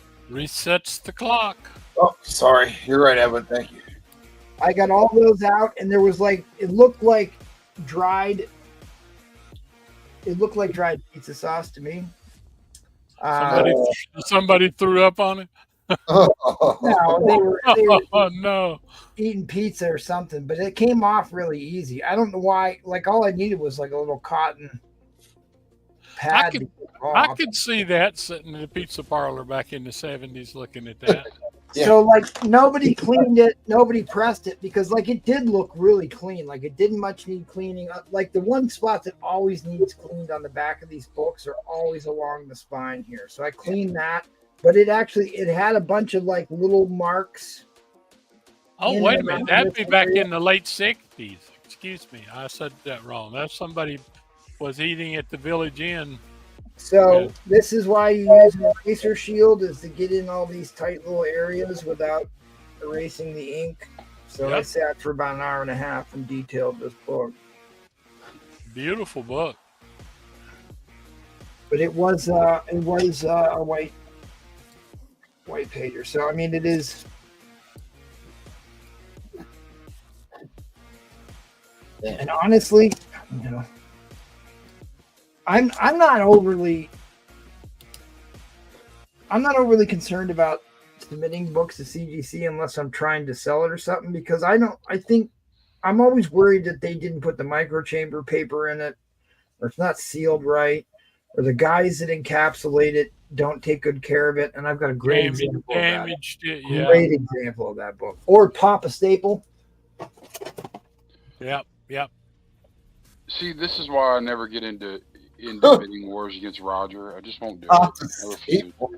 Or they pop a staple on you. You know, it's like, I think the way that I store books is superior in the long run, because you're not manhandling, but if you need to sell it at some point, then you can grade it and send send it off or whatever. I don't know. That I've been doing this probably too long. That great. I guess COVID really ruined me on sending a lot of vintage books to get graded. What ruined me on it was the inaccurate grading. Well, I mean, it took them 13 months to get my books back. Yes, and it took CBCS 14 months to get my books back to me with expedited service. I'm far more eager to get Bronze and Copper Age graded than I am silver. All right. As much as I want to hear your war stories, the two of you, I got to drop the end line. Yeah, do it. All right. Well, I'm gonna make a good point here. What was the grade on D, by the way? VF? I can't let it go, man. It's just sitting there. 8.0. 8.0. All right. So I know. Hopefully, we're not losing people here, but Replay submitted this book to me, or for me. Sorry, submitted the book for me. It is a white page book. That turned out well. I was pretty confident it was above. It should have been. I really thought it was going to be higher than a 9.0. Not that 9.0 is a bad grade, right? Yeah. It's white pages. I mean, the book is. It's hard to find a flaw in this book. I'm not quite sure, other than the illustrious spine stress that they probably put on themselves. This is the 9.2 here. That has off-white pages. That's the one Collecto got, right? One Collecto got, and I honestly, have a hard time saying that this 9.0 is not as nice as this 9 point. Well, what's the price on the 47? I want to resubmit this one. And, he's not even selling it, Troll. Relax. I'm briefly shut up, man. So damn. These guys encapsulated this. Here's another 9.0 white pager, Captain American Falcon number 150, and look how they encapsulated it to like put the cover on crooked. Yeah, that's good. Like they don't always do the best because the guys who grade it are not the same guys who do the encapsulation. Well, no, there's a bunch of people that touch it. By the way, some people Roger that unpack W it. Hold on. There's some people that unpack it. Finish the story real quick. Some people unpack your book. Different person carries that book from the unpacking station to the guy that grades it. That guy grades it. Supposedly, it goes to a second guy who's supposed to do a grade check. Then it gets sent to a different part of the building to get encapsulated. And God knows how many hands it changes in that time. So, actually, it goes to the shelf before it goes to the grader. So it gets picked up twice more between grading and receiving. So all I'm saying is there's a lot of hands it has to go through. You know, a lot can go wrong. Grading is a human enterprise. Humans have flaws. I guess it's the reason, because of how fragile Silver Age books can be. I'm less eager to get Silver Age graded these days, but I have no problem getting Bronze and Copper and Modern books graded. All right. Well, anyways, that's enough. What were you saying, Jackal? I was saying we've kind of overlooked it, but Roger just got a super deal on that book. Oh, yeah. High grade on that book is double. Yep, it was a great book. Thank you, Roger. If Replay would have played your video, that is a Big super Trouble in deal. China. Thank you, Roger. Appreciate that, good buddy. A great battle. Please support us on Patreon. Paul's going to give away a free 9.8 double slab at the end of the month. What was that, first appearance of Carnage? No, we'll come up with something, guys. We've been giving away a slab every month. We'll come up with something here. But if you want to sign up, the link is in the chat. We cannot do it without you. Thanks for helping us keep the lights on. We are only as good as the people that watch us. Otherwise, it would just be Paul, Jackal, Replay, Troll, and I hurling insults. It would be pretty good, too. It would be. All right. What do you say, Paul? Once more around the carrier? Yep. Hey, you had a bin there, MT. Oh, you did. I'm sorry. I missed that. Troll, I am really sorry about that. Trollfire Bin C. I don't know. Did we accept bids from him? Does anybody know this guy? I'm sorry. I missed the troll. I was. When did see? Right. Didn't he have a price on it? With friends like these, Trollfire. With friends like these. All right, Eddie Fitzfury, what do you got, buddy? All right, we got Teen Titans, and that is what, first appearance of Teen Titans. Yep. So Nick Cardy art, and it's white pages. I got it at about a 9.0. A high on this is 510. Mid grade's 115. I got it for 220, which is super low for this.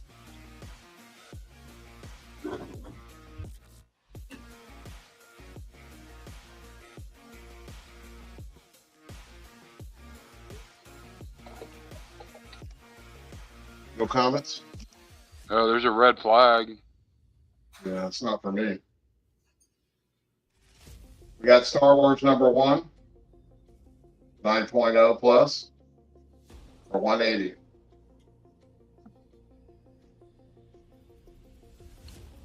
Wow.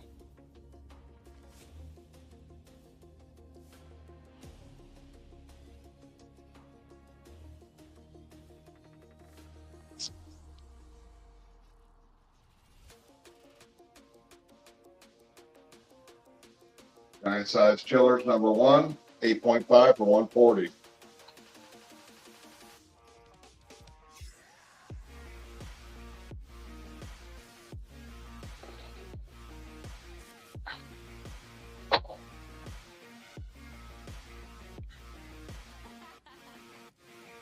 Oh, I love that book. I love that book. Give us a close up there, Eddie Fitzfury. All Comics is slacking. Oh, I can't scroll down anymore. Paul, hit the video. He gone. Let's see if Breeplay can hit the video. I don't know why it does this every once in a while. Locks me out of going down to the video. There it is. Okay, Call I me got the it. Titty King.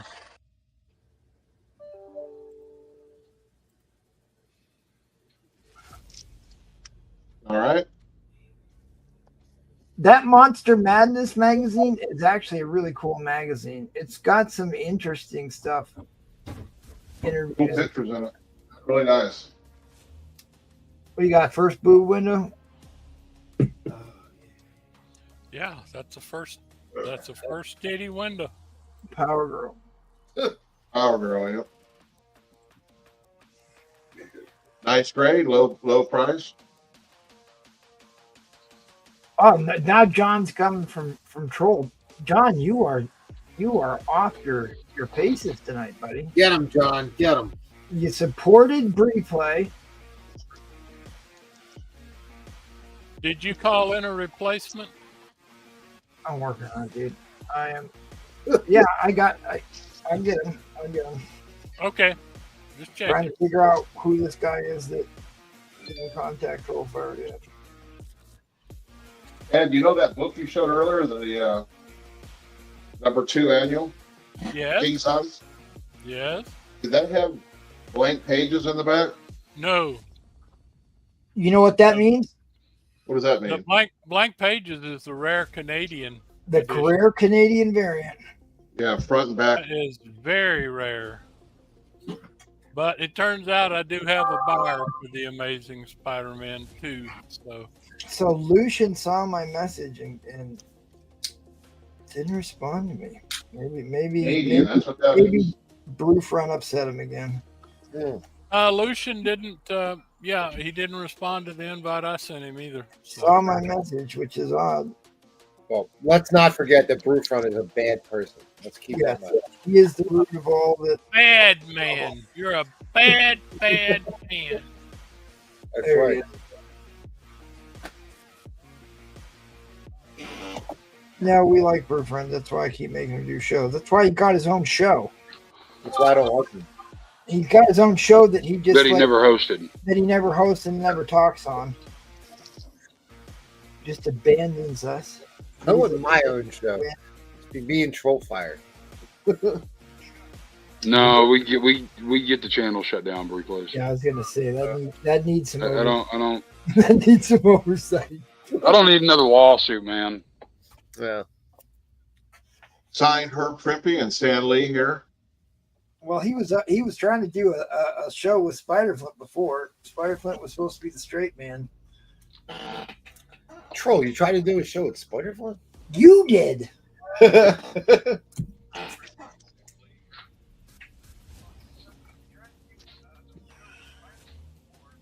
I'll be right back, guys. Peace. Start at 40. Say hi to Mark.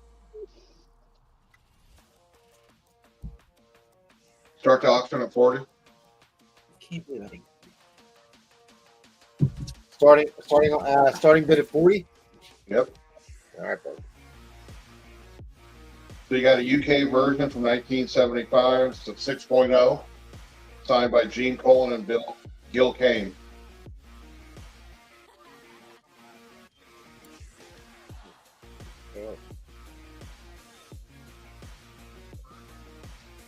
Well, someone's asking about your signed X-Men. You got a signed X-Men up there, Ed?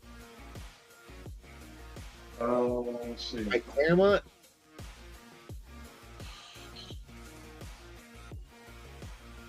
You talking about this one? Yeah, Ed. He's talking about the one that's signed, Ed. Good Lord. You know how many I have signed, Paul? Well, that's the only one we can see, Ed. I got more X-Men. I got more X-Men signed than you got. Yeah, Mike, I'll come back and you just lost your mind, Ed? Well, that's a good price, $40. He has 6.023 times 10 to the 23rd signed copies. $40 start on this UK one, right, Ed? Does it UK? I don't know. If you were here, Paul, you'd know. Well, I just said it was a UK, Ed. Well, that's pretty smart. Yeah, because I am smart, Ed.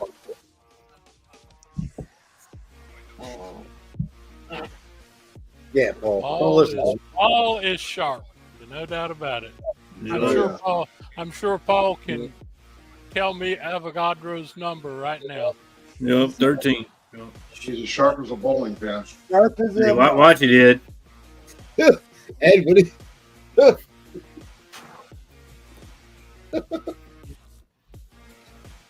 A bowling pin? That's not very sharp, Ed. Bowling pins are not. They're kind of like... Just think about it. You don't want them to hurt anybody. They're round. They're not. Ben, that signed X-Men, please. All right, Darth. Yeah. Darth likes his X-Men. Oh, that was right in his wheelhouse too. That's like late '80s. That's Darth. That's his thing right there. Yeah, you ain't lying, Dave Reese. I'll mute him immediately, Dave Reese. Wow, this book's worth a lot of money. That was good. You got another signed X-Men book? I don't think that's what David Reese was implying, Paul. That's exactly So I don't have any idea what this book is. What? It says Thor. What's it say at the top? Now you gotta refresh, MT. You're behind me. Yeah. I'm behind StreamYard. Yeah, you're behind. You need to refresh. Putting up a book that He doesn't. He's got a Spider-Man book up, not Thor. it says Thor on the top of that book. It sure Faces does. The Power of Galactus. It's a book I've never seen before. I don't know anything about it. So I'm trying to refresh, MT. I think you're coming in late. Wait, what? Are you serious? I don't know anything about that either. Put it closer, Ed. I have never seen this book before ever, so I don't know anything about it. Where is This this? is a UK book. Oh, Thor. Oh, okay. All right, let me get Paul's misinformation thing up here. No. That was my fault. Yeah. We'll blame See, Paul. and me. We'll blame Paul anyways. All right. Oh, there you Ed go. said Now I that can this scroll is a again. UK book. We found Paul's interview. Oh my God, Ed, don't. Let's save that for another. Let's not go down that one. Let's not go down that rabbit hole. Special night, Ed. Did you know just that like to was say, jealousy would get y'all nowhere. All y'all Did you know- getting interviewed. Did you know that was a year ago? Jealousy would get y'all nowhere. I got 1 million views. You know what? Jealousy is going to Brian. get a lot of views one night, Paul. John, we're gonna upload that James Gunn Brian. interview, John. John, Brian, you know that was a year ago? It was Labor Day weekend because I had people at my house and I had to go downstairs in my basement and literally carry Paul through that interview. You know how many people have watched it in 1 year? He was asking baseball questions in a comic book interview. Dude, I was trying to keep the conversation going. Hey, do you know how many people have viewed that in 1 year? Not many. 236. Yeah, they What? were all Paul. It was watching. 3 million views, Ed. Bullshit. Tell 236. him, John. Tell him, John. 3 Hold on, million hold on. views. Greatest host. I got Yeah, that. came on to Tell him, be- John. There you go, John. John. Red flag I'm- at you. I want to be on record as knowing that I did not go on this tangent, and it is taking every ounce of me not there into this. Yeah, you keep quiet over there. I am being ultimately restrained. All right, All right, relax that was the down. timer. I rewatched the interview last night, and dude, it was not good. Did you? Oh God! Send me the Oh, link. you out on every front, dude. Like, oof. He forgot that he was actually interviewing somebody. Oh, Started talking about. I threw all up I like gotta a. say is I trained for that for a month. Yeah, well, you needed Dude, another you- couple months. I All right, well, That You cake wasted a wasn't month. quite baked. That cake. that was it for you, Ed. So You wasted a whole month. All right, it keeps getting worse. We're going to he him. All right, you're up, he him. All right, dude. That Wow. interview. All right, I'm Paul, telling give him hell. Give him hell, Paul. Oh, it was, dude. It was a train wreck. Like, it was bad, brother. It was Nobody bad. want to hear you. Come on, get going. All right, first Grim Reaper, The 45. ad revenue was insane. Dude, we're going to get ad revenue out of this now. I'm telling Yeah, you. we're gonna get ad revenue. We're gonna splice that up, and you're gonna die laughing. We will end up owing money. Andrew 70 VF copy 75. I have a VG copy. First Hank Pym yellow jacket. It's a VG copy, guys. Not a high grade copy. Buckets. Tell him, John. Neil Adams, Kree Scroll War. Yeah, Issue Roy Thomas. 90. It's a fine copy for 30. And then I say third appearance. You say tomato. $50. Punisher. Did you not get the book that I claimed on the first round? Oh, did you take it? Yeah, you did. I told him that. I told him. I'm sorry. All right, I'm sorry. Me constantly. He just ignored all the books I tried to buy. All right. I tried to tell him. Friends All like right. these. Friends like these. All right, I'll let allowed to restock his board or no. I shall let the chat decide. Here's the deal. I did How not. many Eagles spitters? How many Eagles? All right, who that's asking condition on the Avengers though? I'm assuming he's probably asking about this one. And I have it at a VF, so I'm going to say a 7.0. I'm assuming that's what he's asking about. No, he says Black Panther condition. That's that Oh, one. okay. That's the only one? Okay. Yeah, I have it at a 7.0, buddy. It's yeah, it's probably a 7.0 for 75. If you wanna message me personally, go for it. And Feels like your board is gonna fall. yeah, no, it's not gonna fall. It got wiped out. Ain't nothing left. All right, guys, here's the deal. I will absolutely let you pick. I will start it at $1. All I right. have a chunk of ASM books, but I didn't grade all of them because I went to an Oktoberfest. Or I have a chunk of Black Panther book starting at $1. These are graded. I'm So sure. you're saying which one do you want, guys? ASM or Oh, who does this about the first one? Oh, this one, yeah, buddy. Yeah, it's fine condition. So let's just call it like a 5.5. It has some rub up in the corner up here. Come on, camera. There you go. You can see the rub up. I call it, is that a letterbox? Yeah, See wasn't that it the price box or something like that? Yeah, you can see the rub up there in the green. It's got a bunch of ticks. So, but again, who that? You can message me. We can work something out. So, anyone All right, care? which one do y'all want, guys? Spider-Man or Black Panther? ASM or Roman Curtis says Black Panther. oh, nice. Okay, that's what I would. All right, $1. All right, got you. Go ahead. Fine, cool. All right, these are all in. 2, 4, 6, 7 books. Ooh, number 1. Nice. Number 1's in there. This is in a VF condition. The VF. It's, all right, well, you know, first solo title, first collectors. Issue number 5. All right. VF minus. Issue number 6. VF minus. And that's first Jakura. That's his half brother. Yeah. I love this one. Yeah. Near mint copy. Near mint. Issue number 7. Great cover. This is the first appearance of the first Black Panther, I believe. Yep. Issue number 8. I think this is close to a near.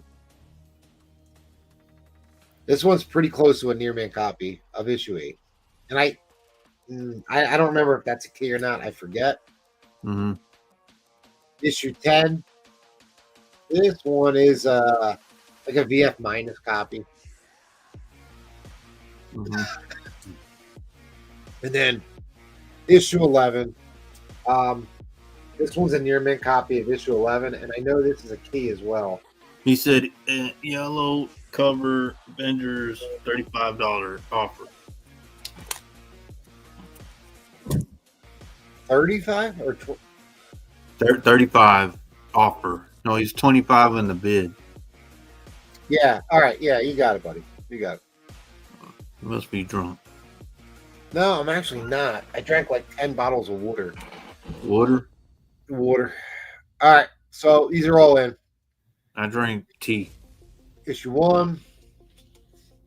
I drank tea. Issue 6. How many did Jack Kirby do on these? Quite a few. That's the way it looks. Oh, okay. Issue 7, Kirby. Mm. Issue 8's Kirby. Mm. Issue 10's Kirby. Oh, they're all Kirby. Glad you asked. So they're all Kirby.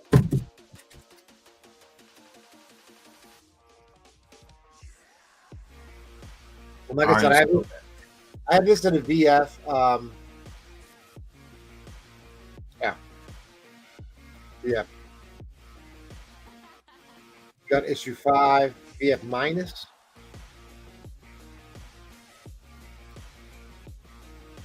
Issue 6, VF minus.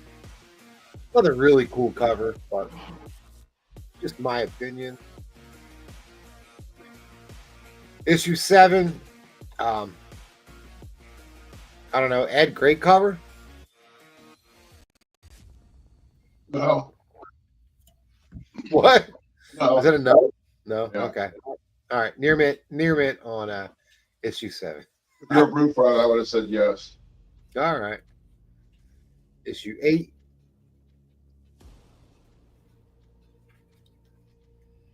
Issue 10. And this is, I think, this is a VF minus. This is like the lowest grade. Yeah, it's not a great cover either. Well, and I know this is a key. I forget why it's a key. Issue 11. It's in there as well. This one's near mint. So they all in. They're all in. Going for 30.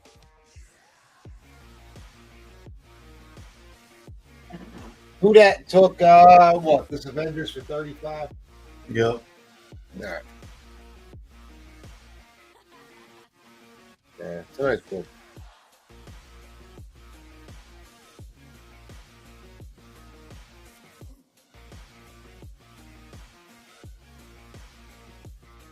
Man, no love for Black Panther. First team appearance of the collectors. Yeah, that's issue 1. Yeah, first solo, first collectors. I mean, look, there are first appearances in here. This is definitely a first appearance. I forget. Number 9.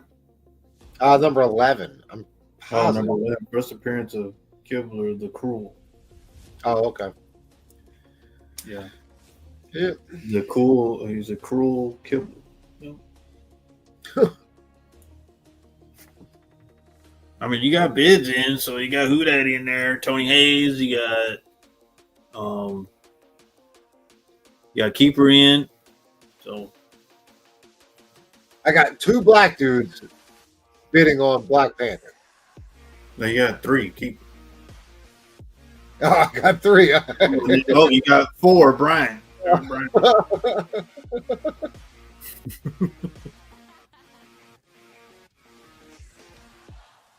Come on, man. Nah, I'm kidding. I don't care.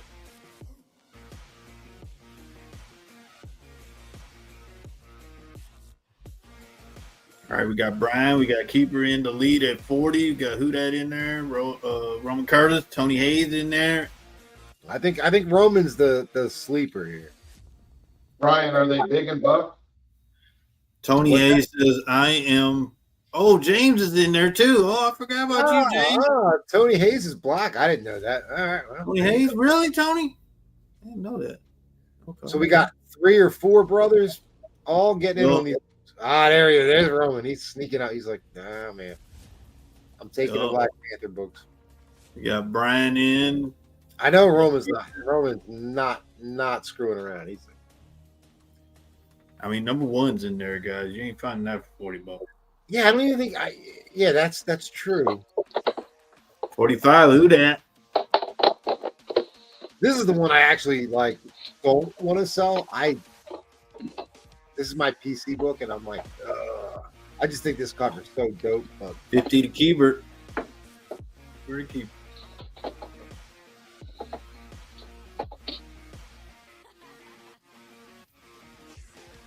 I'm just glad Broomfront's not bidding on these.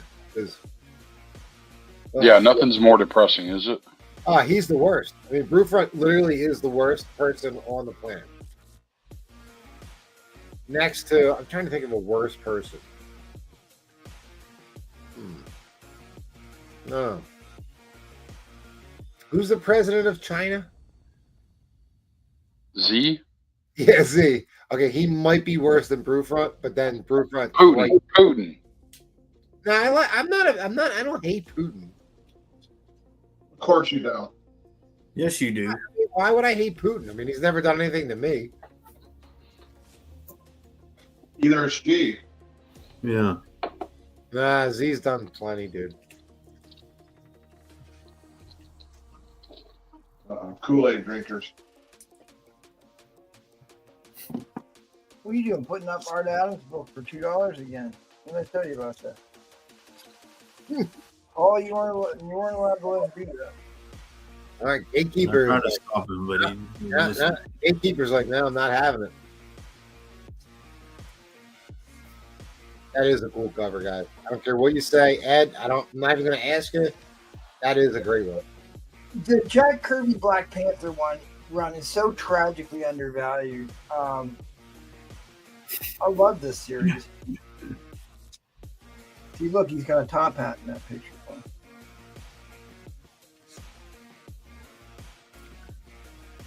All right, we got first appearances. We got. Oh, well. Who that went to 61? All right. Who that knows what these are? Yeah. Dude, that issue number 1, too, is very affordable. All right, keep proposed, but Roman Curtis is still in. Still got Brian in there. King Kirby we're talking about here, people. King Kirby on Black Panther. Yo, the creator of Black Panther, yo. That seems to be the rumor. Yo. We're also talking about what a bad person Brewfront is. Let's not forget that. Yeah, let's not. Let us, And Putin. let us keep things in perspective. Even Ed agreed. Brew front, bad person. All right, don't forget, I should probably run my hashtag giveaway before too many people fall asleep at the keyboard. Oh, Jackal left. Yeah, here you go. Oh, Get in your hashtag Blackpink. Hopefully, I sent him the link. Shoot, Turkey. Hopefully, I sent you the link. I did send him the link. Did he hop on? No, he didn't. all right. That was the timer, guys. All right, who that? No, I sent your buddy Roman Curtis the link, and he's ghosting us. no, he's bidding on this lot. All right, who that? I got you for the Avengers book, and got you this for 35, and then this for whatever it went for 61. All right, U.S. dollars. yes, sir. All right. All right, thank you, who that? I appreciate that, brother. You're welcome. No, not you, who that? I'm not talking to you. Yeah. Okay. Well. All right. Paul, thank you as well. All right. Thank you both. Buddy. He was emphatic about that. No, the hell. Yeah, I was gonna go to troll my buddy. You gonna run the hashtag or you? I want to just get people to keep entering it. So All I'm going to go to you. Okay. No, the troll. You going to troll? Silver Surfer number 4, round 2. Yeah, man. Ooh, hold on, I gotta get you. You're gonna put up another one?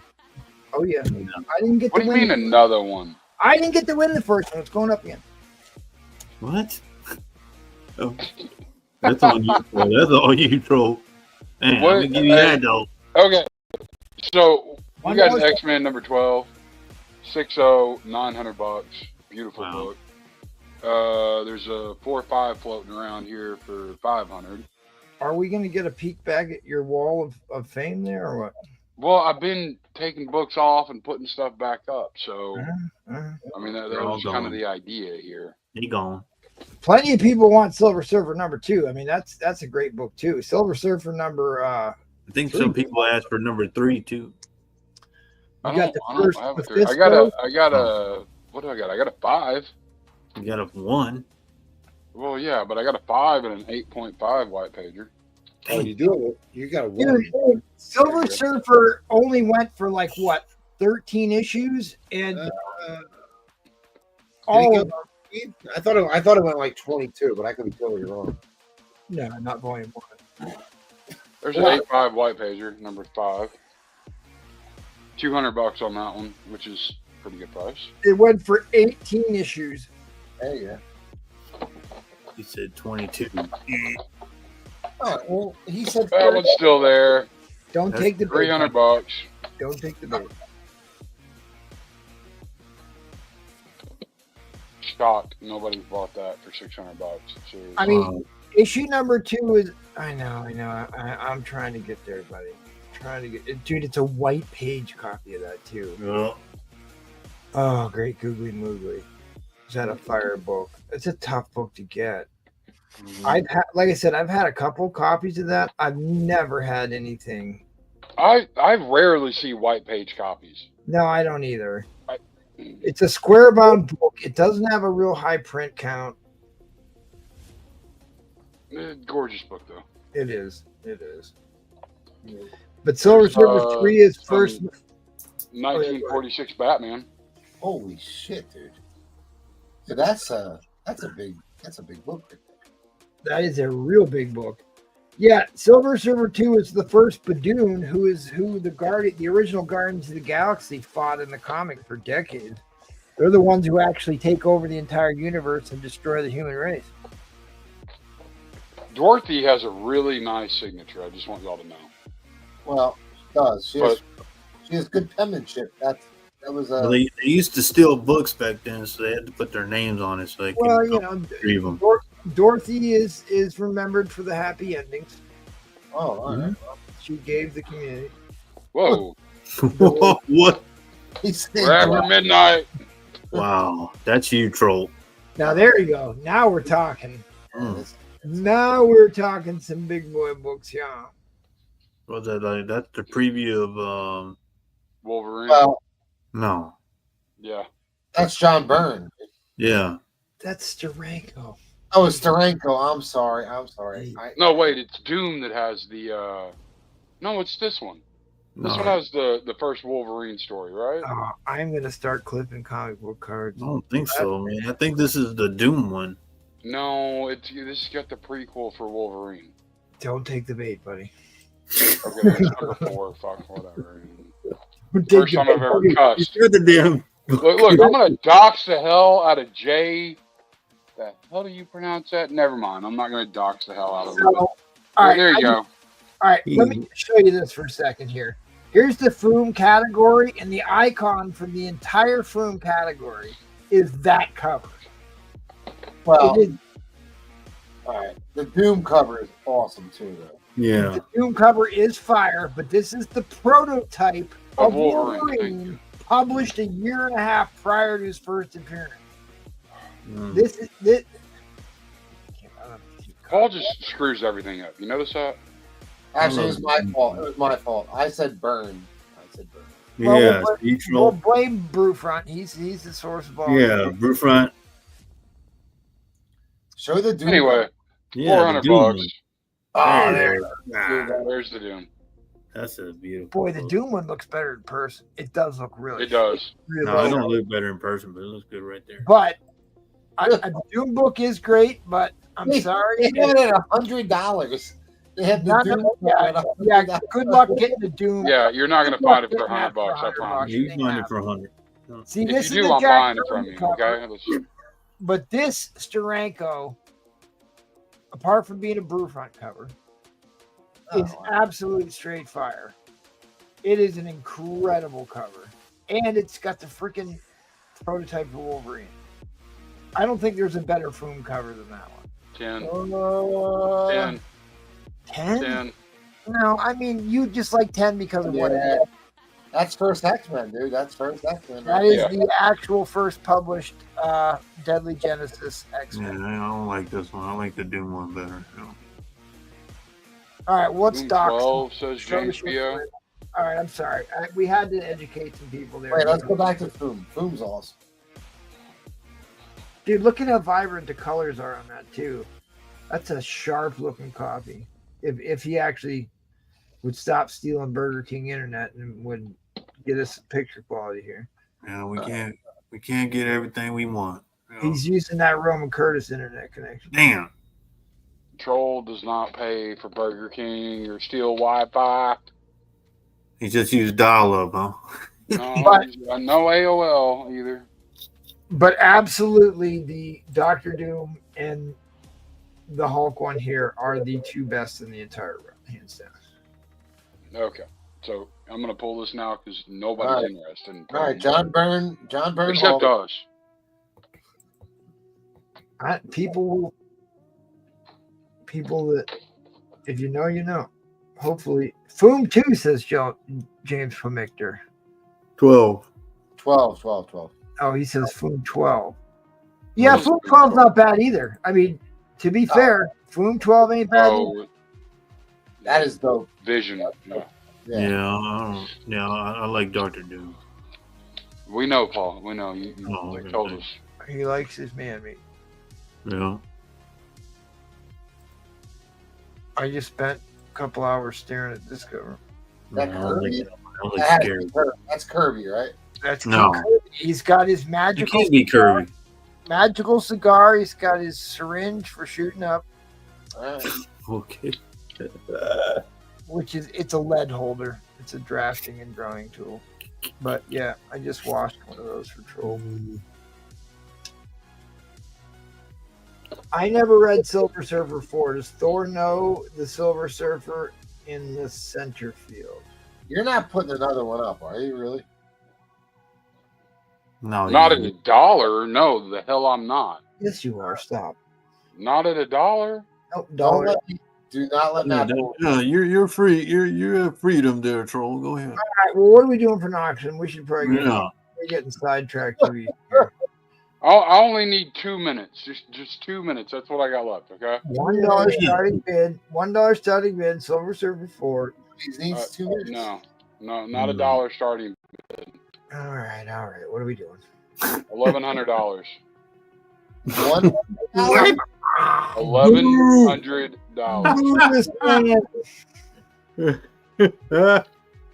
Oh no! After tonight, $1,100. Starting bid, $1,100. No, just put that aside. We'll work out a deal. The last one went for $600. That's a 7.0. The last last sold was The last one was 13.30. 6. The last one was a 6.5, to be fair, and it was raw. Yes, Yeah. $1,100. All right. So That's why I said give me 2 minutes. All right, I fold. No, just put something else up. We'll work that out. He's like, come on now. We just lost 8 people watching. You All said right, put one up, I put one up. Show more phone books. That'll get people back. Show your wall of buy it now, Zen. At least put something on the screen people are going to buy. All right, here we'll do this. Oh shit, here we go. Thanks, Darth. Darth is still here, dude. He's still Yep. hanging. The few, the Art's proud. like, I'm still here, buddy. The He's few, like the new proud. kids on the block, dude. He's hanging tough. Yeah, I know. Do you know what I bid on that? I bid $911 on that auction lot, and then forgot Aaron's about here. it. All right, give me a $50 start. There Yeah, I you go. lost that auction lot by what, $14? $20? Something like that. $24 I lost that auction. It's in a 5.5. Just take that down so there's no confusion whatsoever. Yeah, there you go. Ooh, there you go. First Eddie 25 Murphy. bucks. First Eddie Murphy. What was your starting bid? $25. Why? Start at $1. What's the difference? 25. Yeah, really. Why don't people understand why why they should be doing that and why that works? All right, here, I'll just go to 25 to make Troll happy. Lee. So Troll's telling us this book is only worth $25 is what you're The way this night's gone, it'll probably go for 25 to replay. Just watch. You just need to put certain at a oh geez, we just lost another 10 people. Good lord. It did. Oh boy. Come back. Don't leave us, people. Don't leave us. I have a giveaway to do. I have a giveaway to do. Don't go anywhere. We're down to 42 people. What happened? Yeah, dude, we just Yeah, lost. but We if just they're lost. interested in the 20 hashtag, they can leave. We lost 20 viewers. See what Poom does? Oh, there you go. I told you, don't do Poom anymore. If you'd have just started something at $1 right out of the gate, would have been. It's my wow, it's my fault again. Okay. No, it's Brewfront's fault. God, you sound like my wife. It's Brewfront's. I thought y'all were married for a second.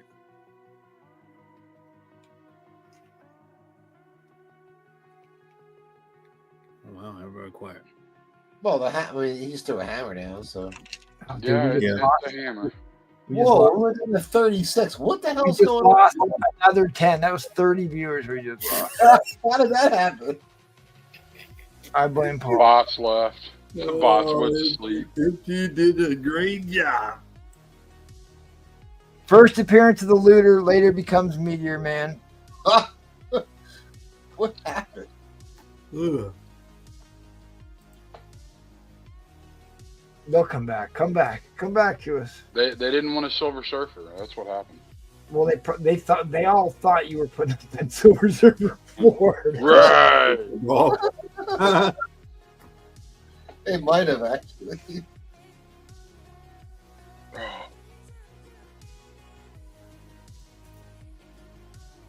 They were hoping I was going to be able to get that down. Well, Gatekeeper says, "Sorry, Edwin." 80.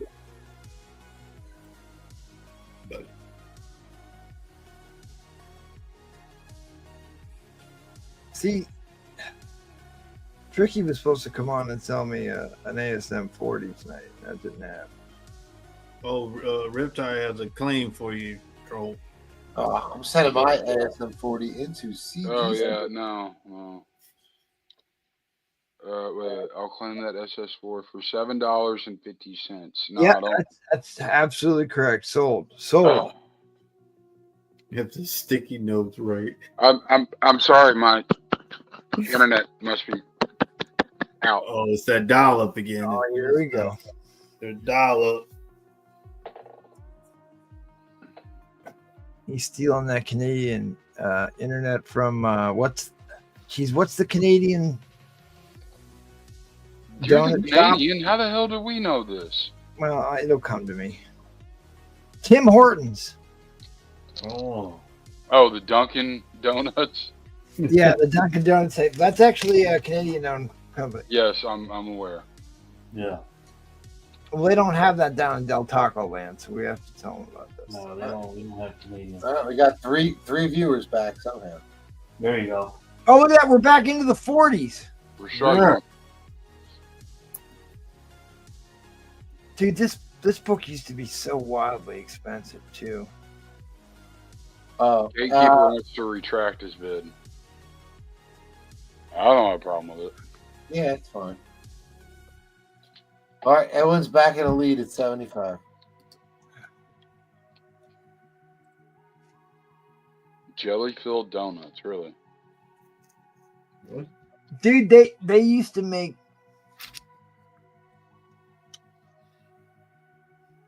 what was it called? Honey Crisp donut holes at Tim Hortons. About the only thing worth eating in there. But Dunkin' Donuts used to have this coconut crunch donut that I used to stop on my way to school in the morning when I was in college. And I've never seen it anywhere but that one Dunkin' Donuts store. Dunkin's got good coffee. I love their coffee. They do. They have good coffee. Yep. But like they put one in down the street here, and it's run by 14-year-old morons, and it's a train wreck every time I go in there. So I just stopped going in there. So it's like, in other words, what you're saying, it's like replays and Brew Run on the it's like doing a show with Replay and Brew Run. Absolutely. That's what I thought. Okay. All right, so Gatekeeper retracted, and we are still going to overtime because we have to. We have you and Ed. Keeper. Oh, no, Keeper retracted. All right, yeah, I got you. Yeah, so we're what? Okay, no. What's up with that? The Brew Front Death Match. Just That's needs been us, showing for months. just needs us to like not be so busy that we can pick it back up again. I figure certainly over the winter time it'd be a lot easier to do that show. We're not giving up on it. We still need to do Paul's GoBot episode. Edwin, I think they got 24 hours or something, but I don't know. What's that? Edwin's asking, did we ban the fake bitter tonight? And I said, I think they got like 24 hours. Who did you ever tell me who it was? Oh, I'll send it to you. It was Super Susan or something. They said they messaged you. They didn't message you? No. We had I got time. Let's just calm down, y'all. We did have a infamous repeat troller in the beginning of the show that was trying to create problems. But here's the interesting thing. It's like I'm used to, even if it wasn't him, which I'm pretty goddamn sure it was. Like you. It'll be all right. We'll figure it out, guys. At the you, end line. We're not talking about you guys. I'm just glad that I took the bait. I don't care. Yeah, I get it. It's fine, but like it gave me an opportunity because if you're just polite and explain it away, it gives you the chat an opportunity to come in and defend you. And it's like you kind of need to give them a chance to do that. I mean, they didn't disappoint. They definitely went to bat for us there, and I appreciate that greatly. Yeah. I don't know. John Arcano was pretty mean to me tonight. Yeah, I don't know what the heck he was doing being nice to Replay. We still need to then Joel, you must be doing well. John Arcano. John Arcano hasn't come for you. Oh, congrats, Edwin. Wait. All right. Well, great vintage auction. Good get. I had fun. I liked it. I liked the vintage auction. I had fun every time. Dude, it is my favorite show to do. I like it better than any of the others as well. It's just fun. Yeah, Brewfront's not here. Oh, I know. All right, let's move on to Paul. What you got, buddy? So I We're got back up to 53 people, Paul. All right, hold it strong. 8 Jack Kirby goodness for 15. Show us some new books here. Get all the new Batman 281, $20. Was that Neil Adams? I don't think so. Wait, did I lost his viewers and then they came back for Paul? Yup. Oh my god. Phantom number 46 from 1971, Charlton. Yeah, Charlton. After that, Paul just lost 3. $20. It's a beautiful book. 85 range. Super villain team up number 3. $20. Raven the Bold. 94. $20. I like this cover. World by Night, number 12. So, Paul Comics, why did the Germans treat the Russian POWs way worse than the British and American POWs in World War II? 25. That they did what?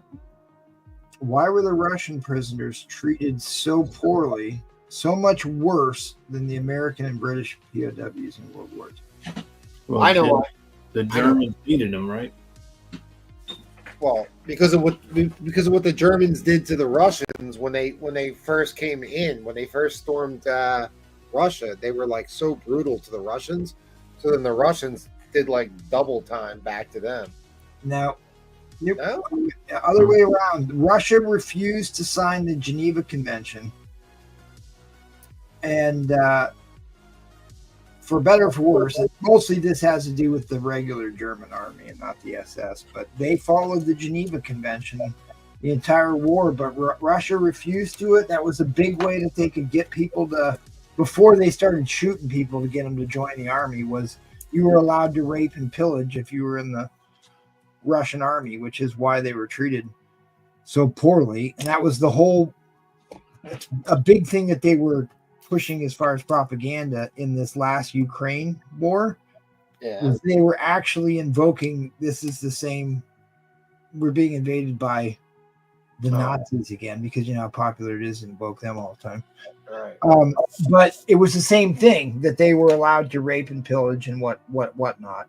And some of that was incentives on Russia's part, but and there's always some retaliatory effects, but it always amazed me they wouldn't sign the Geneva Convention because everybody else did.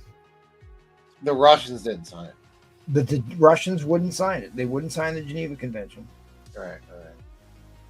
Yeah, because once they took Stalingrad, dude, all bets are off. The Russians were pissed once that happened. Yeah, but the weather played a big role for them not to go any further, though. Yeah, well, that's very true. But they, like Russia, just kept throwing bodies into Stalingrad. They were way outclassed, but he's like, we've just got more human meat than you can shoot down. They used to send people in with like one rifle between 3 soldiers, and you were just supposed to pick up a rifle after your buddy got shot. They didn't have enough rifles for people. Yeah. They said they had more Russians than Germans. That's why they were. Oh yeah, absolutely. It's like we were be able to build more tanks and planes and they can shoot down. The Russians just kept sending more human beings than they could possibly shoot. They had 3 million Germans die in that war. 3 million. All right, give me $20 start, good buddy. What? How much? Sorry, what did you say? $20. 20 bucks. Oh, I thought you said. Yeah, I got 4 books. Well, quit mumbling. I'm at a 3.3040 range.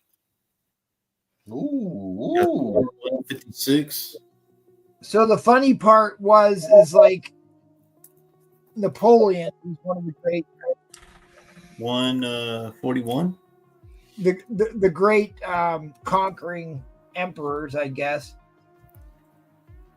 Was got capital in Russia and they just abandoned it. And he's like in there 138. Because they knew there was no way they had the logistical support to survive a Russian winter, so they had to abandon it and go back to France. Yep. 131. I'm sorry, you said okay, good thing. I How can't. many all these books? Oh, All these are in. Yep. All right, so that book right there, go back one. The split cover. You hate the split cover. No, this, I swear to you, this was the inspiration for the TIE Fighter. Ah, yeah. Without a doubt. I'm sorry, the X-Wing. The X-Wing. Right. Looks eerily similar to the X-Wing. Split cover. Yes. Favorite cover. There's him throwing Mjolnir. I really enjoy that cover, and I really enjoy this cover as well. Like Jack Kirby. That is a double entendre cover there. $20. $20. Yep. $20. All complete, nothing missing. Come on. Am I a history teacher? No, I'm just a tinfoil hat lunatic that has questions about the moon landing. All right, 10 million German casualties. All right, that's about okay. If you're going to include civilians, then yeah. Yeah, I thought it was 6. I thought it was 6 million or something like that. Was it? Didn't Hitler like All right. the treaty? They had a treaty together. But yeah, they did. You're right, they did. That absolutely did happen, Paul.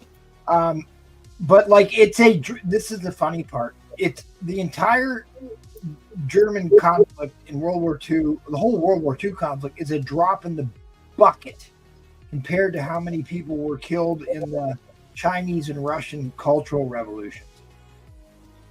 I mean, that was the largest mass killing of human beings in the history of the world.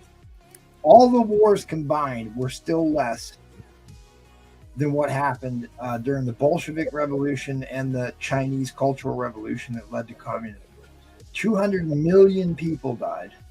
You guys, you ain't finding these for $20. And they don't teach any of that in school. All of these are in at 20. You know, it's funny. I thought it was 60 million people died in World War II total. Like that's Yeah, I don't think it's quite that high. I think But I guess, because a lot of that you can factor in what happened in the aftermath of displacing these people so I guess you can factor that in, but I don't remember. I think there's a lot of arguments it was closer to 40, but yeah, I thought it was 60 million, but All complete. there's obviously it's hard to pin that number down. Yeah. All these are in at 20. You get 131. 138. But like the funny part is the Japanese were 41. way worse than what the Germans were doing. 156. 12-cent Thors. Wow. I am shocked this is not selling for $20. Now, no, you ain't finding I these. did $20 on it because I just win it. Oh wait, is MT in already? I'm sorry, I didn't see it. No, I'm not in. All right. I'm not gonna. If nobody's gonna bid on this, I'm not gonna just steal this for $20. All good, buddy. Vintage. Oh, I see. Wikipedia has upped World War I casualties to 75 to 85 million. That's a pretty big jump. 3% of the estimated global population. I mean, you talking about a meat grinder. World War I was an absolute meat grinder. Like hide in trenches and then just jump up and run straight at machine guns. Yeah, well. And while you're doing that, we're going to throw gas at the enemy that's just going to blow back right into our own trench.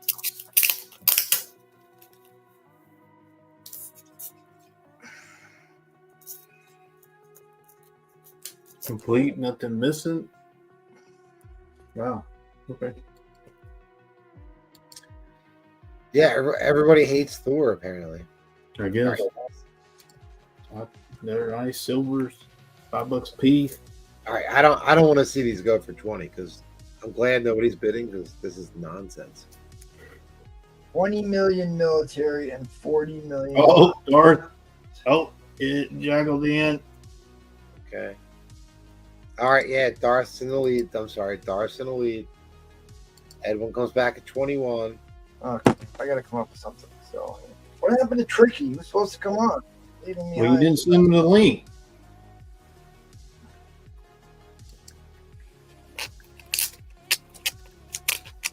All complete, nothing missing. Yeah. All right. Moving to overtime. Look at that. Oh, Edwin comes back at 25, resets the clock. Oh, wow. We're at what? $5 a book? What do you got? 4 books? 5 books? 4 books. 26 to Darth. Silver Age Thor. Yeah, boy. All right. Donald Blake. Edwin's back at 30. Paul's still losing money. Here we go. Darth Danger's back at 32.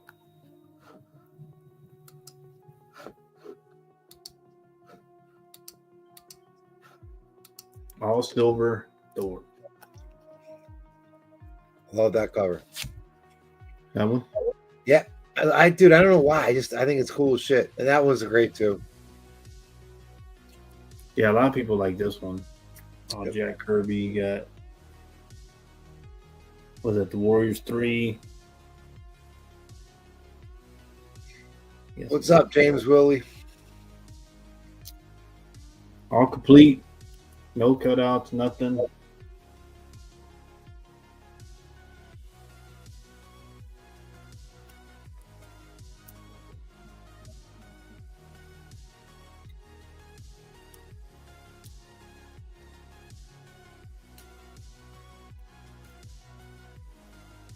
All right. Darth said that. Oh, wait a minute. And we're going back at 35.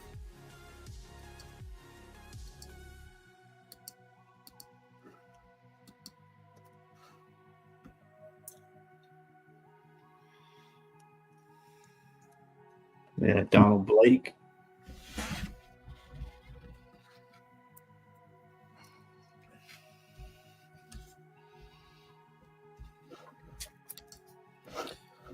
Darth back at 36. You got to get to at least 40, right? For these, like, we have to.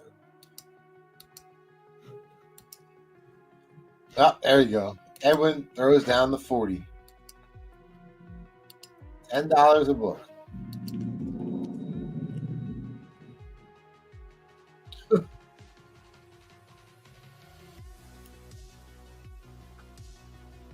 I'm shocked Brewfront's not in on this. Dude, he's under a bridge right now, servicing some other gentleman.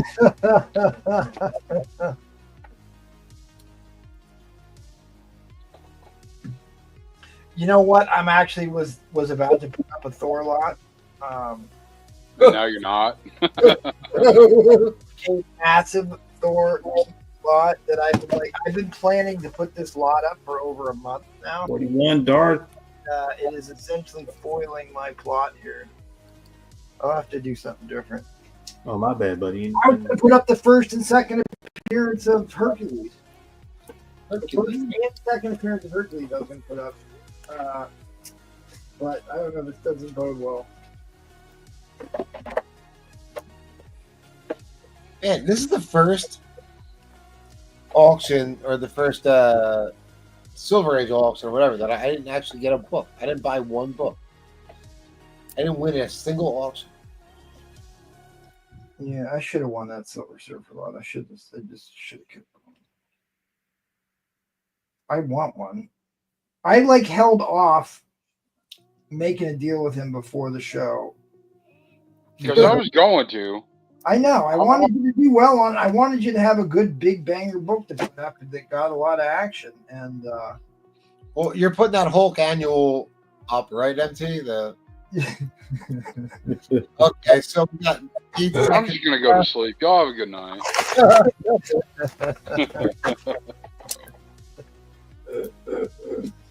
All right, Darth folding to Edwin. Looks like Edwin's going to take this down for 45. Fair warning on the end line, everyone. I can't Appreciate believe that, Paul Jack. wore that hat all night long. Well, he is special. Yep. Yep. They hand that out on the short bus. All right, so. Boy, why does it feel like I missed somebody's waffle spot? Shoot. Appreciate that, Jackal. Thanks, buddy. We've got Roger, Glenn, and was it Ryan? No, I can't read my hand. He just messaged me here. Yeah, it was Ryan. Okay, all right. I can't read my handwriting.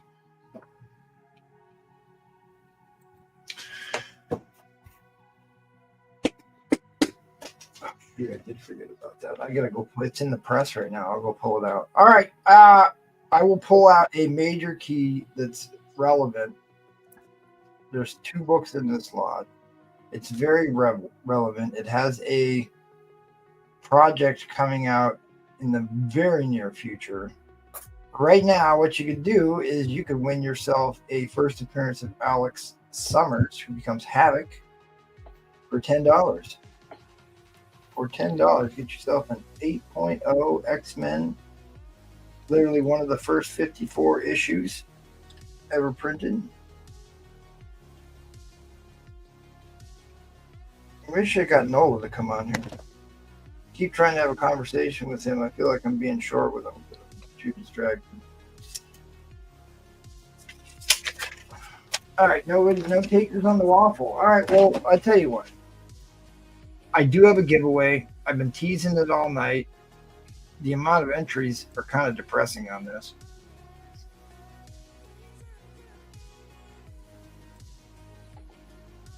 It says only 36 people entered the Black Panther giveaway. Wow, come on, guys. Hashtag Black Panther. Come on. First appearance of Clea. You will remember that I put these up in the near future. I had 3 high-grade copies of these.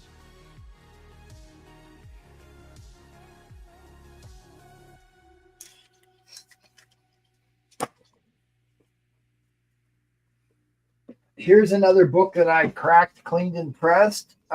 Somebody sent this, Paul Comics, to CGC to get graded with Joe Sinnott's signature on there. Oh, wow. Points for it. What? Yeah.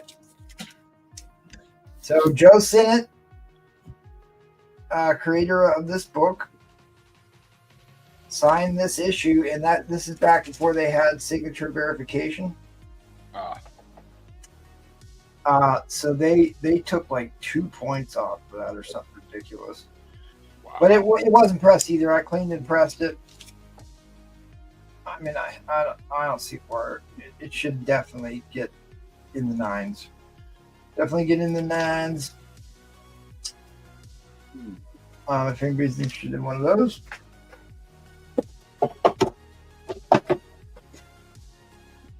Dude, I have an entire box of stuff to show off.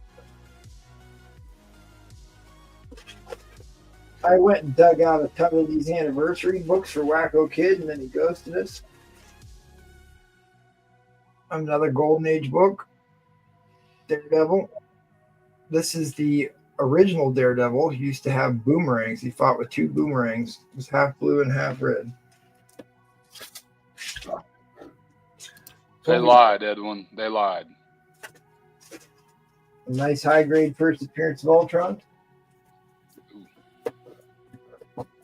I don't care. Nobody cares about that. Forget it.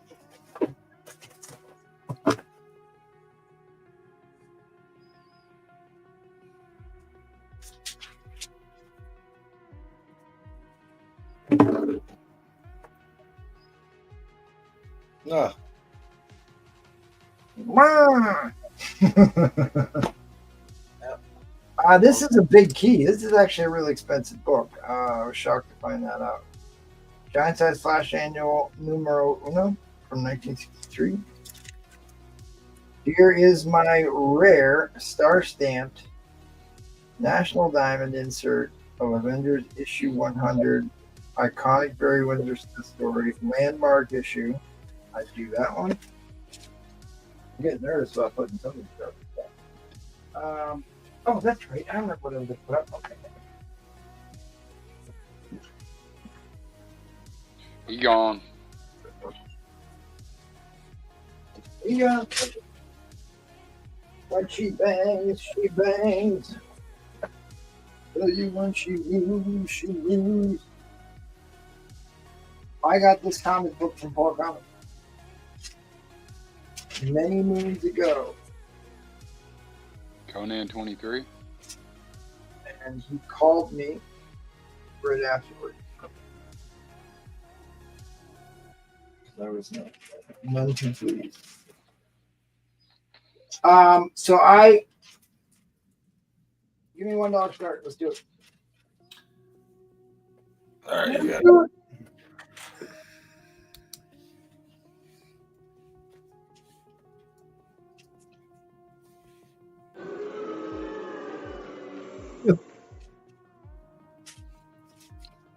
That was uncalled for. Oh.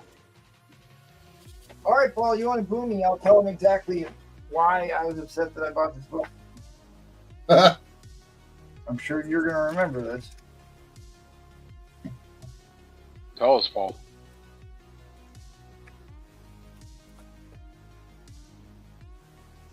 I paid you a lot of money for this book. So this book had staining on it, and I have washed it. I have since washed it. So I washed the tanning out. The faintest little line is there, but it's been cleaned. Oh wait, I know what this is. This is first appearance of shit. First appearance of Red Sonja. It's a major key.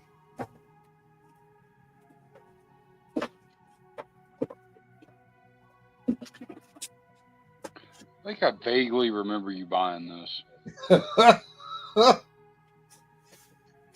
And there being some discussion about the something. I don't remember. Oh, I brought this up many times. But I also cleaned and pressed a copy of the Jim Lee book. There it is. I see it. Oh shit! It just says starting bid. Doesn't say $1. All right, starting bid. Well, whatever. We're at 5. There ain't no way I'm going to get what I paid Paul for this book, but we'll get close. So I was going to also throw in the Jim Lee, and had I actually showed the bottom half of the book in the image, I think it would fold better. But good thing in the water now.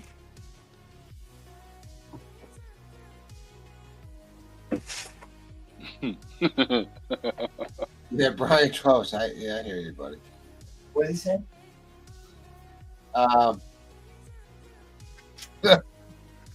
We can't say that. Not live. Yeah, we're just laughing about it.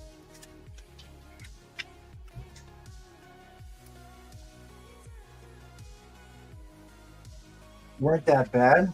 They weren't as bad as the Japanese. Oh. They were pretty bad, though. They were pretty bad, though.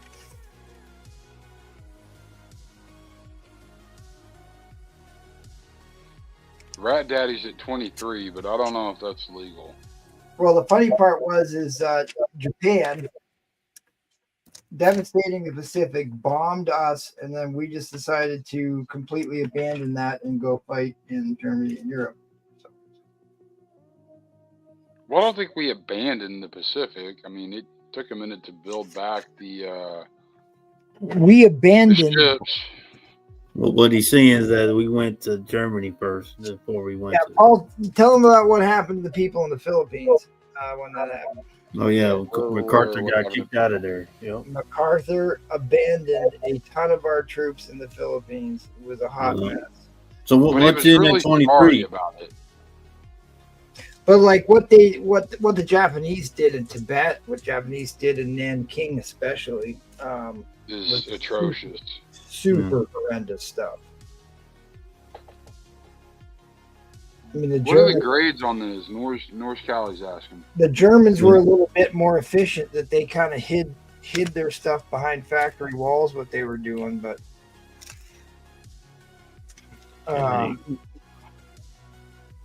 they were both horrendous. But like, we took over Japan. We split up Germany. Like France got a piece, we got a piece, United Kingdom got a piece, and Russia got a piece, which would get the Berlin Wall or whatever. But we basically took the entire continent of Japan over. Yeah, that's what I was going to ask you. What do you think if Russia went there first before America? Oh, well, I think that was a big reason why Japan actually surrendered, was because Russia moved up their invasion date and they didn't want to surrender to the Russians. Yeah. I think that played a huge factor in that. But because we took over the rebuilding of Japan, we had to spin them to not be horrific, because we invested a ton of our money into Japan. We needed them to be successful. Y'all do realize we didn't have an actual starting bid on this. Yeah, $1. I don't see a dollar. All right, I'm sorry. So the grades on this book, I still think that this book, I still think that this book is probably going to be in the VF range. Like I said, I had to rinse it out. There was some liquid stain over here, but I rinsed the tanning out of this book. I cleaned and pressed it. I mean, I've seen other ones similar to this that will pull at least in the 7s. I mean, there's nothing else really wrong with it. I'm sorry, I still had the film on the clear backer board here, so you probably couldn't see the book that well.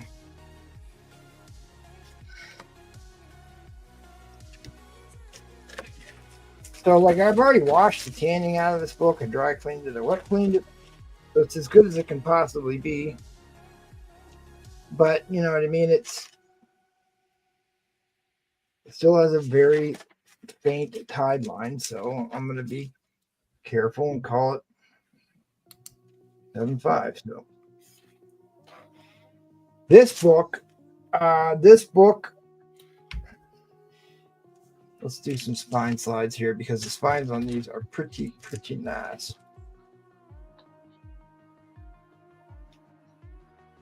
They're both in the VF range, for sure.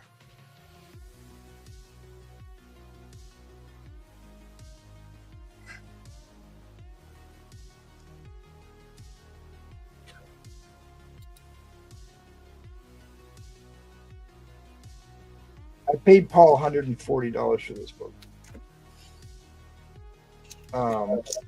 Yeah, I remember that. I certainly do. I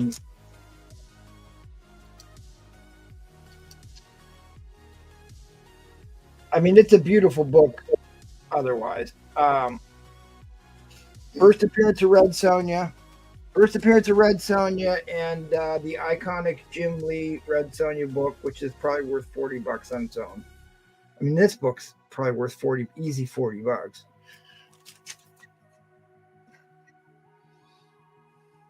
But maybe I need to call this up in the price guide. Maybe people don't know what this is.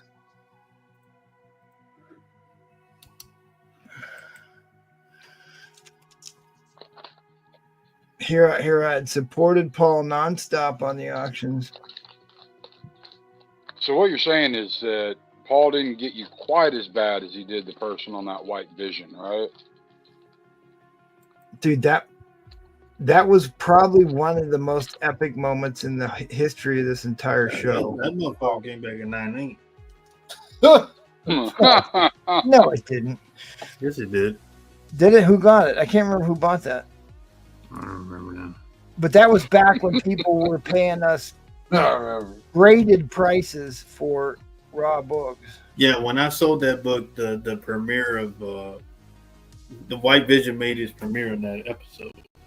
All right, here you go. First appearance of Red Sonja. Like, let's face it, the Red Sonja is like a B movie. It's a B movie, but it has a scantily clad redhead in it, and I'm sure it'll be a girl discovering she has powers she didn't realize storyline for the 500th time. But some of the set pieces and some of the visuals are pretty good. I think it's a step in the right direction.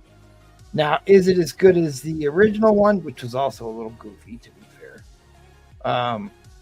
Hard to say. Who's that? Bridget, right? Yep. That played Red Sonja. Yeah. Yep. But she didn't wear the metal bikini in this issue, but she did. But like her first cover appearance and second overall appearance is like half the value of her first appearance. I mean, this is.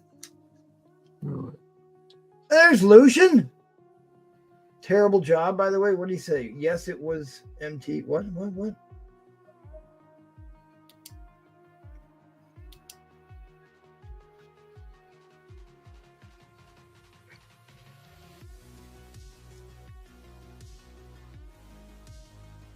What are they saying? What was I not right about?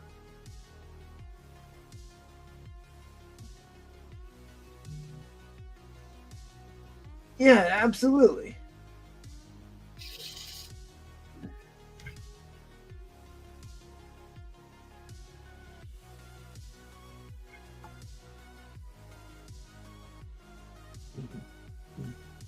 Russia did not have the ability to invade Japan proper, so that was not a factor. Well, not according to the Japanese, it wasn't.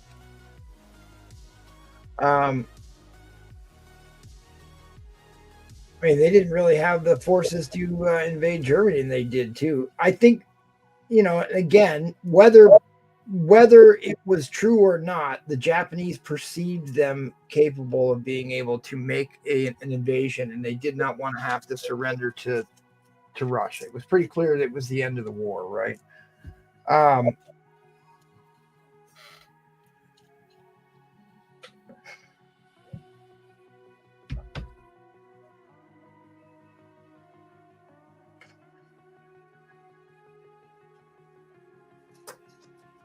What? Wait, what? Lucian, you were in the Navy. What are you saying here, buddy? Why did we abandon Philippines? Why did we leave all those troops on the Philippines? Well, they wanted MacArthur out of there because they didn't want the. Why did they put him on the forced death march? Why did we not go back for so long to rescue those people? Why did MacArthur make that big speech about I'll be back for the Philippines? My grandfather. Well, he went to Australia, didn't he? My grandfather served in the Philippines. Well, that's where I got my Japanese bayonets from. Well, what's his name? Didn't Roosevelt want him out of there? Yeah. We had to rebuild. We did not. You're right. The British had the far superior navy by far at the start of World War II. I mean, they're a little island nation, right?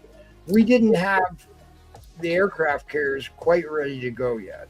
And that seemed to be the most dominating force, naval force in the Pacific was your aircraft carriers, because that's always what's considered to be what broke the back of the Japanese, was destroying their big aircraft carrier.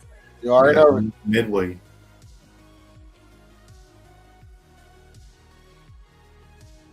But why did we dump all our money and men and resources into Europe first? That was the whole goal, is that we were going to win victory in Europe first, when it was Japanese that picked the fight with us in the first place. Was just,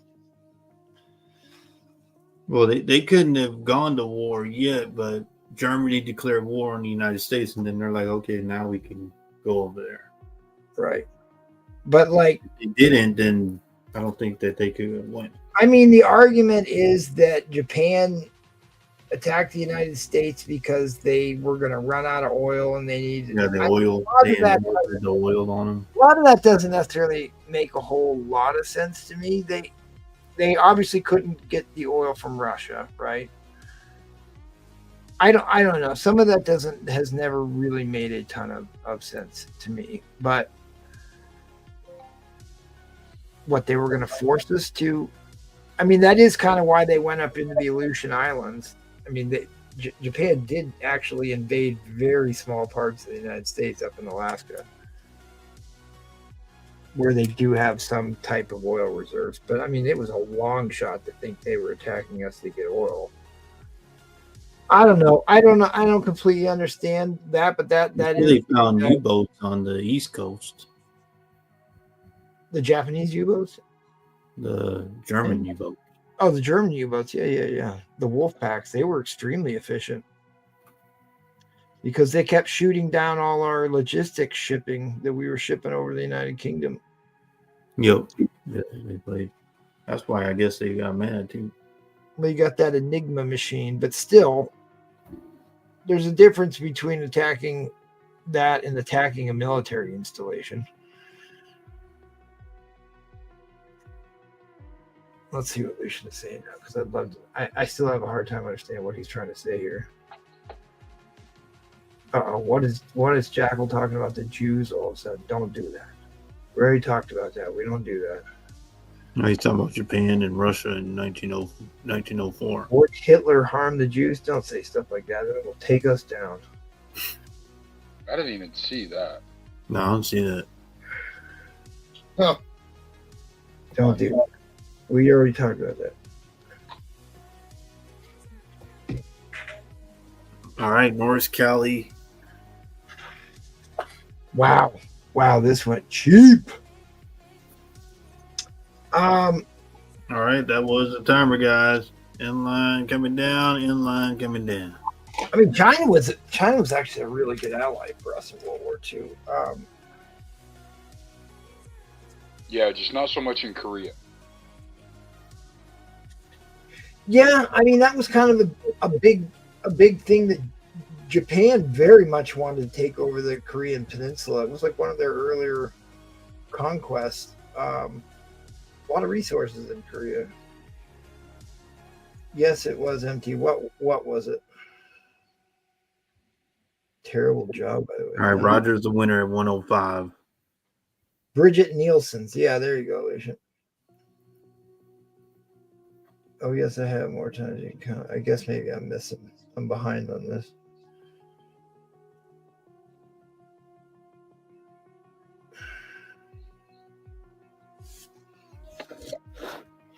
Right. And the funny part is like the Japanese Zero airplane was far superior to our aircraft, and it was actually a stolen design from Howard Hughes. Yep. It took us a long time before we had something that could go toe to toe with the Zeros. The Mustang. No, it was the P-38. That was the Navy. The P-38 was the Navy plane. Yeah, but that was the one that could compete with them because they had two. What, the Thunderbolt? Colors. Yeah, the Thunderbolt. Although it didn't have great turning speed, if I remember, was the big problem there. But you could. It was what, the P-51 versus the Mr. Smith 242. Yeah, the 242 and the P-51. Yep, absolutely. Yeah. That's used to be the model. You didn't even know what kind of engine the P-51 had, did you? Well, for a time they were using the Merlin engines from Rolls-Royce. Wasn't it a Pratt and Whitney? It was a Pratt and Whitney, wasn't it? Yeah, it did. Eventually it was, but I'm pretty sure it didn't start out with the Rolls-Royce. Yeah, it started out with the Merlin, and it was like way underpowered at altitude. Yes, that's correct. We just built. That's the joke, because we built more planes and tanks and boats than Germany could shoot down, and Russia just sent more bodies in the. Yeah, that's what Rommel said. They just keep coming with tanks and planes and people. Yep. Is anybody still watching us? Probably not. Yeah, there's 45 in here listening to MT. Where the Japanese lost to us was they did not utilize. Yeah, that's also very true. I just don't think that. I think early on aircraft carriers were how they were able to dominate. And But it was the weather. They found where they were, and then they just took them out. I mean, because they just didn't make any more. They didn't produce nearly enough carriers to they crippled 4 of their carriers to their 1. I mean, hey, MT, you don't have to hold the books up anymore. The inline already happened. No, keep holding. Look at Brewfront's not chiming in. He's just saying Brewfront's terrible. But I mean, like, listen, I'd still like to go to Japan. I think Japan's got a great culture. Everybody likes the samurai too. But what's crazy is the Japanese, they're on an island and they go to Hawaii. Like, what? Why you go from one island to another? There's a lot of islands. So they're pretty much all islands over there. Yeah, I guess because they have earthquakes and then they have volcanoes over there, so that makes sense. But where did your grandfather serve, MT? He was in the Blackhawks, and so he went to France, and then they went through Bavaria, killing Nazis through Bavaria, liberated Dachau concentration camp, and then once we got victory in Europe, they shipped him off to the Philippines, and then he was over and fought the rest of the war in the Philippines. He got a bunch of medals, got a bunch of injuries too, but he sent me back. I wasn't alive at the time, but yeah, I was about to say you weren't alive. He sent back a bunch because he had a best buddy that was in the armory who was able to get a lot of the field captured rifles back in the United States, because you could take whatever you wanted off. Right. From there. Pay for the stamp and it went home. Right. So like we actually got they brought them home, right? We got a hand grenade that they actually made us drill a hole into. But I've got I've got all the rifles, the Mosin McGant, the model 98, which is still the most. Oh, the German 98. The bolt action on the Mauser 98 is the Mauser 98. Sorry, it is the most superior technology. In fact, it's still the same action that they use today. But the 303 British Enfields was a terrible design. I cannot, and like most of the time, the British would discard their Enfields and pick up either a German or M1 if they could get a Mauser. That was the other thing, is everybody was trying to get the Lugers, because the Germans did have really good engineering. But the Japanese, God, yeah, I have to look it up because I can't remember how to pronounce it. The Japanese rifle, infantry rifle.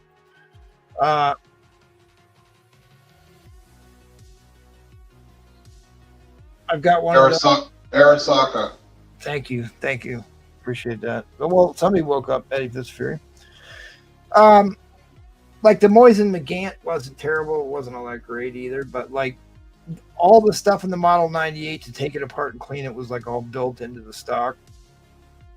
So that's why a lot of the other soldiers would pick it up. Plus they, sometimes it was easier to get ammunition for that than get the ammunition for the M1. Well, the other funny thing about the M1 is that when you were shooting, they would know you were out of bullets because there was this really loud ping when the clip ran out. The ejector, it was the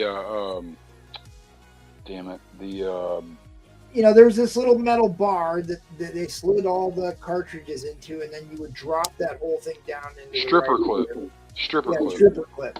So when you were out of bullets, it made this really loud pinging noise, and like the enemy knew when you had to reload. It was kind of not a very good design as far as stealth goes. But then they started carrying those clips and they throw them down to make that ping on a rock, and then they'd kill them. Right. So they started playing that game once they got wise to it. But let me see if I can lay my hands on my bayonet. It's got bullet holes in it.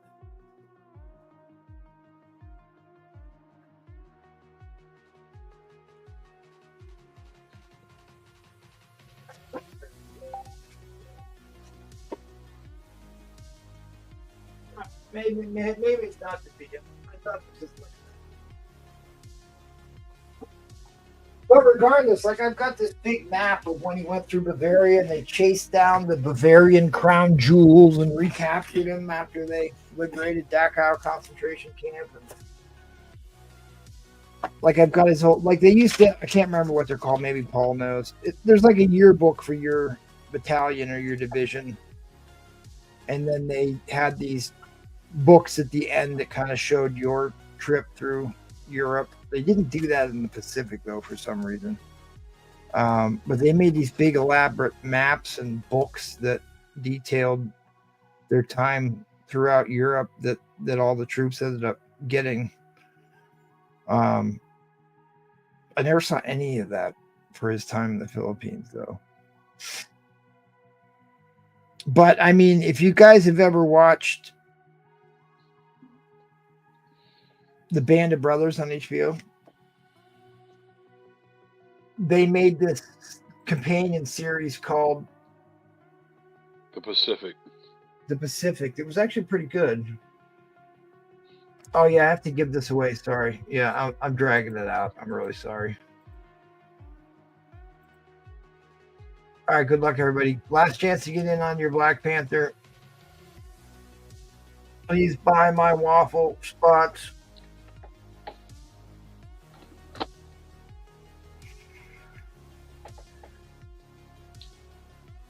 Yeah, I'd love to go to the Forbidden City in China too. I don't know that I'll ever make it over there. All right, I don't see any new entries. Let's do it.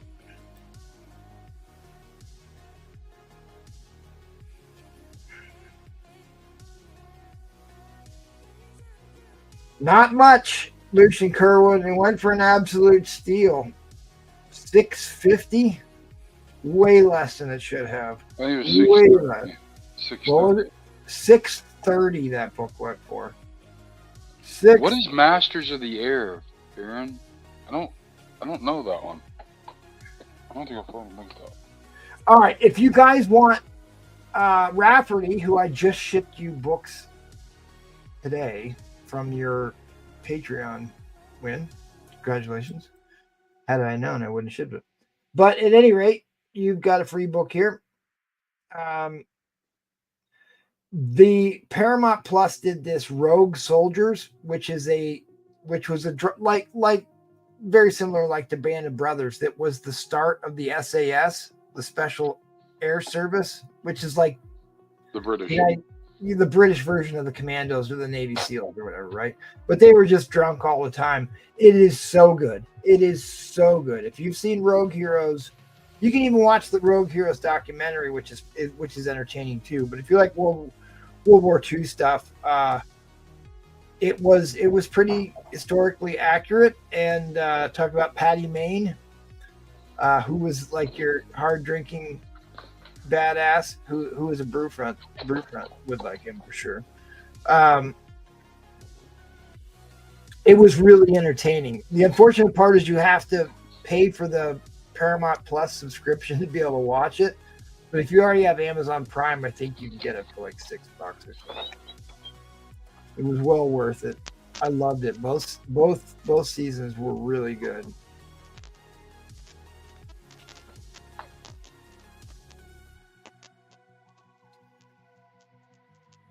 It's the one they made on Apple TV, same director, but follows a bomber squad. Okay, all right, I'll have to check that out.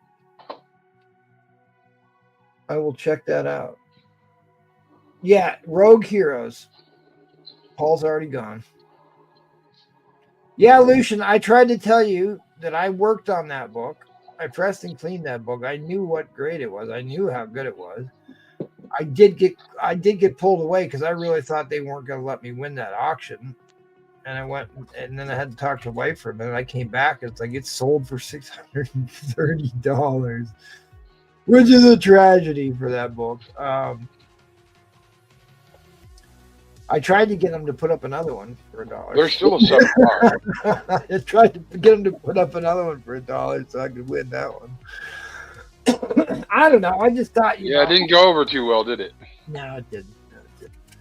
Oh, But wow. I mean, I pressed and cleaned that book. I mean, I have it here. I mean, I worked on it. I know what shape it's in. I thought you'd want to get in on it, but I don't know. You were busy. Busy out looking for Martin. So be it. I will. I keep trying to find another one, but it's like I can't. For me to go out and find one that I can resell on here, I have to get like a really good deal on it. And that opportunity has not presented itself, but I am constantly looking for that opportunity. Especially with what they're going for lately. Oh, dude, they just have blown up. They're getting out of hand. Like I showed at the beginning of the show, and I'll go back. I can't believe what I just sold that red Sony lot for. Holy.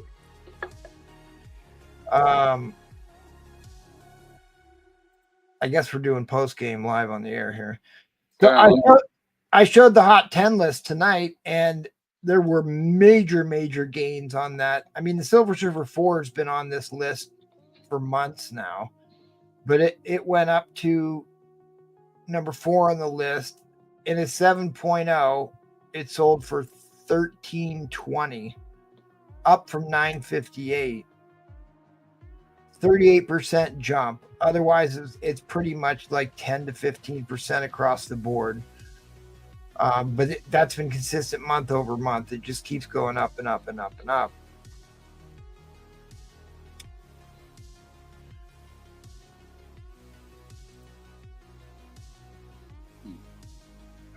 I still have that open. But at any rate, oh, you're not looking at what I'm looking at. I'm sorry. It made the hot 10 list here. This is your big jump. 7.0 sold for $13.20 this past week. So, I mean, 38% jump's pretty massive. But otherwise, the rest of the grades were... somebody posted a 9.8 of this book for sale. They wanted $53,000 for it. Off-white to white pages. Off-white to white pages, even. And a 9.8. I mean, dude, the book is straight fire. I mean, it just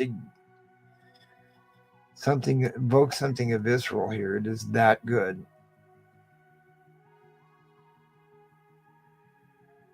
Yeah, I really need to get a poster of this or some wall art. It is really that good. Maddie hadn't done that one yet, has he? No, but I think he would. So at any rate, here's our poll, because I wanted to ask everybody what was the most iconic cover, and let's see how many people voted. 44 votes, so 84% of the people chose the John Buscema Fantastic Four. Yeah, let's not forget about that hype. FOMO's real. I'm surprised. I thought 39 or 16 would have actually won, but most people chose 57. We only had 33 votes, but the voting can still happen. Find the poll and vote. We want to hear from you. It's like, I always thought, I mean, if the background wasn't red on this issue, this probably would have been a lot more traction. But I think that's way better, certainly way better artwork than 5 was. And 5 brings such a premium. And this to me always looked a little wacky, just a little goofy, like a little oblong, little egg-shaped type of thing. But like that one, I always thought was extremely detailed and menacing. You know what I mean? And then of course, you know how much I love that one because it's been homaged so many times. But I mean, they're all Jack Kirby covers.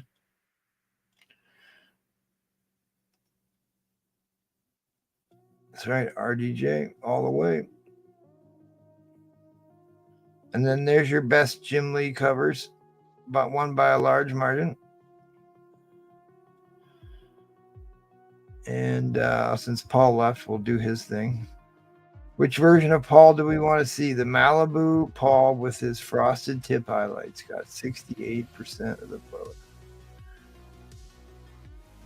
Anyways, if there's a poll or something you want me to put up, I'm going to I guess it helps if I do these interaction things. So I might just keep picking covers and letting you guys pick which one you like the best.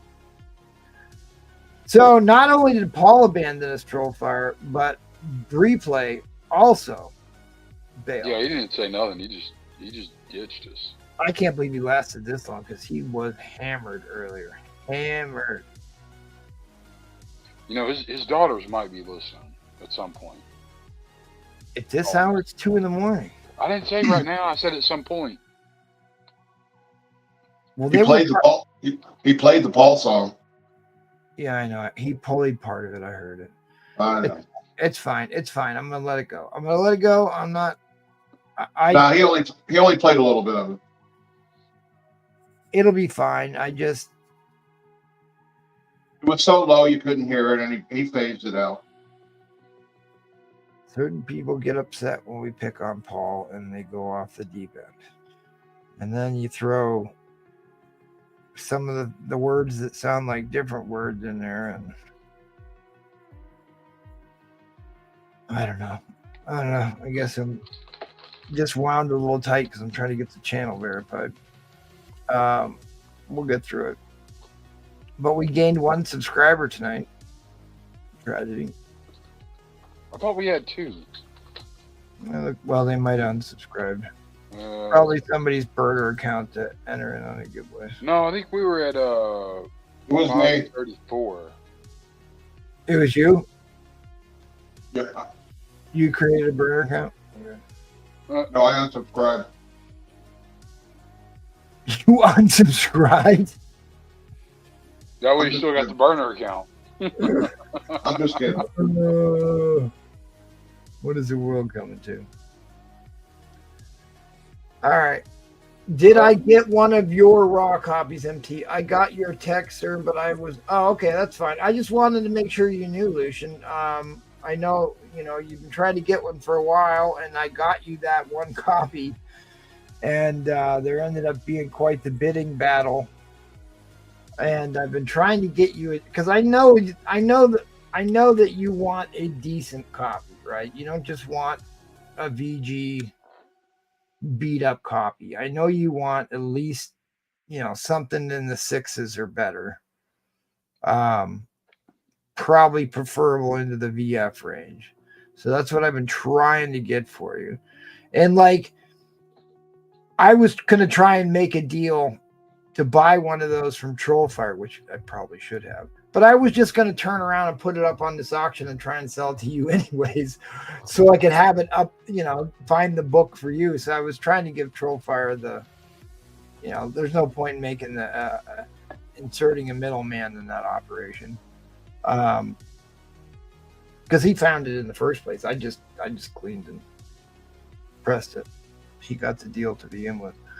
It was a good deal. I mean, the 6.5 looks better to me than the 7.5. 6.5, yeah, the 6.5 looks better than the 7.5. It presents higher. Especially the front cover. It has a small little back cover defect that honestly you'd never see. Wouldn't really matter. I can't even find it. I know where it's at, and I can't find it. And granting that book that's what I was calling a 6.5.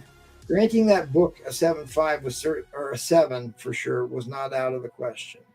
They kind of get all over the map when they grade square bounds, and I swear some of it has to do with how roughly they manhandle the books when they unpack them and take them to the graders.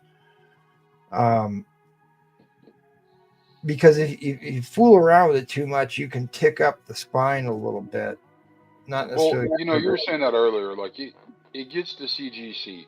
There's one person that unboxes it, goes through it, checks it against the invoice. Somebody else picks it up and takes it to a shelf. Somebody else takes it from the shelf to the graders. They grade it. Then it goes to encapsulate. I mean, do you think that there's any chance if one of those guys unpacking dropped or damaged the book, they're going to cop to it? They're going to fess up and say, "Hey, I screwed this up." The better question is, like, try and end up thrown away. They're going to pretend like it didn't happen. I mean, I swear, when I had to wait the 13 months, I sent them my Avengers 4, and they lost it for 3 months. Could not find my book for 3 months, and all of a sudden another one showed up, and I'm still positive it's not the one I sent them. I didn't have like really good. It kind of took blurry photos. Like I didn't have the best photos of it to kind of prove it. But like the centering was different. The alignment on the text didn't look right, and it was a lower grade than the one that I sent them. That was the straw that I stopped submitting. I still pay them a-holes my gold membership fees every stinking year, but I haven't actually sent them anything in a while. I keep submitting through other people. But I did give customer service an earful a couple times. I don't know. I'll probably start submitting again here. I'm building myself up to it. I spent a bunch of time this week clearing out a new area downstairs so I bought 2 presses. That was the other part of tonight. I'm supposed to be fundraising to buy 2 new presses because I just can't keep up with how many books I have to press with the number I have now. So I bought 2 more. It was always a room thing, but like after I had the guys work on the HVAC stuff downstairs, I'm like, I need to throw out most of this crap. It just needs to go. I'm tired of keeping shit I'll never use. So I had to spend 10 grand on a damn HVAC system this week. Did you? Yeah, one of my rent houses. Do they make you put in the HRVs? What's an HRV? Heat recovery ventilator. It's one of these. Like a recovery for the heat pump. It's supposed to draw off of the exhaust heat off of your water heater, and also. Oh no! We don't have to do that. No. Also, the ambient air temperature. You get big time tax credits for it, but it costs almost as much as your furnace does, and it's huge. It's huge. And we have to put them in all commercial buildings. All of them need, they call those ERVs, energy recovery ventilators, but the residential ones are HRVs. But you get big time tax credits, but for the one for my house, it would have been, I paid $8 grand for the system just for the condenser and the coils. That's not a bad deal. No, it's not. But to have the HRV put in would have been another $6 grand. It was almost as much as the install itself, and I would have got a rebate on 80% of the unit cost, I think, and a tax credit. But I mean, it is decent technology for the most part. The return on investment does take quite a while. I'll see if anybody who's still listening. It was me. I wasn't subscribed yet. Oh, 6 a picture. Thanks, buddy. I don't know if anybody's still watching. So what do you think the return on investment for your average? Because I also went to school for renewable energy stuff, like designing solar panel arrays and stuff. What do you think the return on investment on a solar panel array on your house is? How long do you think it takes to get your money back out of that? 15 years, probably. That's an extremely aggressive system. If you live in a very high solar insulation in area, the south, like in the desert, or the best places are actually in the higher elevations. The closer you are to the sun, think about it that way. There's less atmosphere in the way. Like the solar panels where I live are a terrible idea because we get all the humidity that blows over the lake right over where we live. So there's that much more blocking the solar insolation, not like insulation in the walls.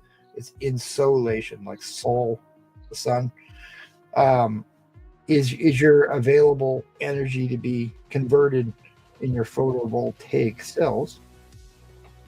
And the interesting thing, why solar is only going to be one of the really only viable renewable energies in the future, is it's really cheap to make them.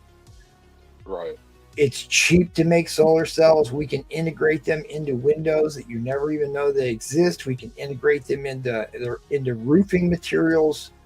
We can put them into roadways. It's like you already add it to the things we're already building anyways. And all it is graphite and aluminum and glass. That's it. That's all it really is. Those are the three big components in a solar cell. The problem lies is in the storage of that energy if you're not dumping it back into the grid, right? But it decentralizes power, because right now it's like everybody buys power from the Niagara Falls power plant, and you lose so much of that power transferring that energy from Niagara Falls to Pittsburgh or Niagara Falls to New York City. So if you can decentralize power, everybody has this integrated into their buildings. You could buy excess power from your neighbors when they're not using it, right? You don't need all these huge transmission lines and transmission loss. The problem with us down here is like we can do solar and we can connect it back into the grid. Yeah, smart but meter. We don't get paid on it. Anything. They will not buy it from us in my state. Yep. They won't buy it from you. No, you get no credits. It's just like, I think you get like a tax deduction. They will not pay you for the electricity that you produce. Your overage that you put back into the grid, they will not write you a check. Interesting. It is the dumbest thing. Because that's the whole idea, is a smart meter. I know, exactly. Instead of the whole idea of it. Right. Because like here's the expensive and dirty part of any renewable energy is the battery system. The battery banks has all the conflict minerals in it. We build batteries so their built-in obsolescence happens rather quickly.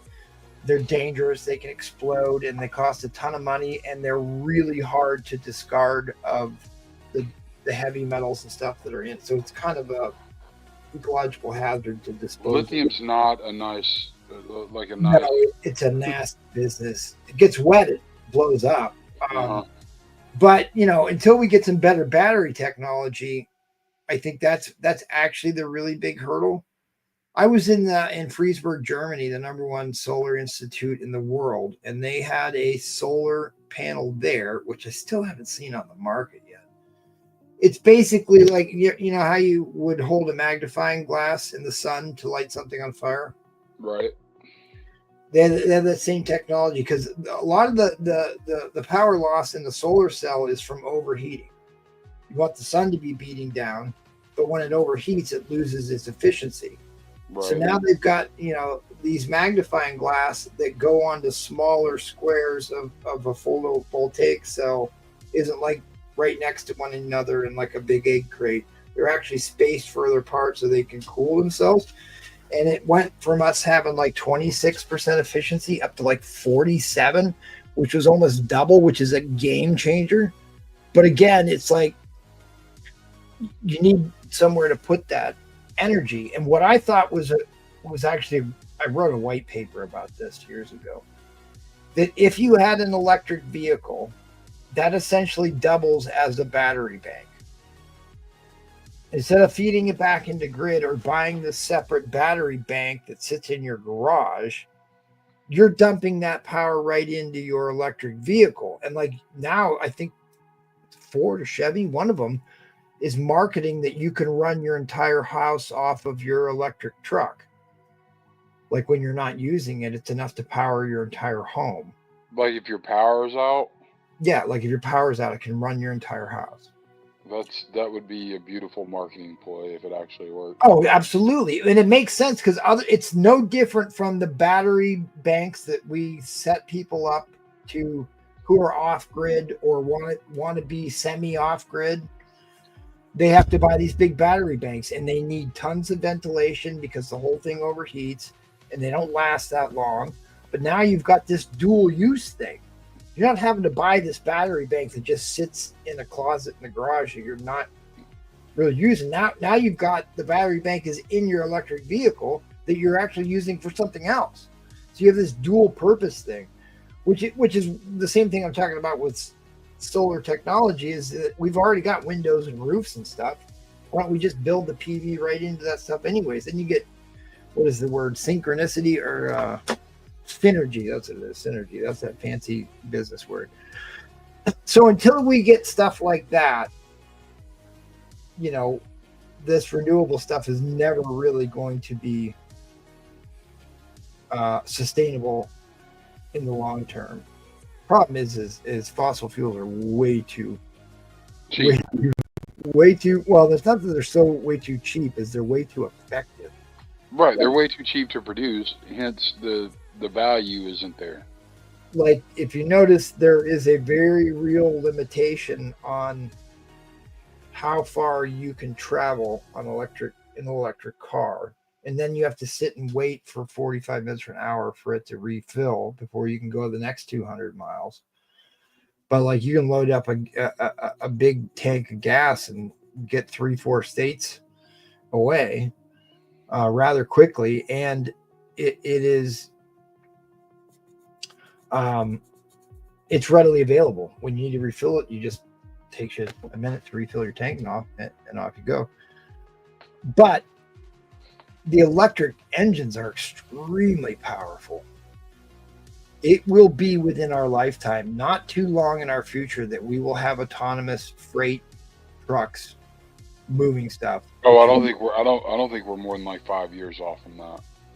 Which is kind of terrifying. It's a number one job for men in America. I don't think that's ever going to go away fully, but you will have like these autonomous trucking lanes. They'll have to designate separate roadways for them. Yeah.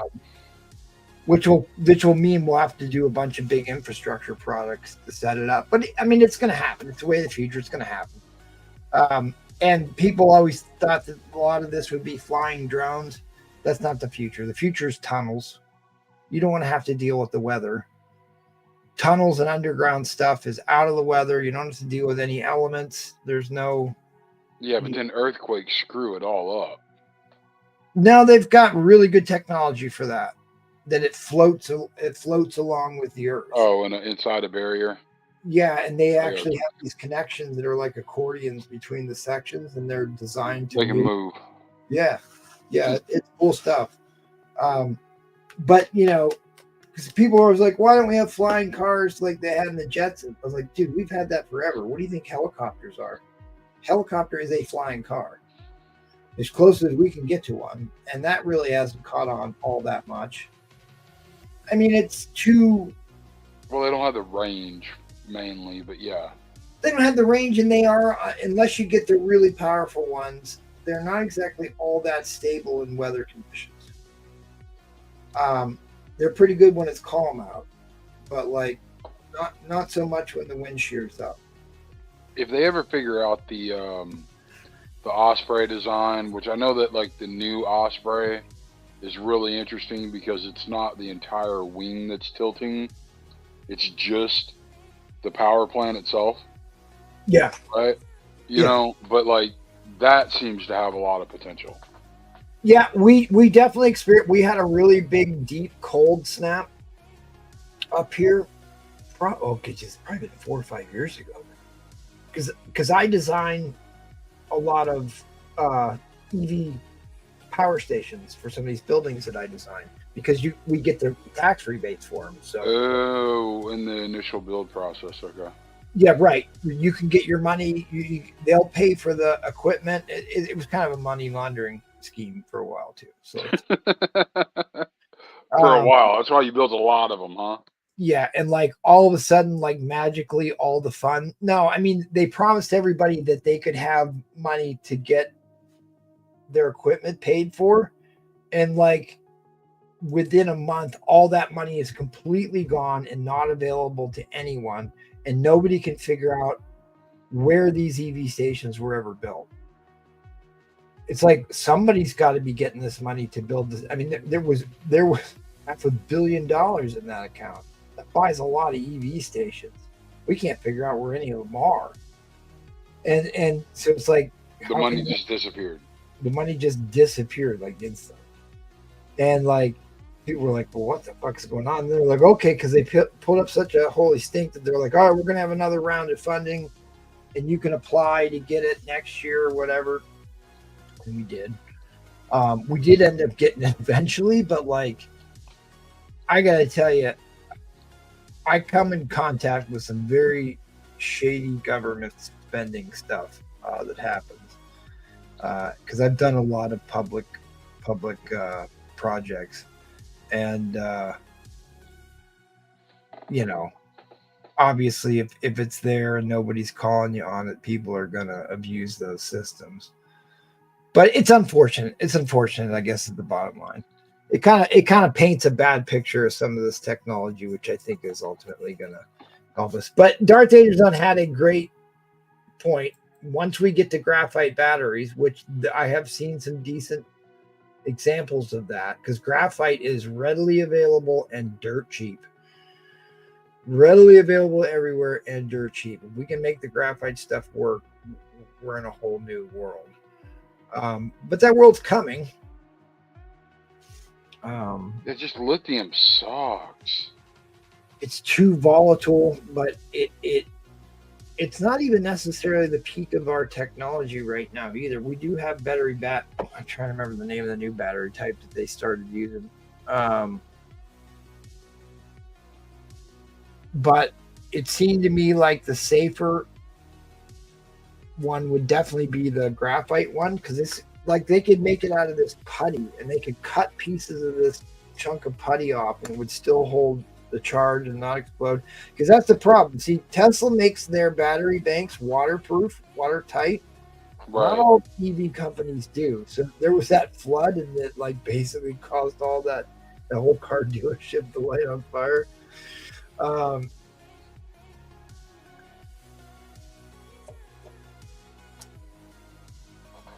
But I mean, EVs, the batteries are like, what is it, like 25 or 35% of the weight, right? Oh yeah, they're insanely heavy.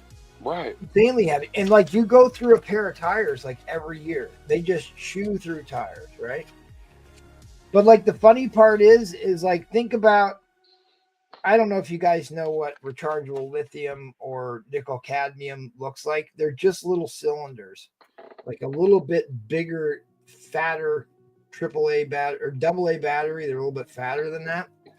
And it's the same exact thing they use in the Tesla cars. They just buy tons of them and line them up in rows. It's the same thing that's in your cordless drill. Are you kidding me? Yeah, like you probably don't realize this, but I guarantee you I have sold more batteries in my life than anybody else you know. But it's like it's all the same. It's all the same stock. Yeah, but those are D batteries.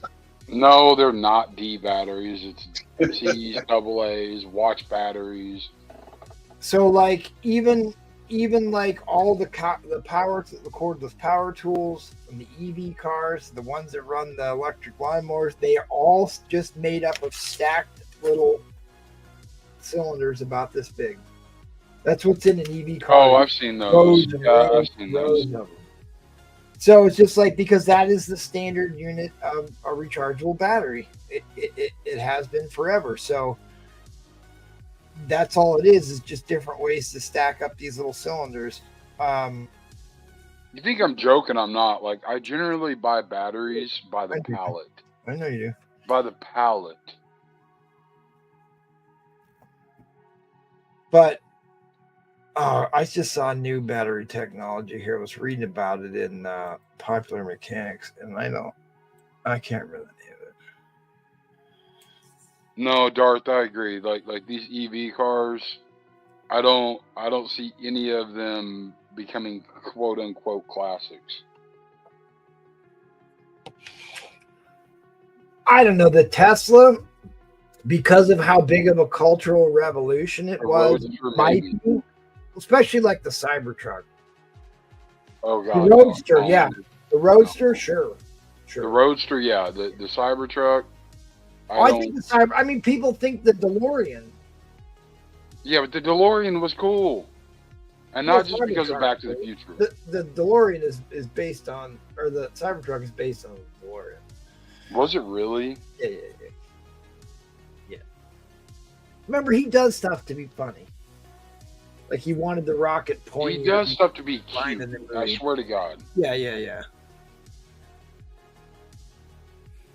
I But, thought it was like- hilarious when they were like, "Yeah, the glass is shatterproof and bulletproof," and he throws a damn metal ball at some bitch breaks, and he's like, "Oh, well, yeah, we might have to redo that one, guys." Yeah, there is some new version of the battery that Milwaukee Tools is coming out with. That's what I was reading. And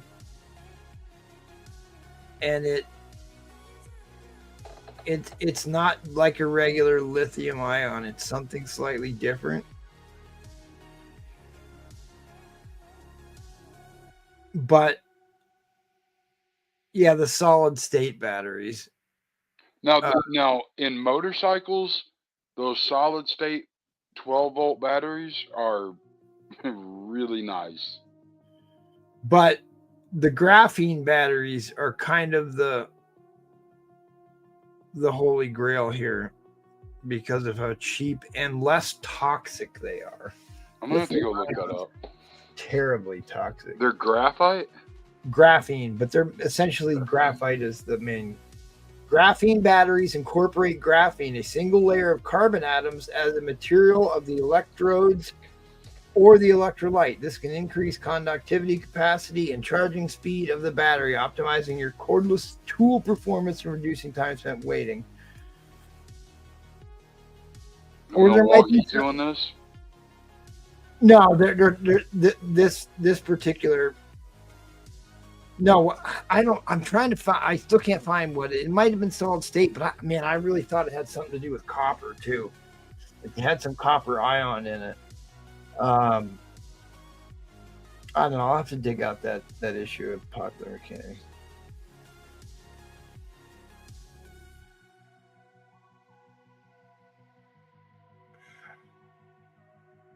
Maybe somebody in the chat knows. I agree with CC. What's that? He said, "I'm good on the Cybertruck. Give me a 69 Charger." Hard to go wrong there. Hard to go wrong. They don't really steer that well, though. The suspension and the steering is not. If you can get that upgraded, it's definitely a lot better. Catch you guys later. I'm out. All right, see you. Buddy. Yeah, I got a call tonight too. It is. Went to high school with his dad, had a DeLorean. Man, he must have been the man. The DeLorean also didn't rust. It's stainless steel. No, it was stainless steel. Yeah. I always think they're aluminum. The Fords are aluminum. The DeLoreans are stainless steel. That's why they couldn't paint them. Yeah, and the argument is they make that stuff aluminum to meet these unreasonable fuel efficiency standards. I think it's also because you can't fix it. They're not durable, and once you get in a little bit of a fender, they crumple and it's done. They crumple in a beer can, and you have to go buy a new truck all of a sudden. I'm sure they were more than eager to adopt that policy. Good luck replacing the whole bed. They're gonna total it. No, because here's the thing: is aluminum is very rigid, but it's brittle. Right. Stainless or steel is strong but flexible, which is why you can pound it back into place, But once well, correct me if I'm wrong, but isn't stainless steel with chromium added? Yeah. Am I wrong? Yeah.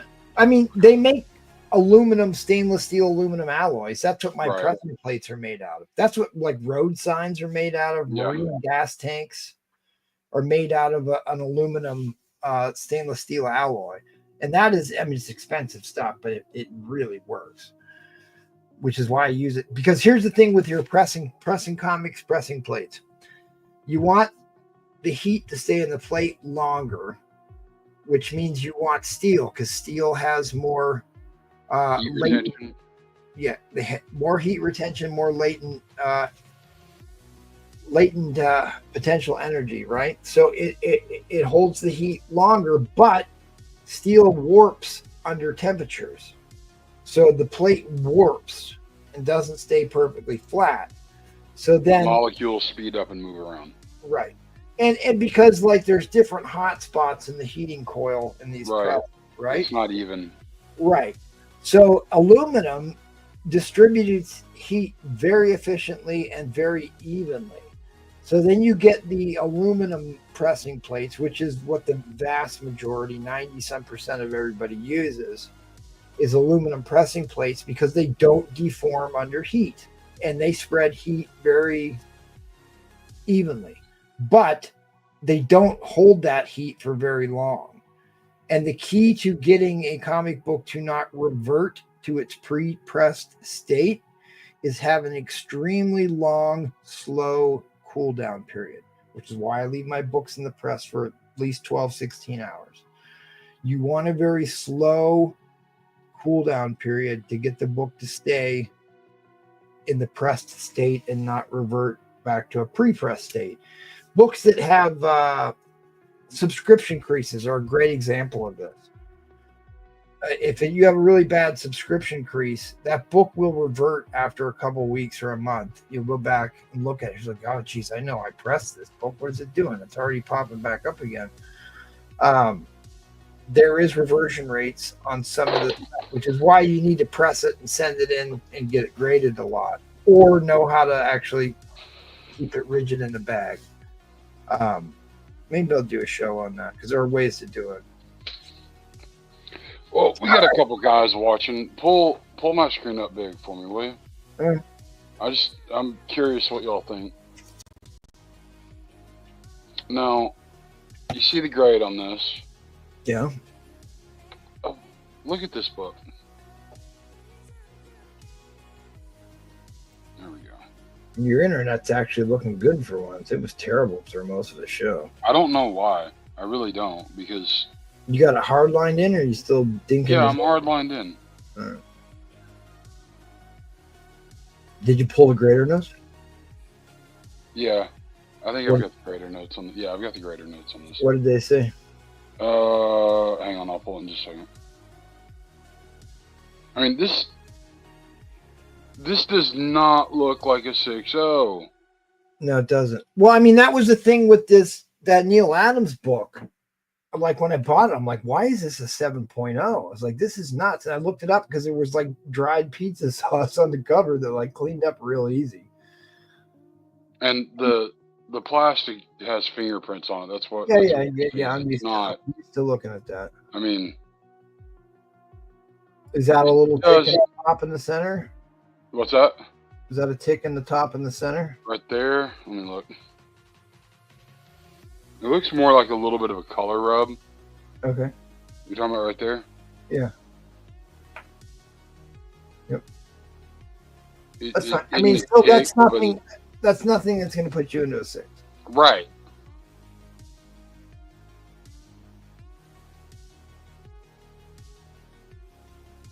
Does it look like it was pressed or not? It looks like it was pressed. Okay. Now, it does have some waviness, right? Yeah, you'll get that. But it does look like it was pressed and clean. You get the waviness from the encapsulation process. Right. But I don't see anything that's just like, okay. Is the spine split? The spine split? No. And I've looked up the grader notes. Now, there is a crease right up here. Well, just read me off the cert number. I'll pull it up right now. All right. It's 447. Hold on. 318. Too fast. I'm not on. It hasn't called up the site yet. Hang on. I got to sign in and all that BS. See, I don't ever sign into it. All right.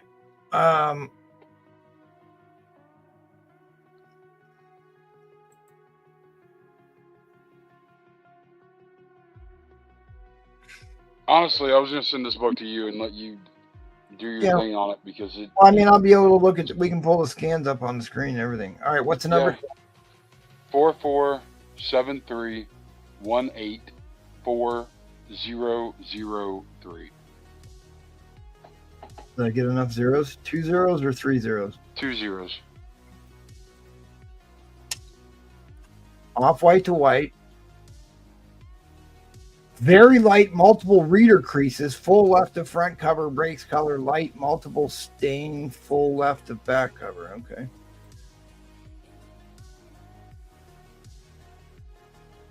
You know, I swear sometimes they put the wrong labels on some of these books too. So full stain. Oh, I see it. Very light right there. You see Shit, it? you can't even see that with the eye. That is very light, Like, though. you cannot. I mean, there's a good chance. I like, see it listen, now. Like, if you go down a little bit, yeah, right there. But I you're know that I say I will refuse to clean square bound books because it's impossible. But something that's light like that. This isn't a square bound book. This is not a square bound book. It's not? No. Hulk 102 is not a square bound book at all. I think that's a square bound book all the time. Yeah, I see it's not a square bound book. It doesn't have the right back cover for that. Well, you know, that's a pretty easy thing to fix. I mean, it is that you can't even. As far as wet cleaning goes, that's one of the easy wet cleans. But like, here's the thing. This is, what's that right there? Probably something else I can't see with the damn naked eye. Well, that's why I said we'll pull it up on the camera here. No, I can't see that with the naked eye. Is that a rusty staple? No. Yes. Right there? If it is, it's not. It sure looks like a rusty staple to me. No, it's not rusty. I'm looking at it like it's shiny. I mean, it's. Yep, they both got rust on them, homie. No, they don't. Yeah, they do. No, they don't. See right here, you got oxidation on the top half of the staple. The bottom half of the staple is shiny. The top halves have oxidation. It is not showing up with the naked eye, I'm telling you. That's true. Probably doesn't. But like, either that or I need glasses, which I'm not saying I'm done. I'm okay, maybe. But that's part of the reason why I don't like when they give those reader crease things, because the staples were stapled through the front cover of the book. So the only way you could open and read this book was to put these reader creases in there. So essentially, the guy who's got to flip through the book to grade it is making a reader crease by doing it. I don't know. There needs to be some concession. Does it look like a 6.0? Well, I'm not done looking at it. But we're getting there.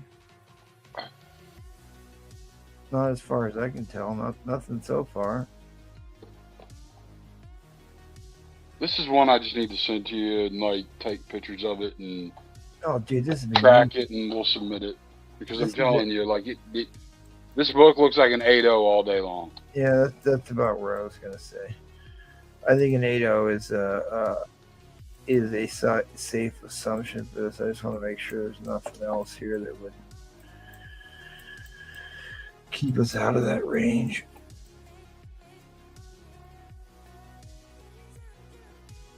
I mean, the staples are easy enough to clean or be replaced. You got a little scratch up there. Yeah, you can hardly even see that. Care.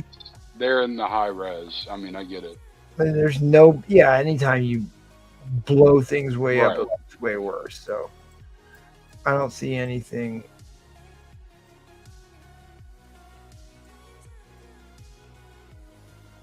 Yeah, I don't see anything.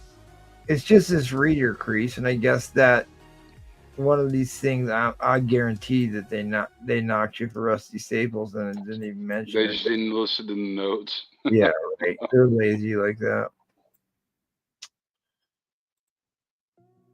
Multiple stains, full left of back cover. Full left of back cover? That's a little exaggerated. You can see they're just little moisture ripple lines, like dew. Like if you left a book out on a table outside on the back patio and, you had the evening dew set in on it and it, kind of sucked up along the edges of the book. That's exactly what that looks like to me. Like it's not heavily saturated. So light. I'm telling you, like I didn't even see it till we blew it up. And I'm like, okay, I see it. Right. That's what makes me think it's probably just from being left out on a table on a patio somewhere. Because it's super light. It's not like it was ever heavily saturated. It wasn't like a drink was spilled on it. And it's got some light stuff to be cleaned up there, you know. It has a little bit of that right there, but man, you got to zoom in super tight to even see that. A little bit of a grease spot, but that also could just be an imperfection in the paper stock. I don't see how it's not an 8.0. I mean, 6.0 seemed really, really hard to me. What off-white to white? Yeah. Yeah, I'd say that was a hell of a CPR find for sure. I mean, I get it because of the length. Yeah, everything that adds up. I understand. Right. But this is like, again, one of those highly subjective defects. But again, look at how thin those are. And it isn't like it's like one big heavy subscription crease from the bottom to the top type situation. You've got really light spider web breeder creases, which need to be taken into account here. But yeah, I don't have any problem calling that an 8. No problem calling that an 8 after a C&P. It looks like it to me. Yeah, I think so. Absolutely. So you'll have to do a video and track it from cracking and pressing to cleaning it and it and see what it comes back. I'm just so busy that it's like I don't want to deal with that because then I have to like edit the video, like do 2 or 3 takes. But I spent a lot of time this week actually creating little video clips. I'm like, man, I need to hire somebody that will edit and post all these videos for me. I just make them. Do we not have anybody in the auction in the chat that?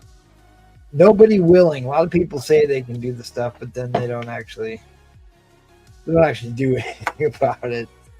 I'm basically Seth did create that grading video, so at least Seth did create a video that I posted to the channel. I just had to create a thumbnail for it and post it. But you know what I mean? I mean, even if the viewers would take clips of the auctions they thought were funny and send them to me, I'd post them on the YouTube channel or unboxing videos of stuff they get. I'd post any and all of that crap. More content. FMV. Okay, so there you go. FMV on a 102 and a 6.0 is 190. And an 8.0 fair market value is 325. So we got some room to play with there. Yeah, a little. Enough that it's like, that shouldn't be a 6.0, I'm sorry. All right. What's the next tire? What's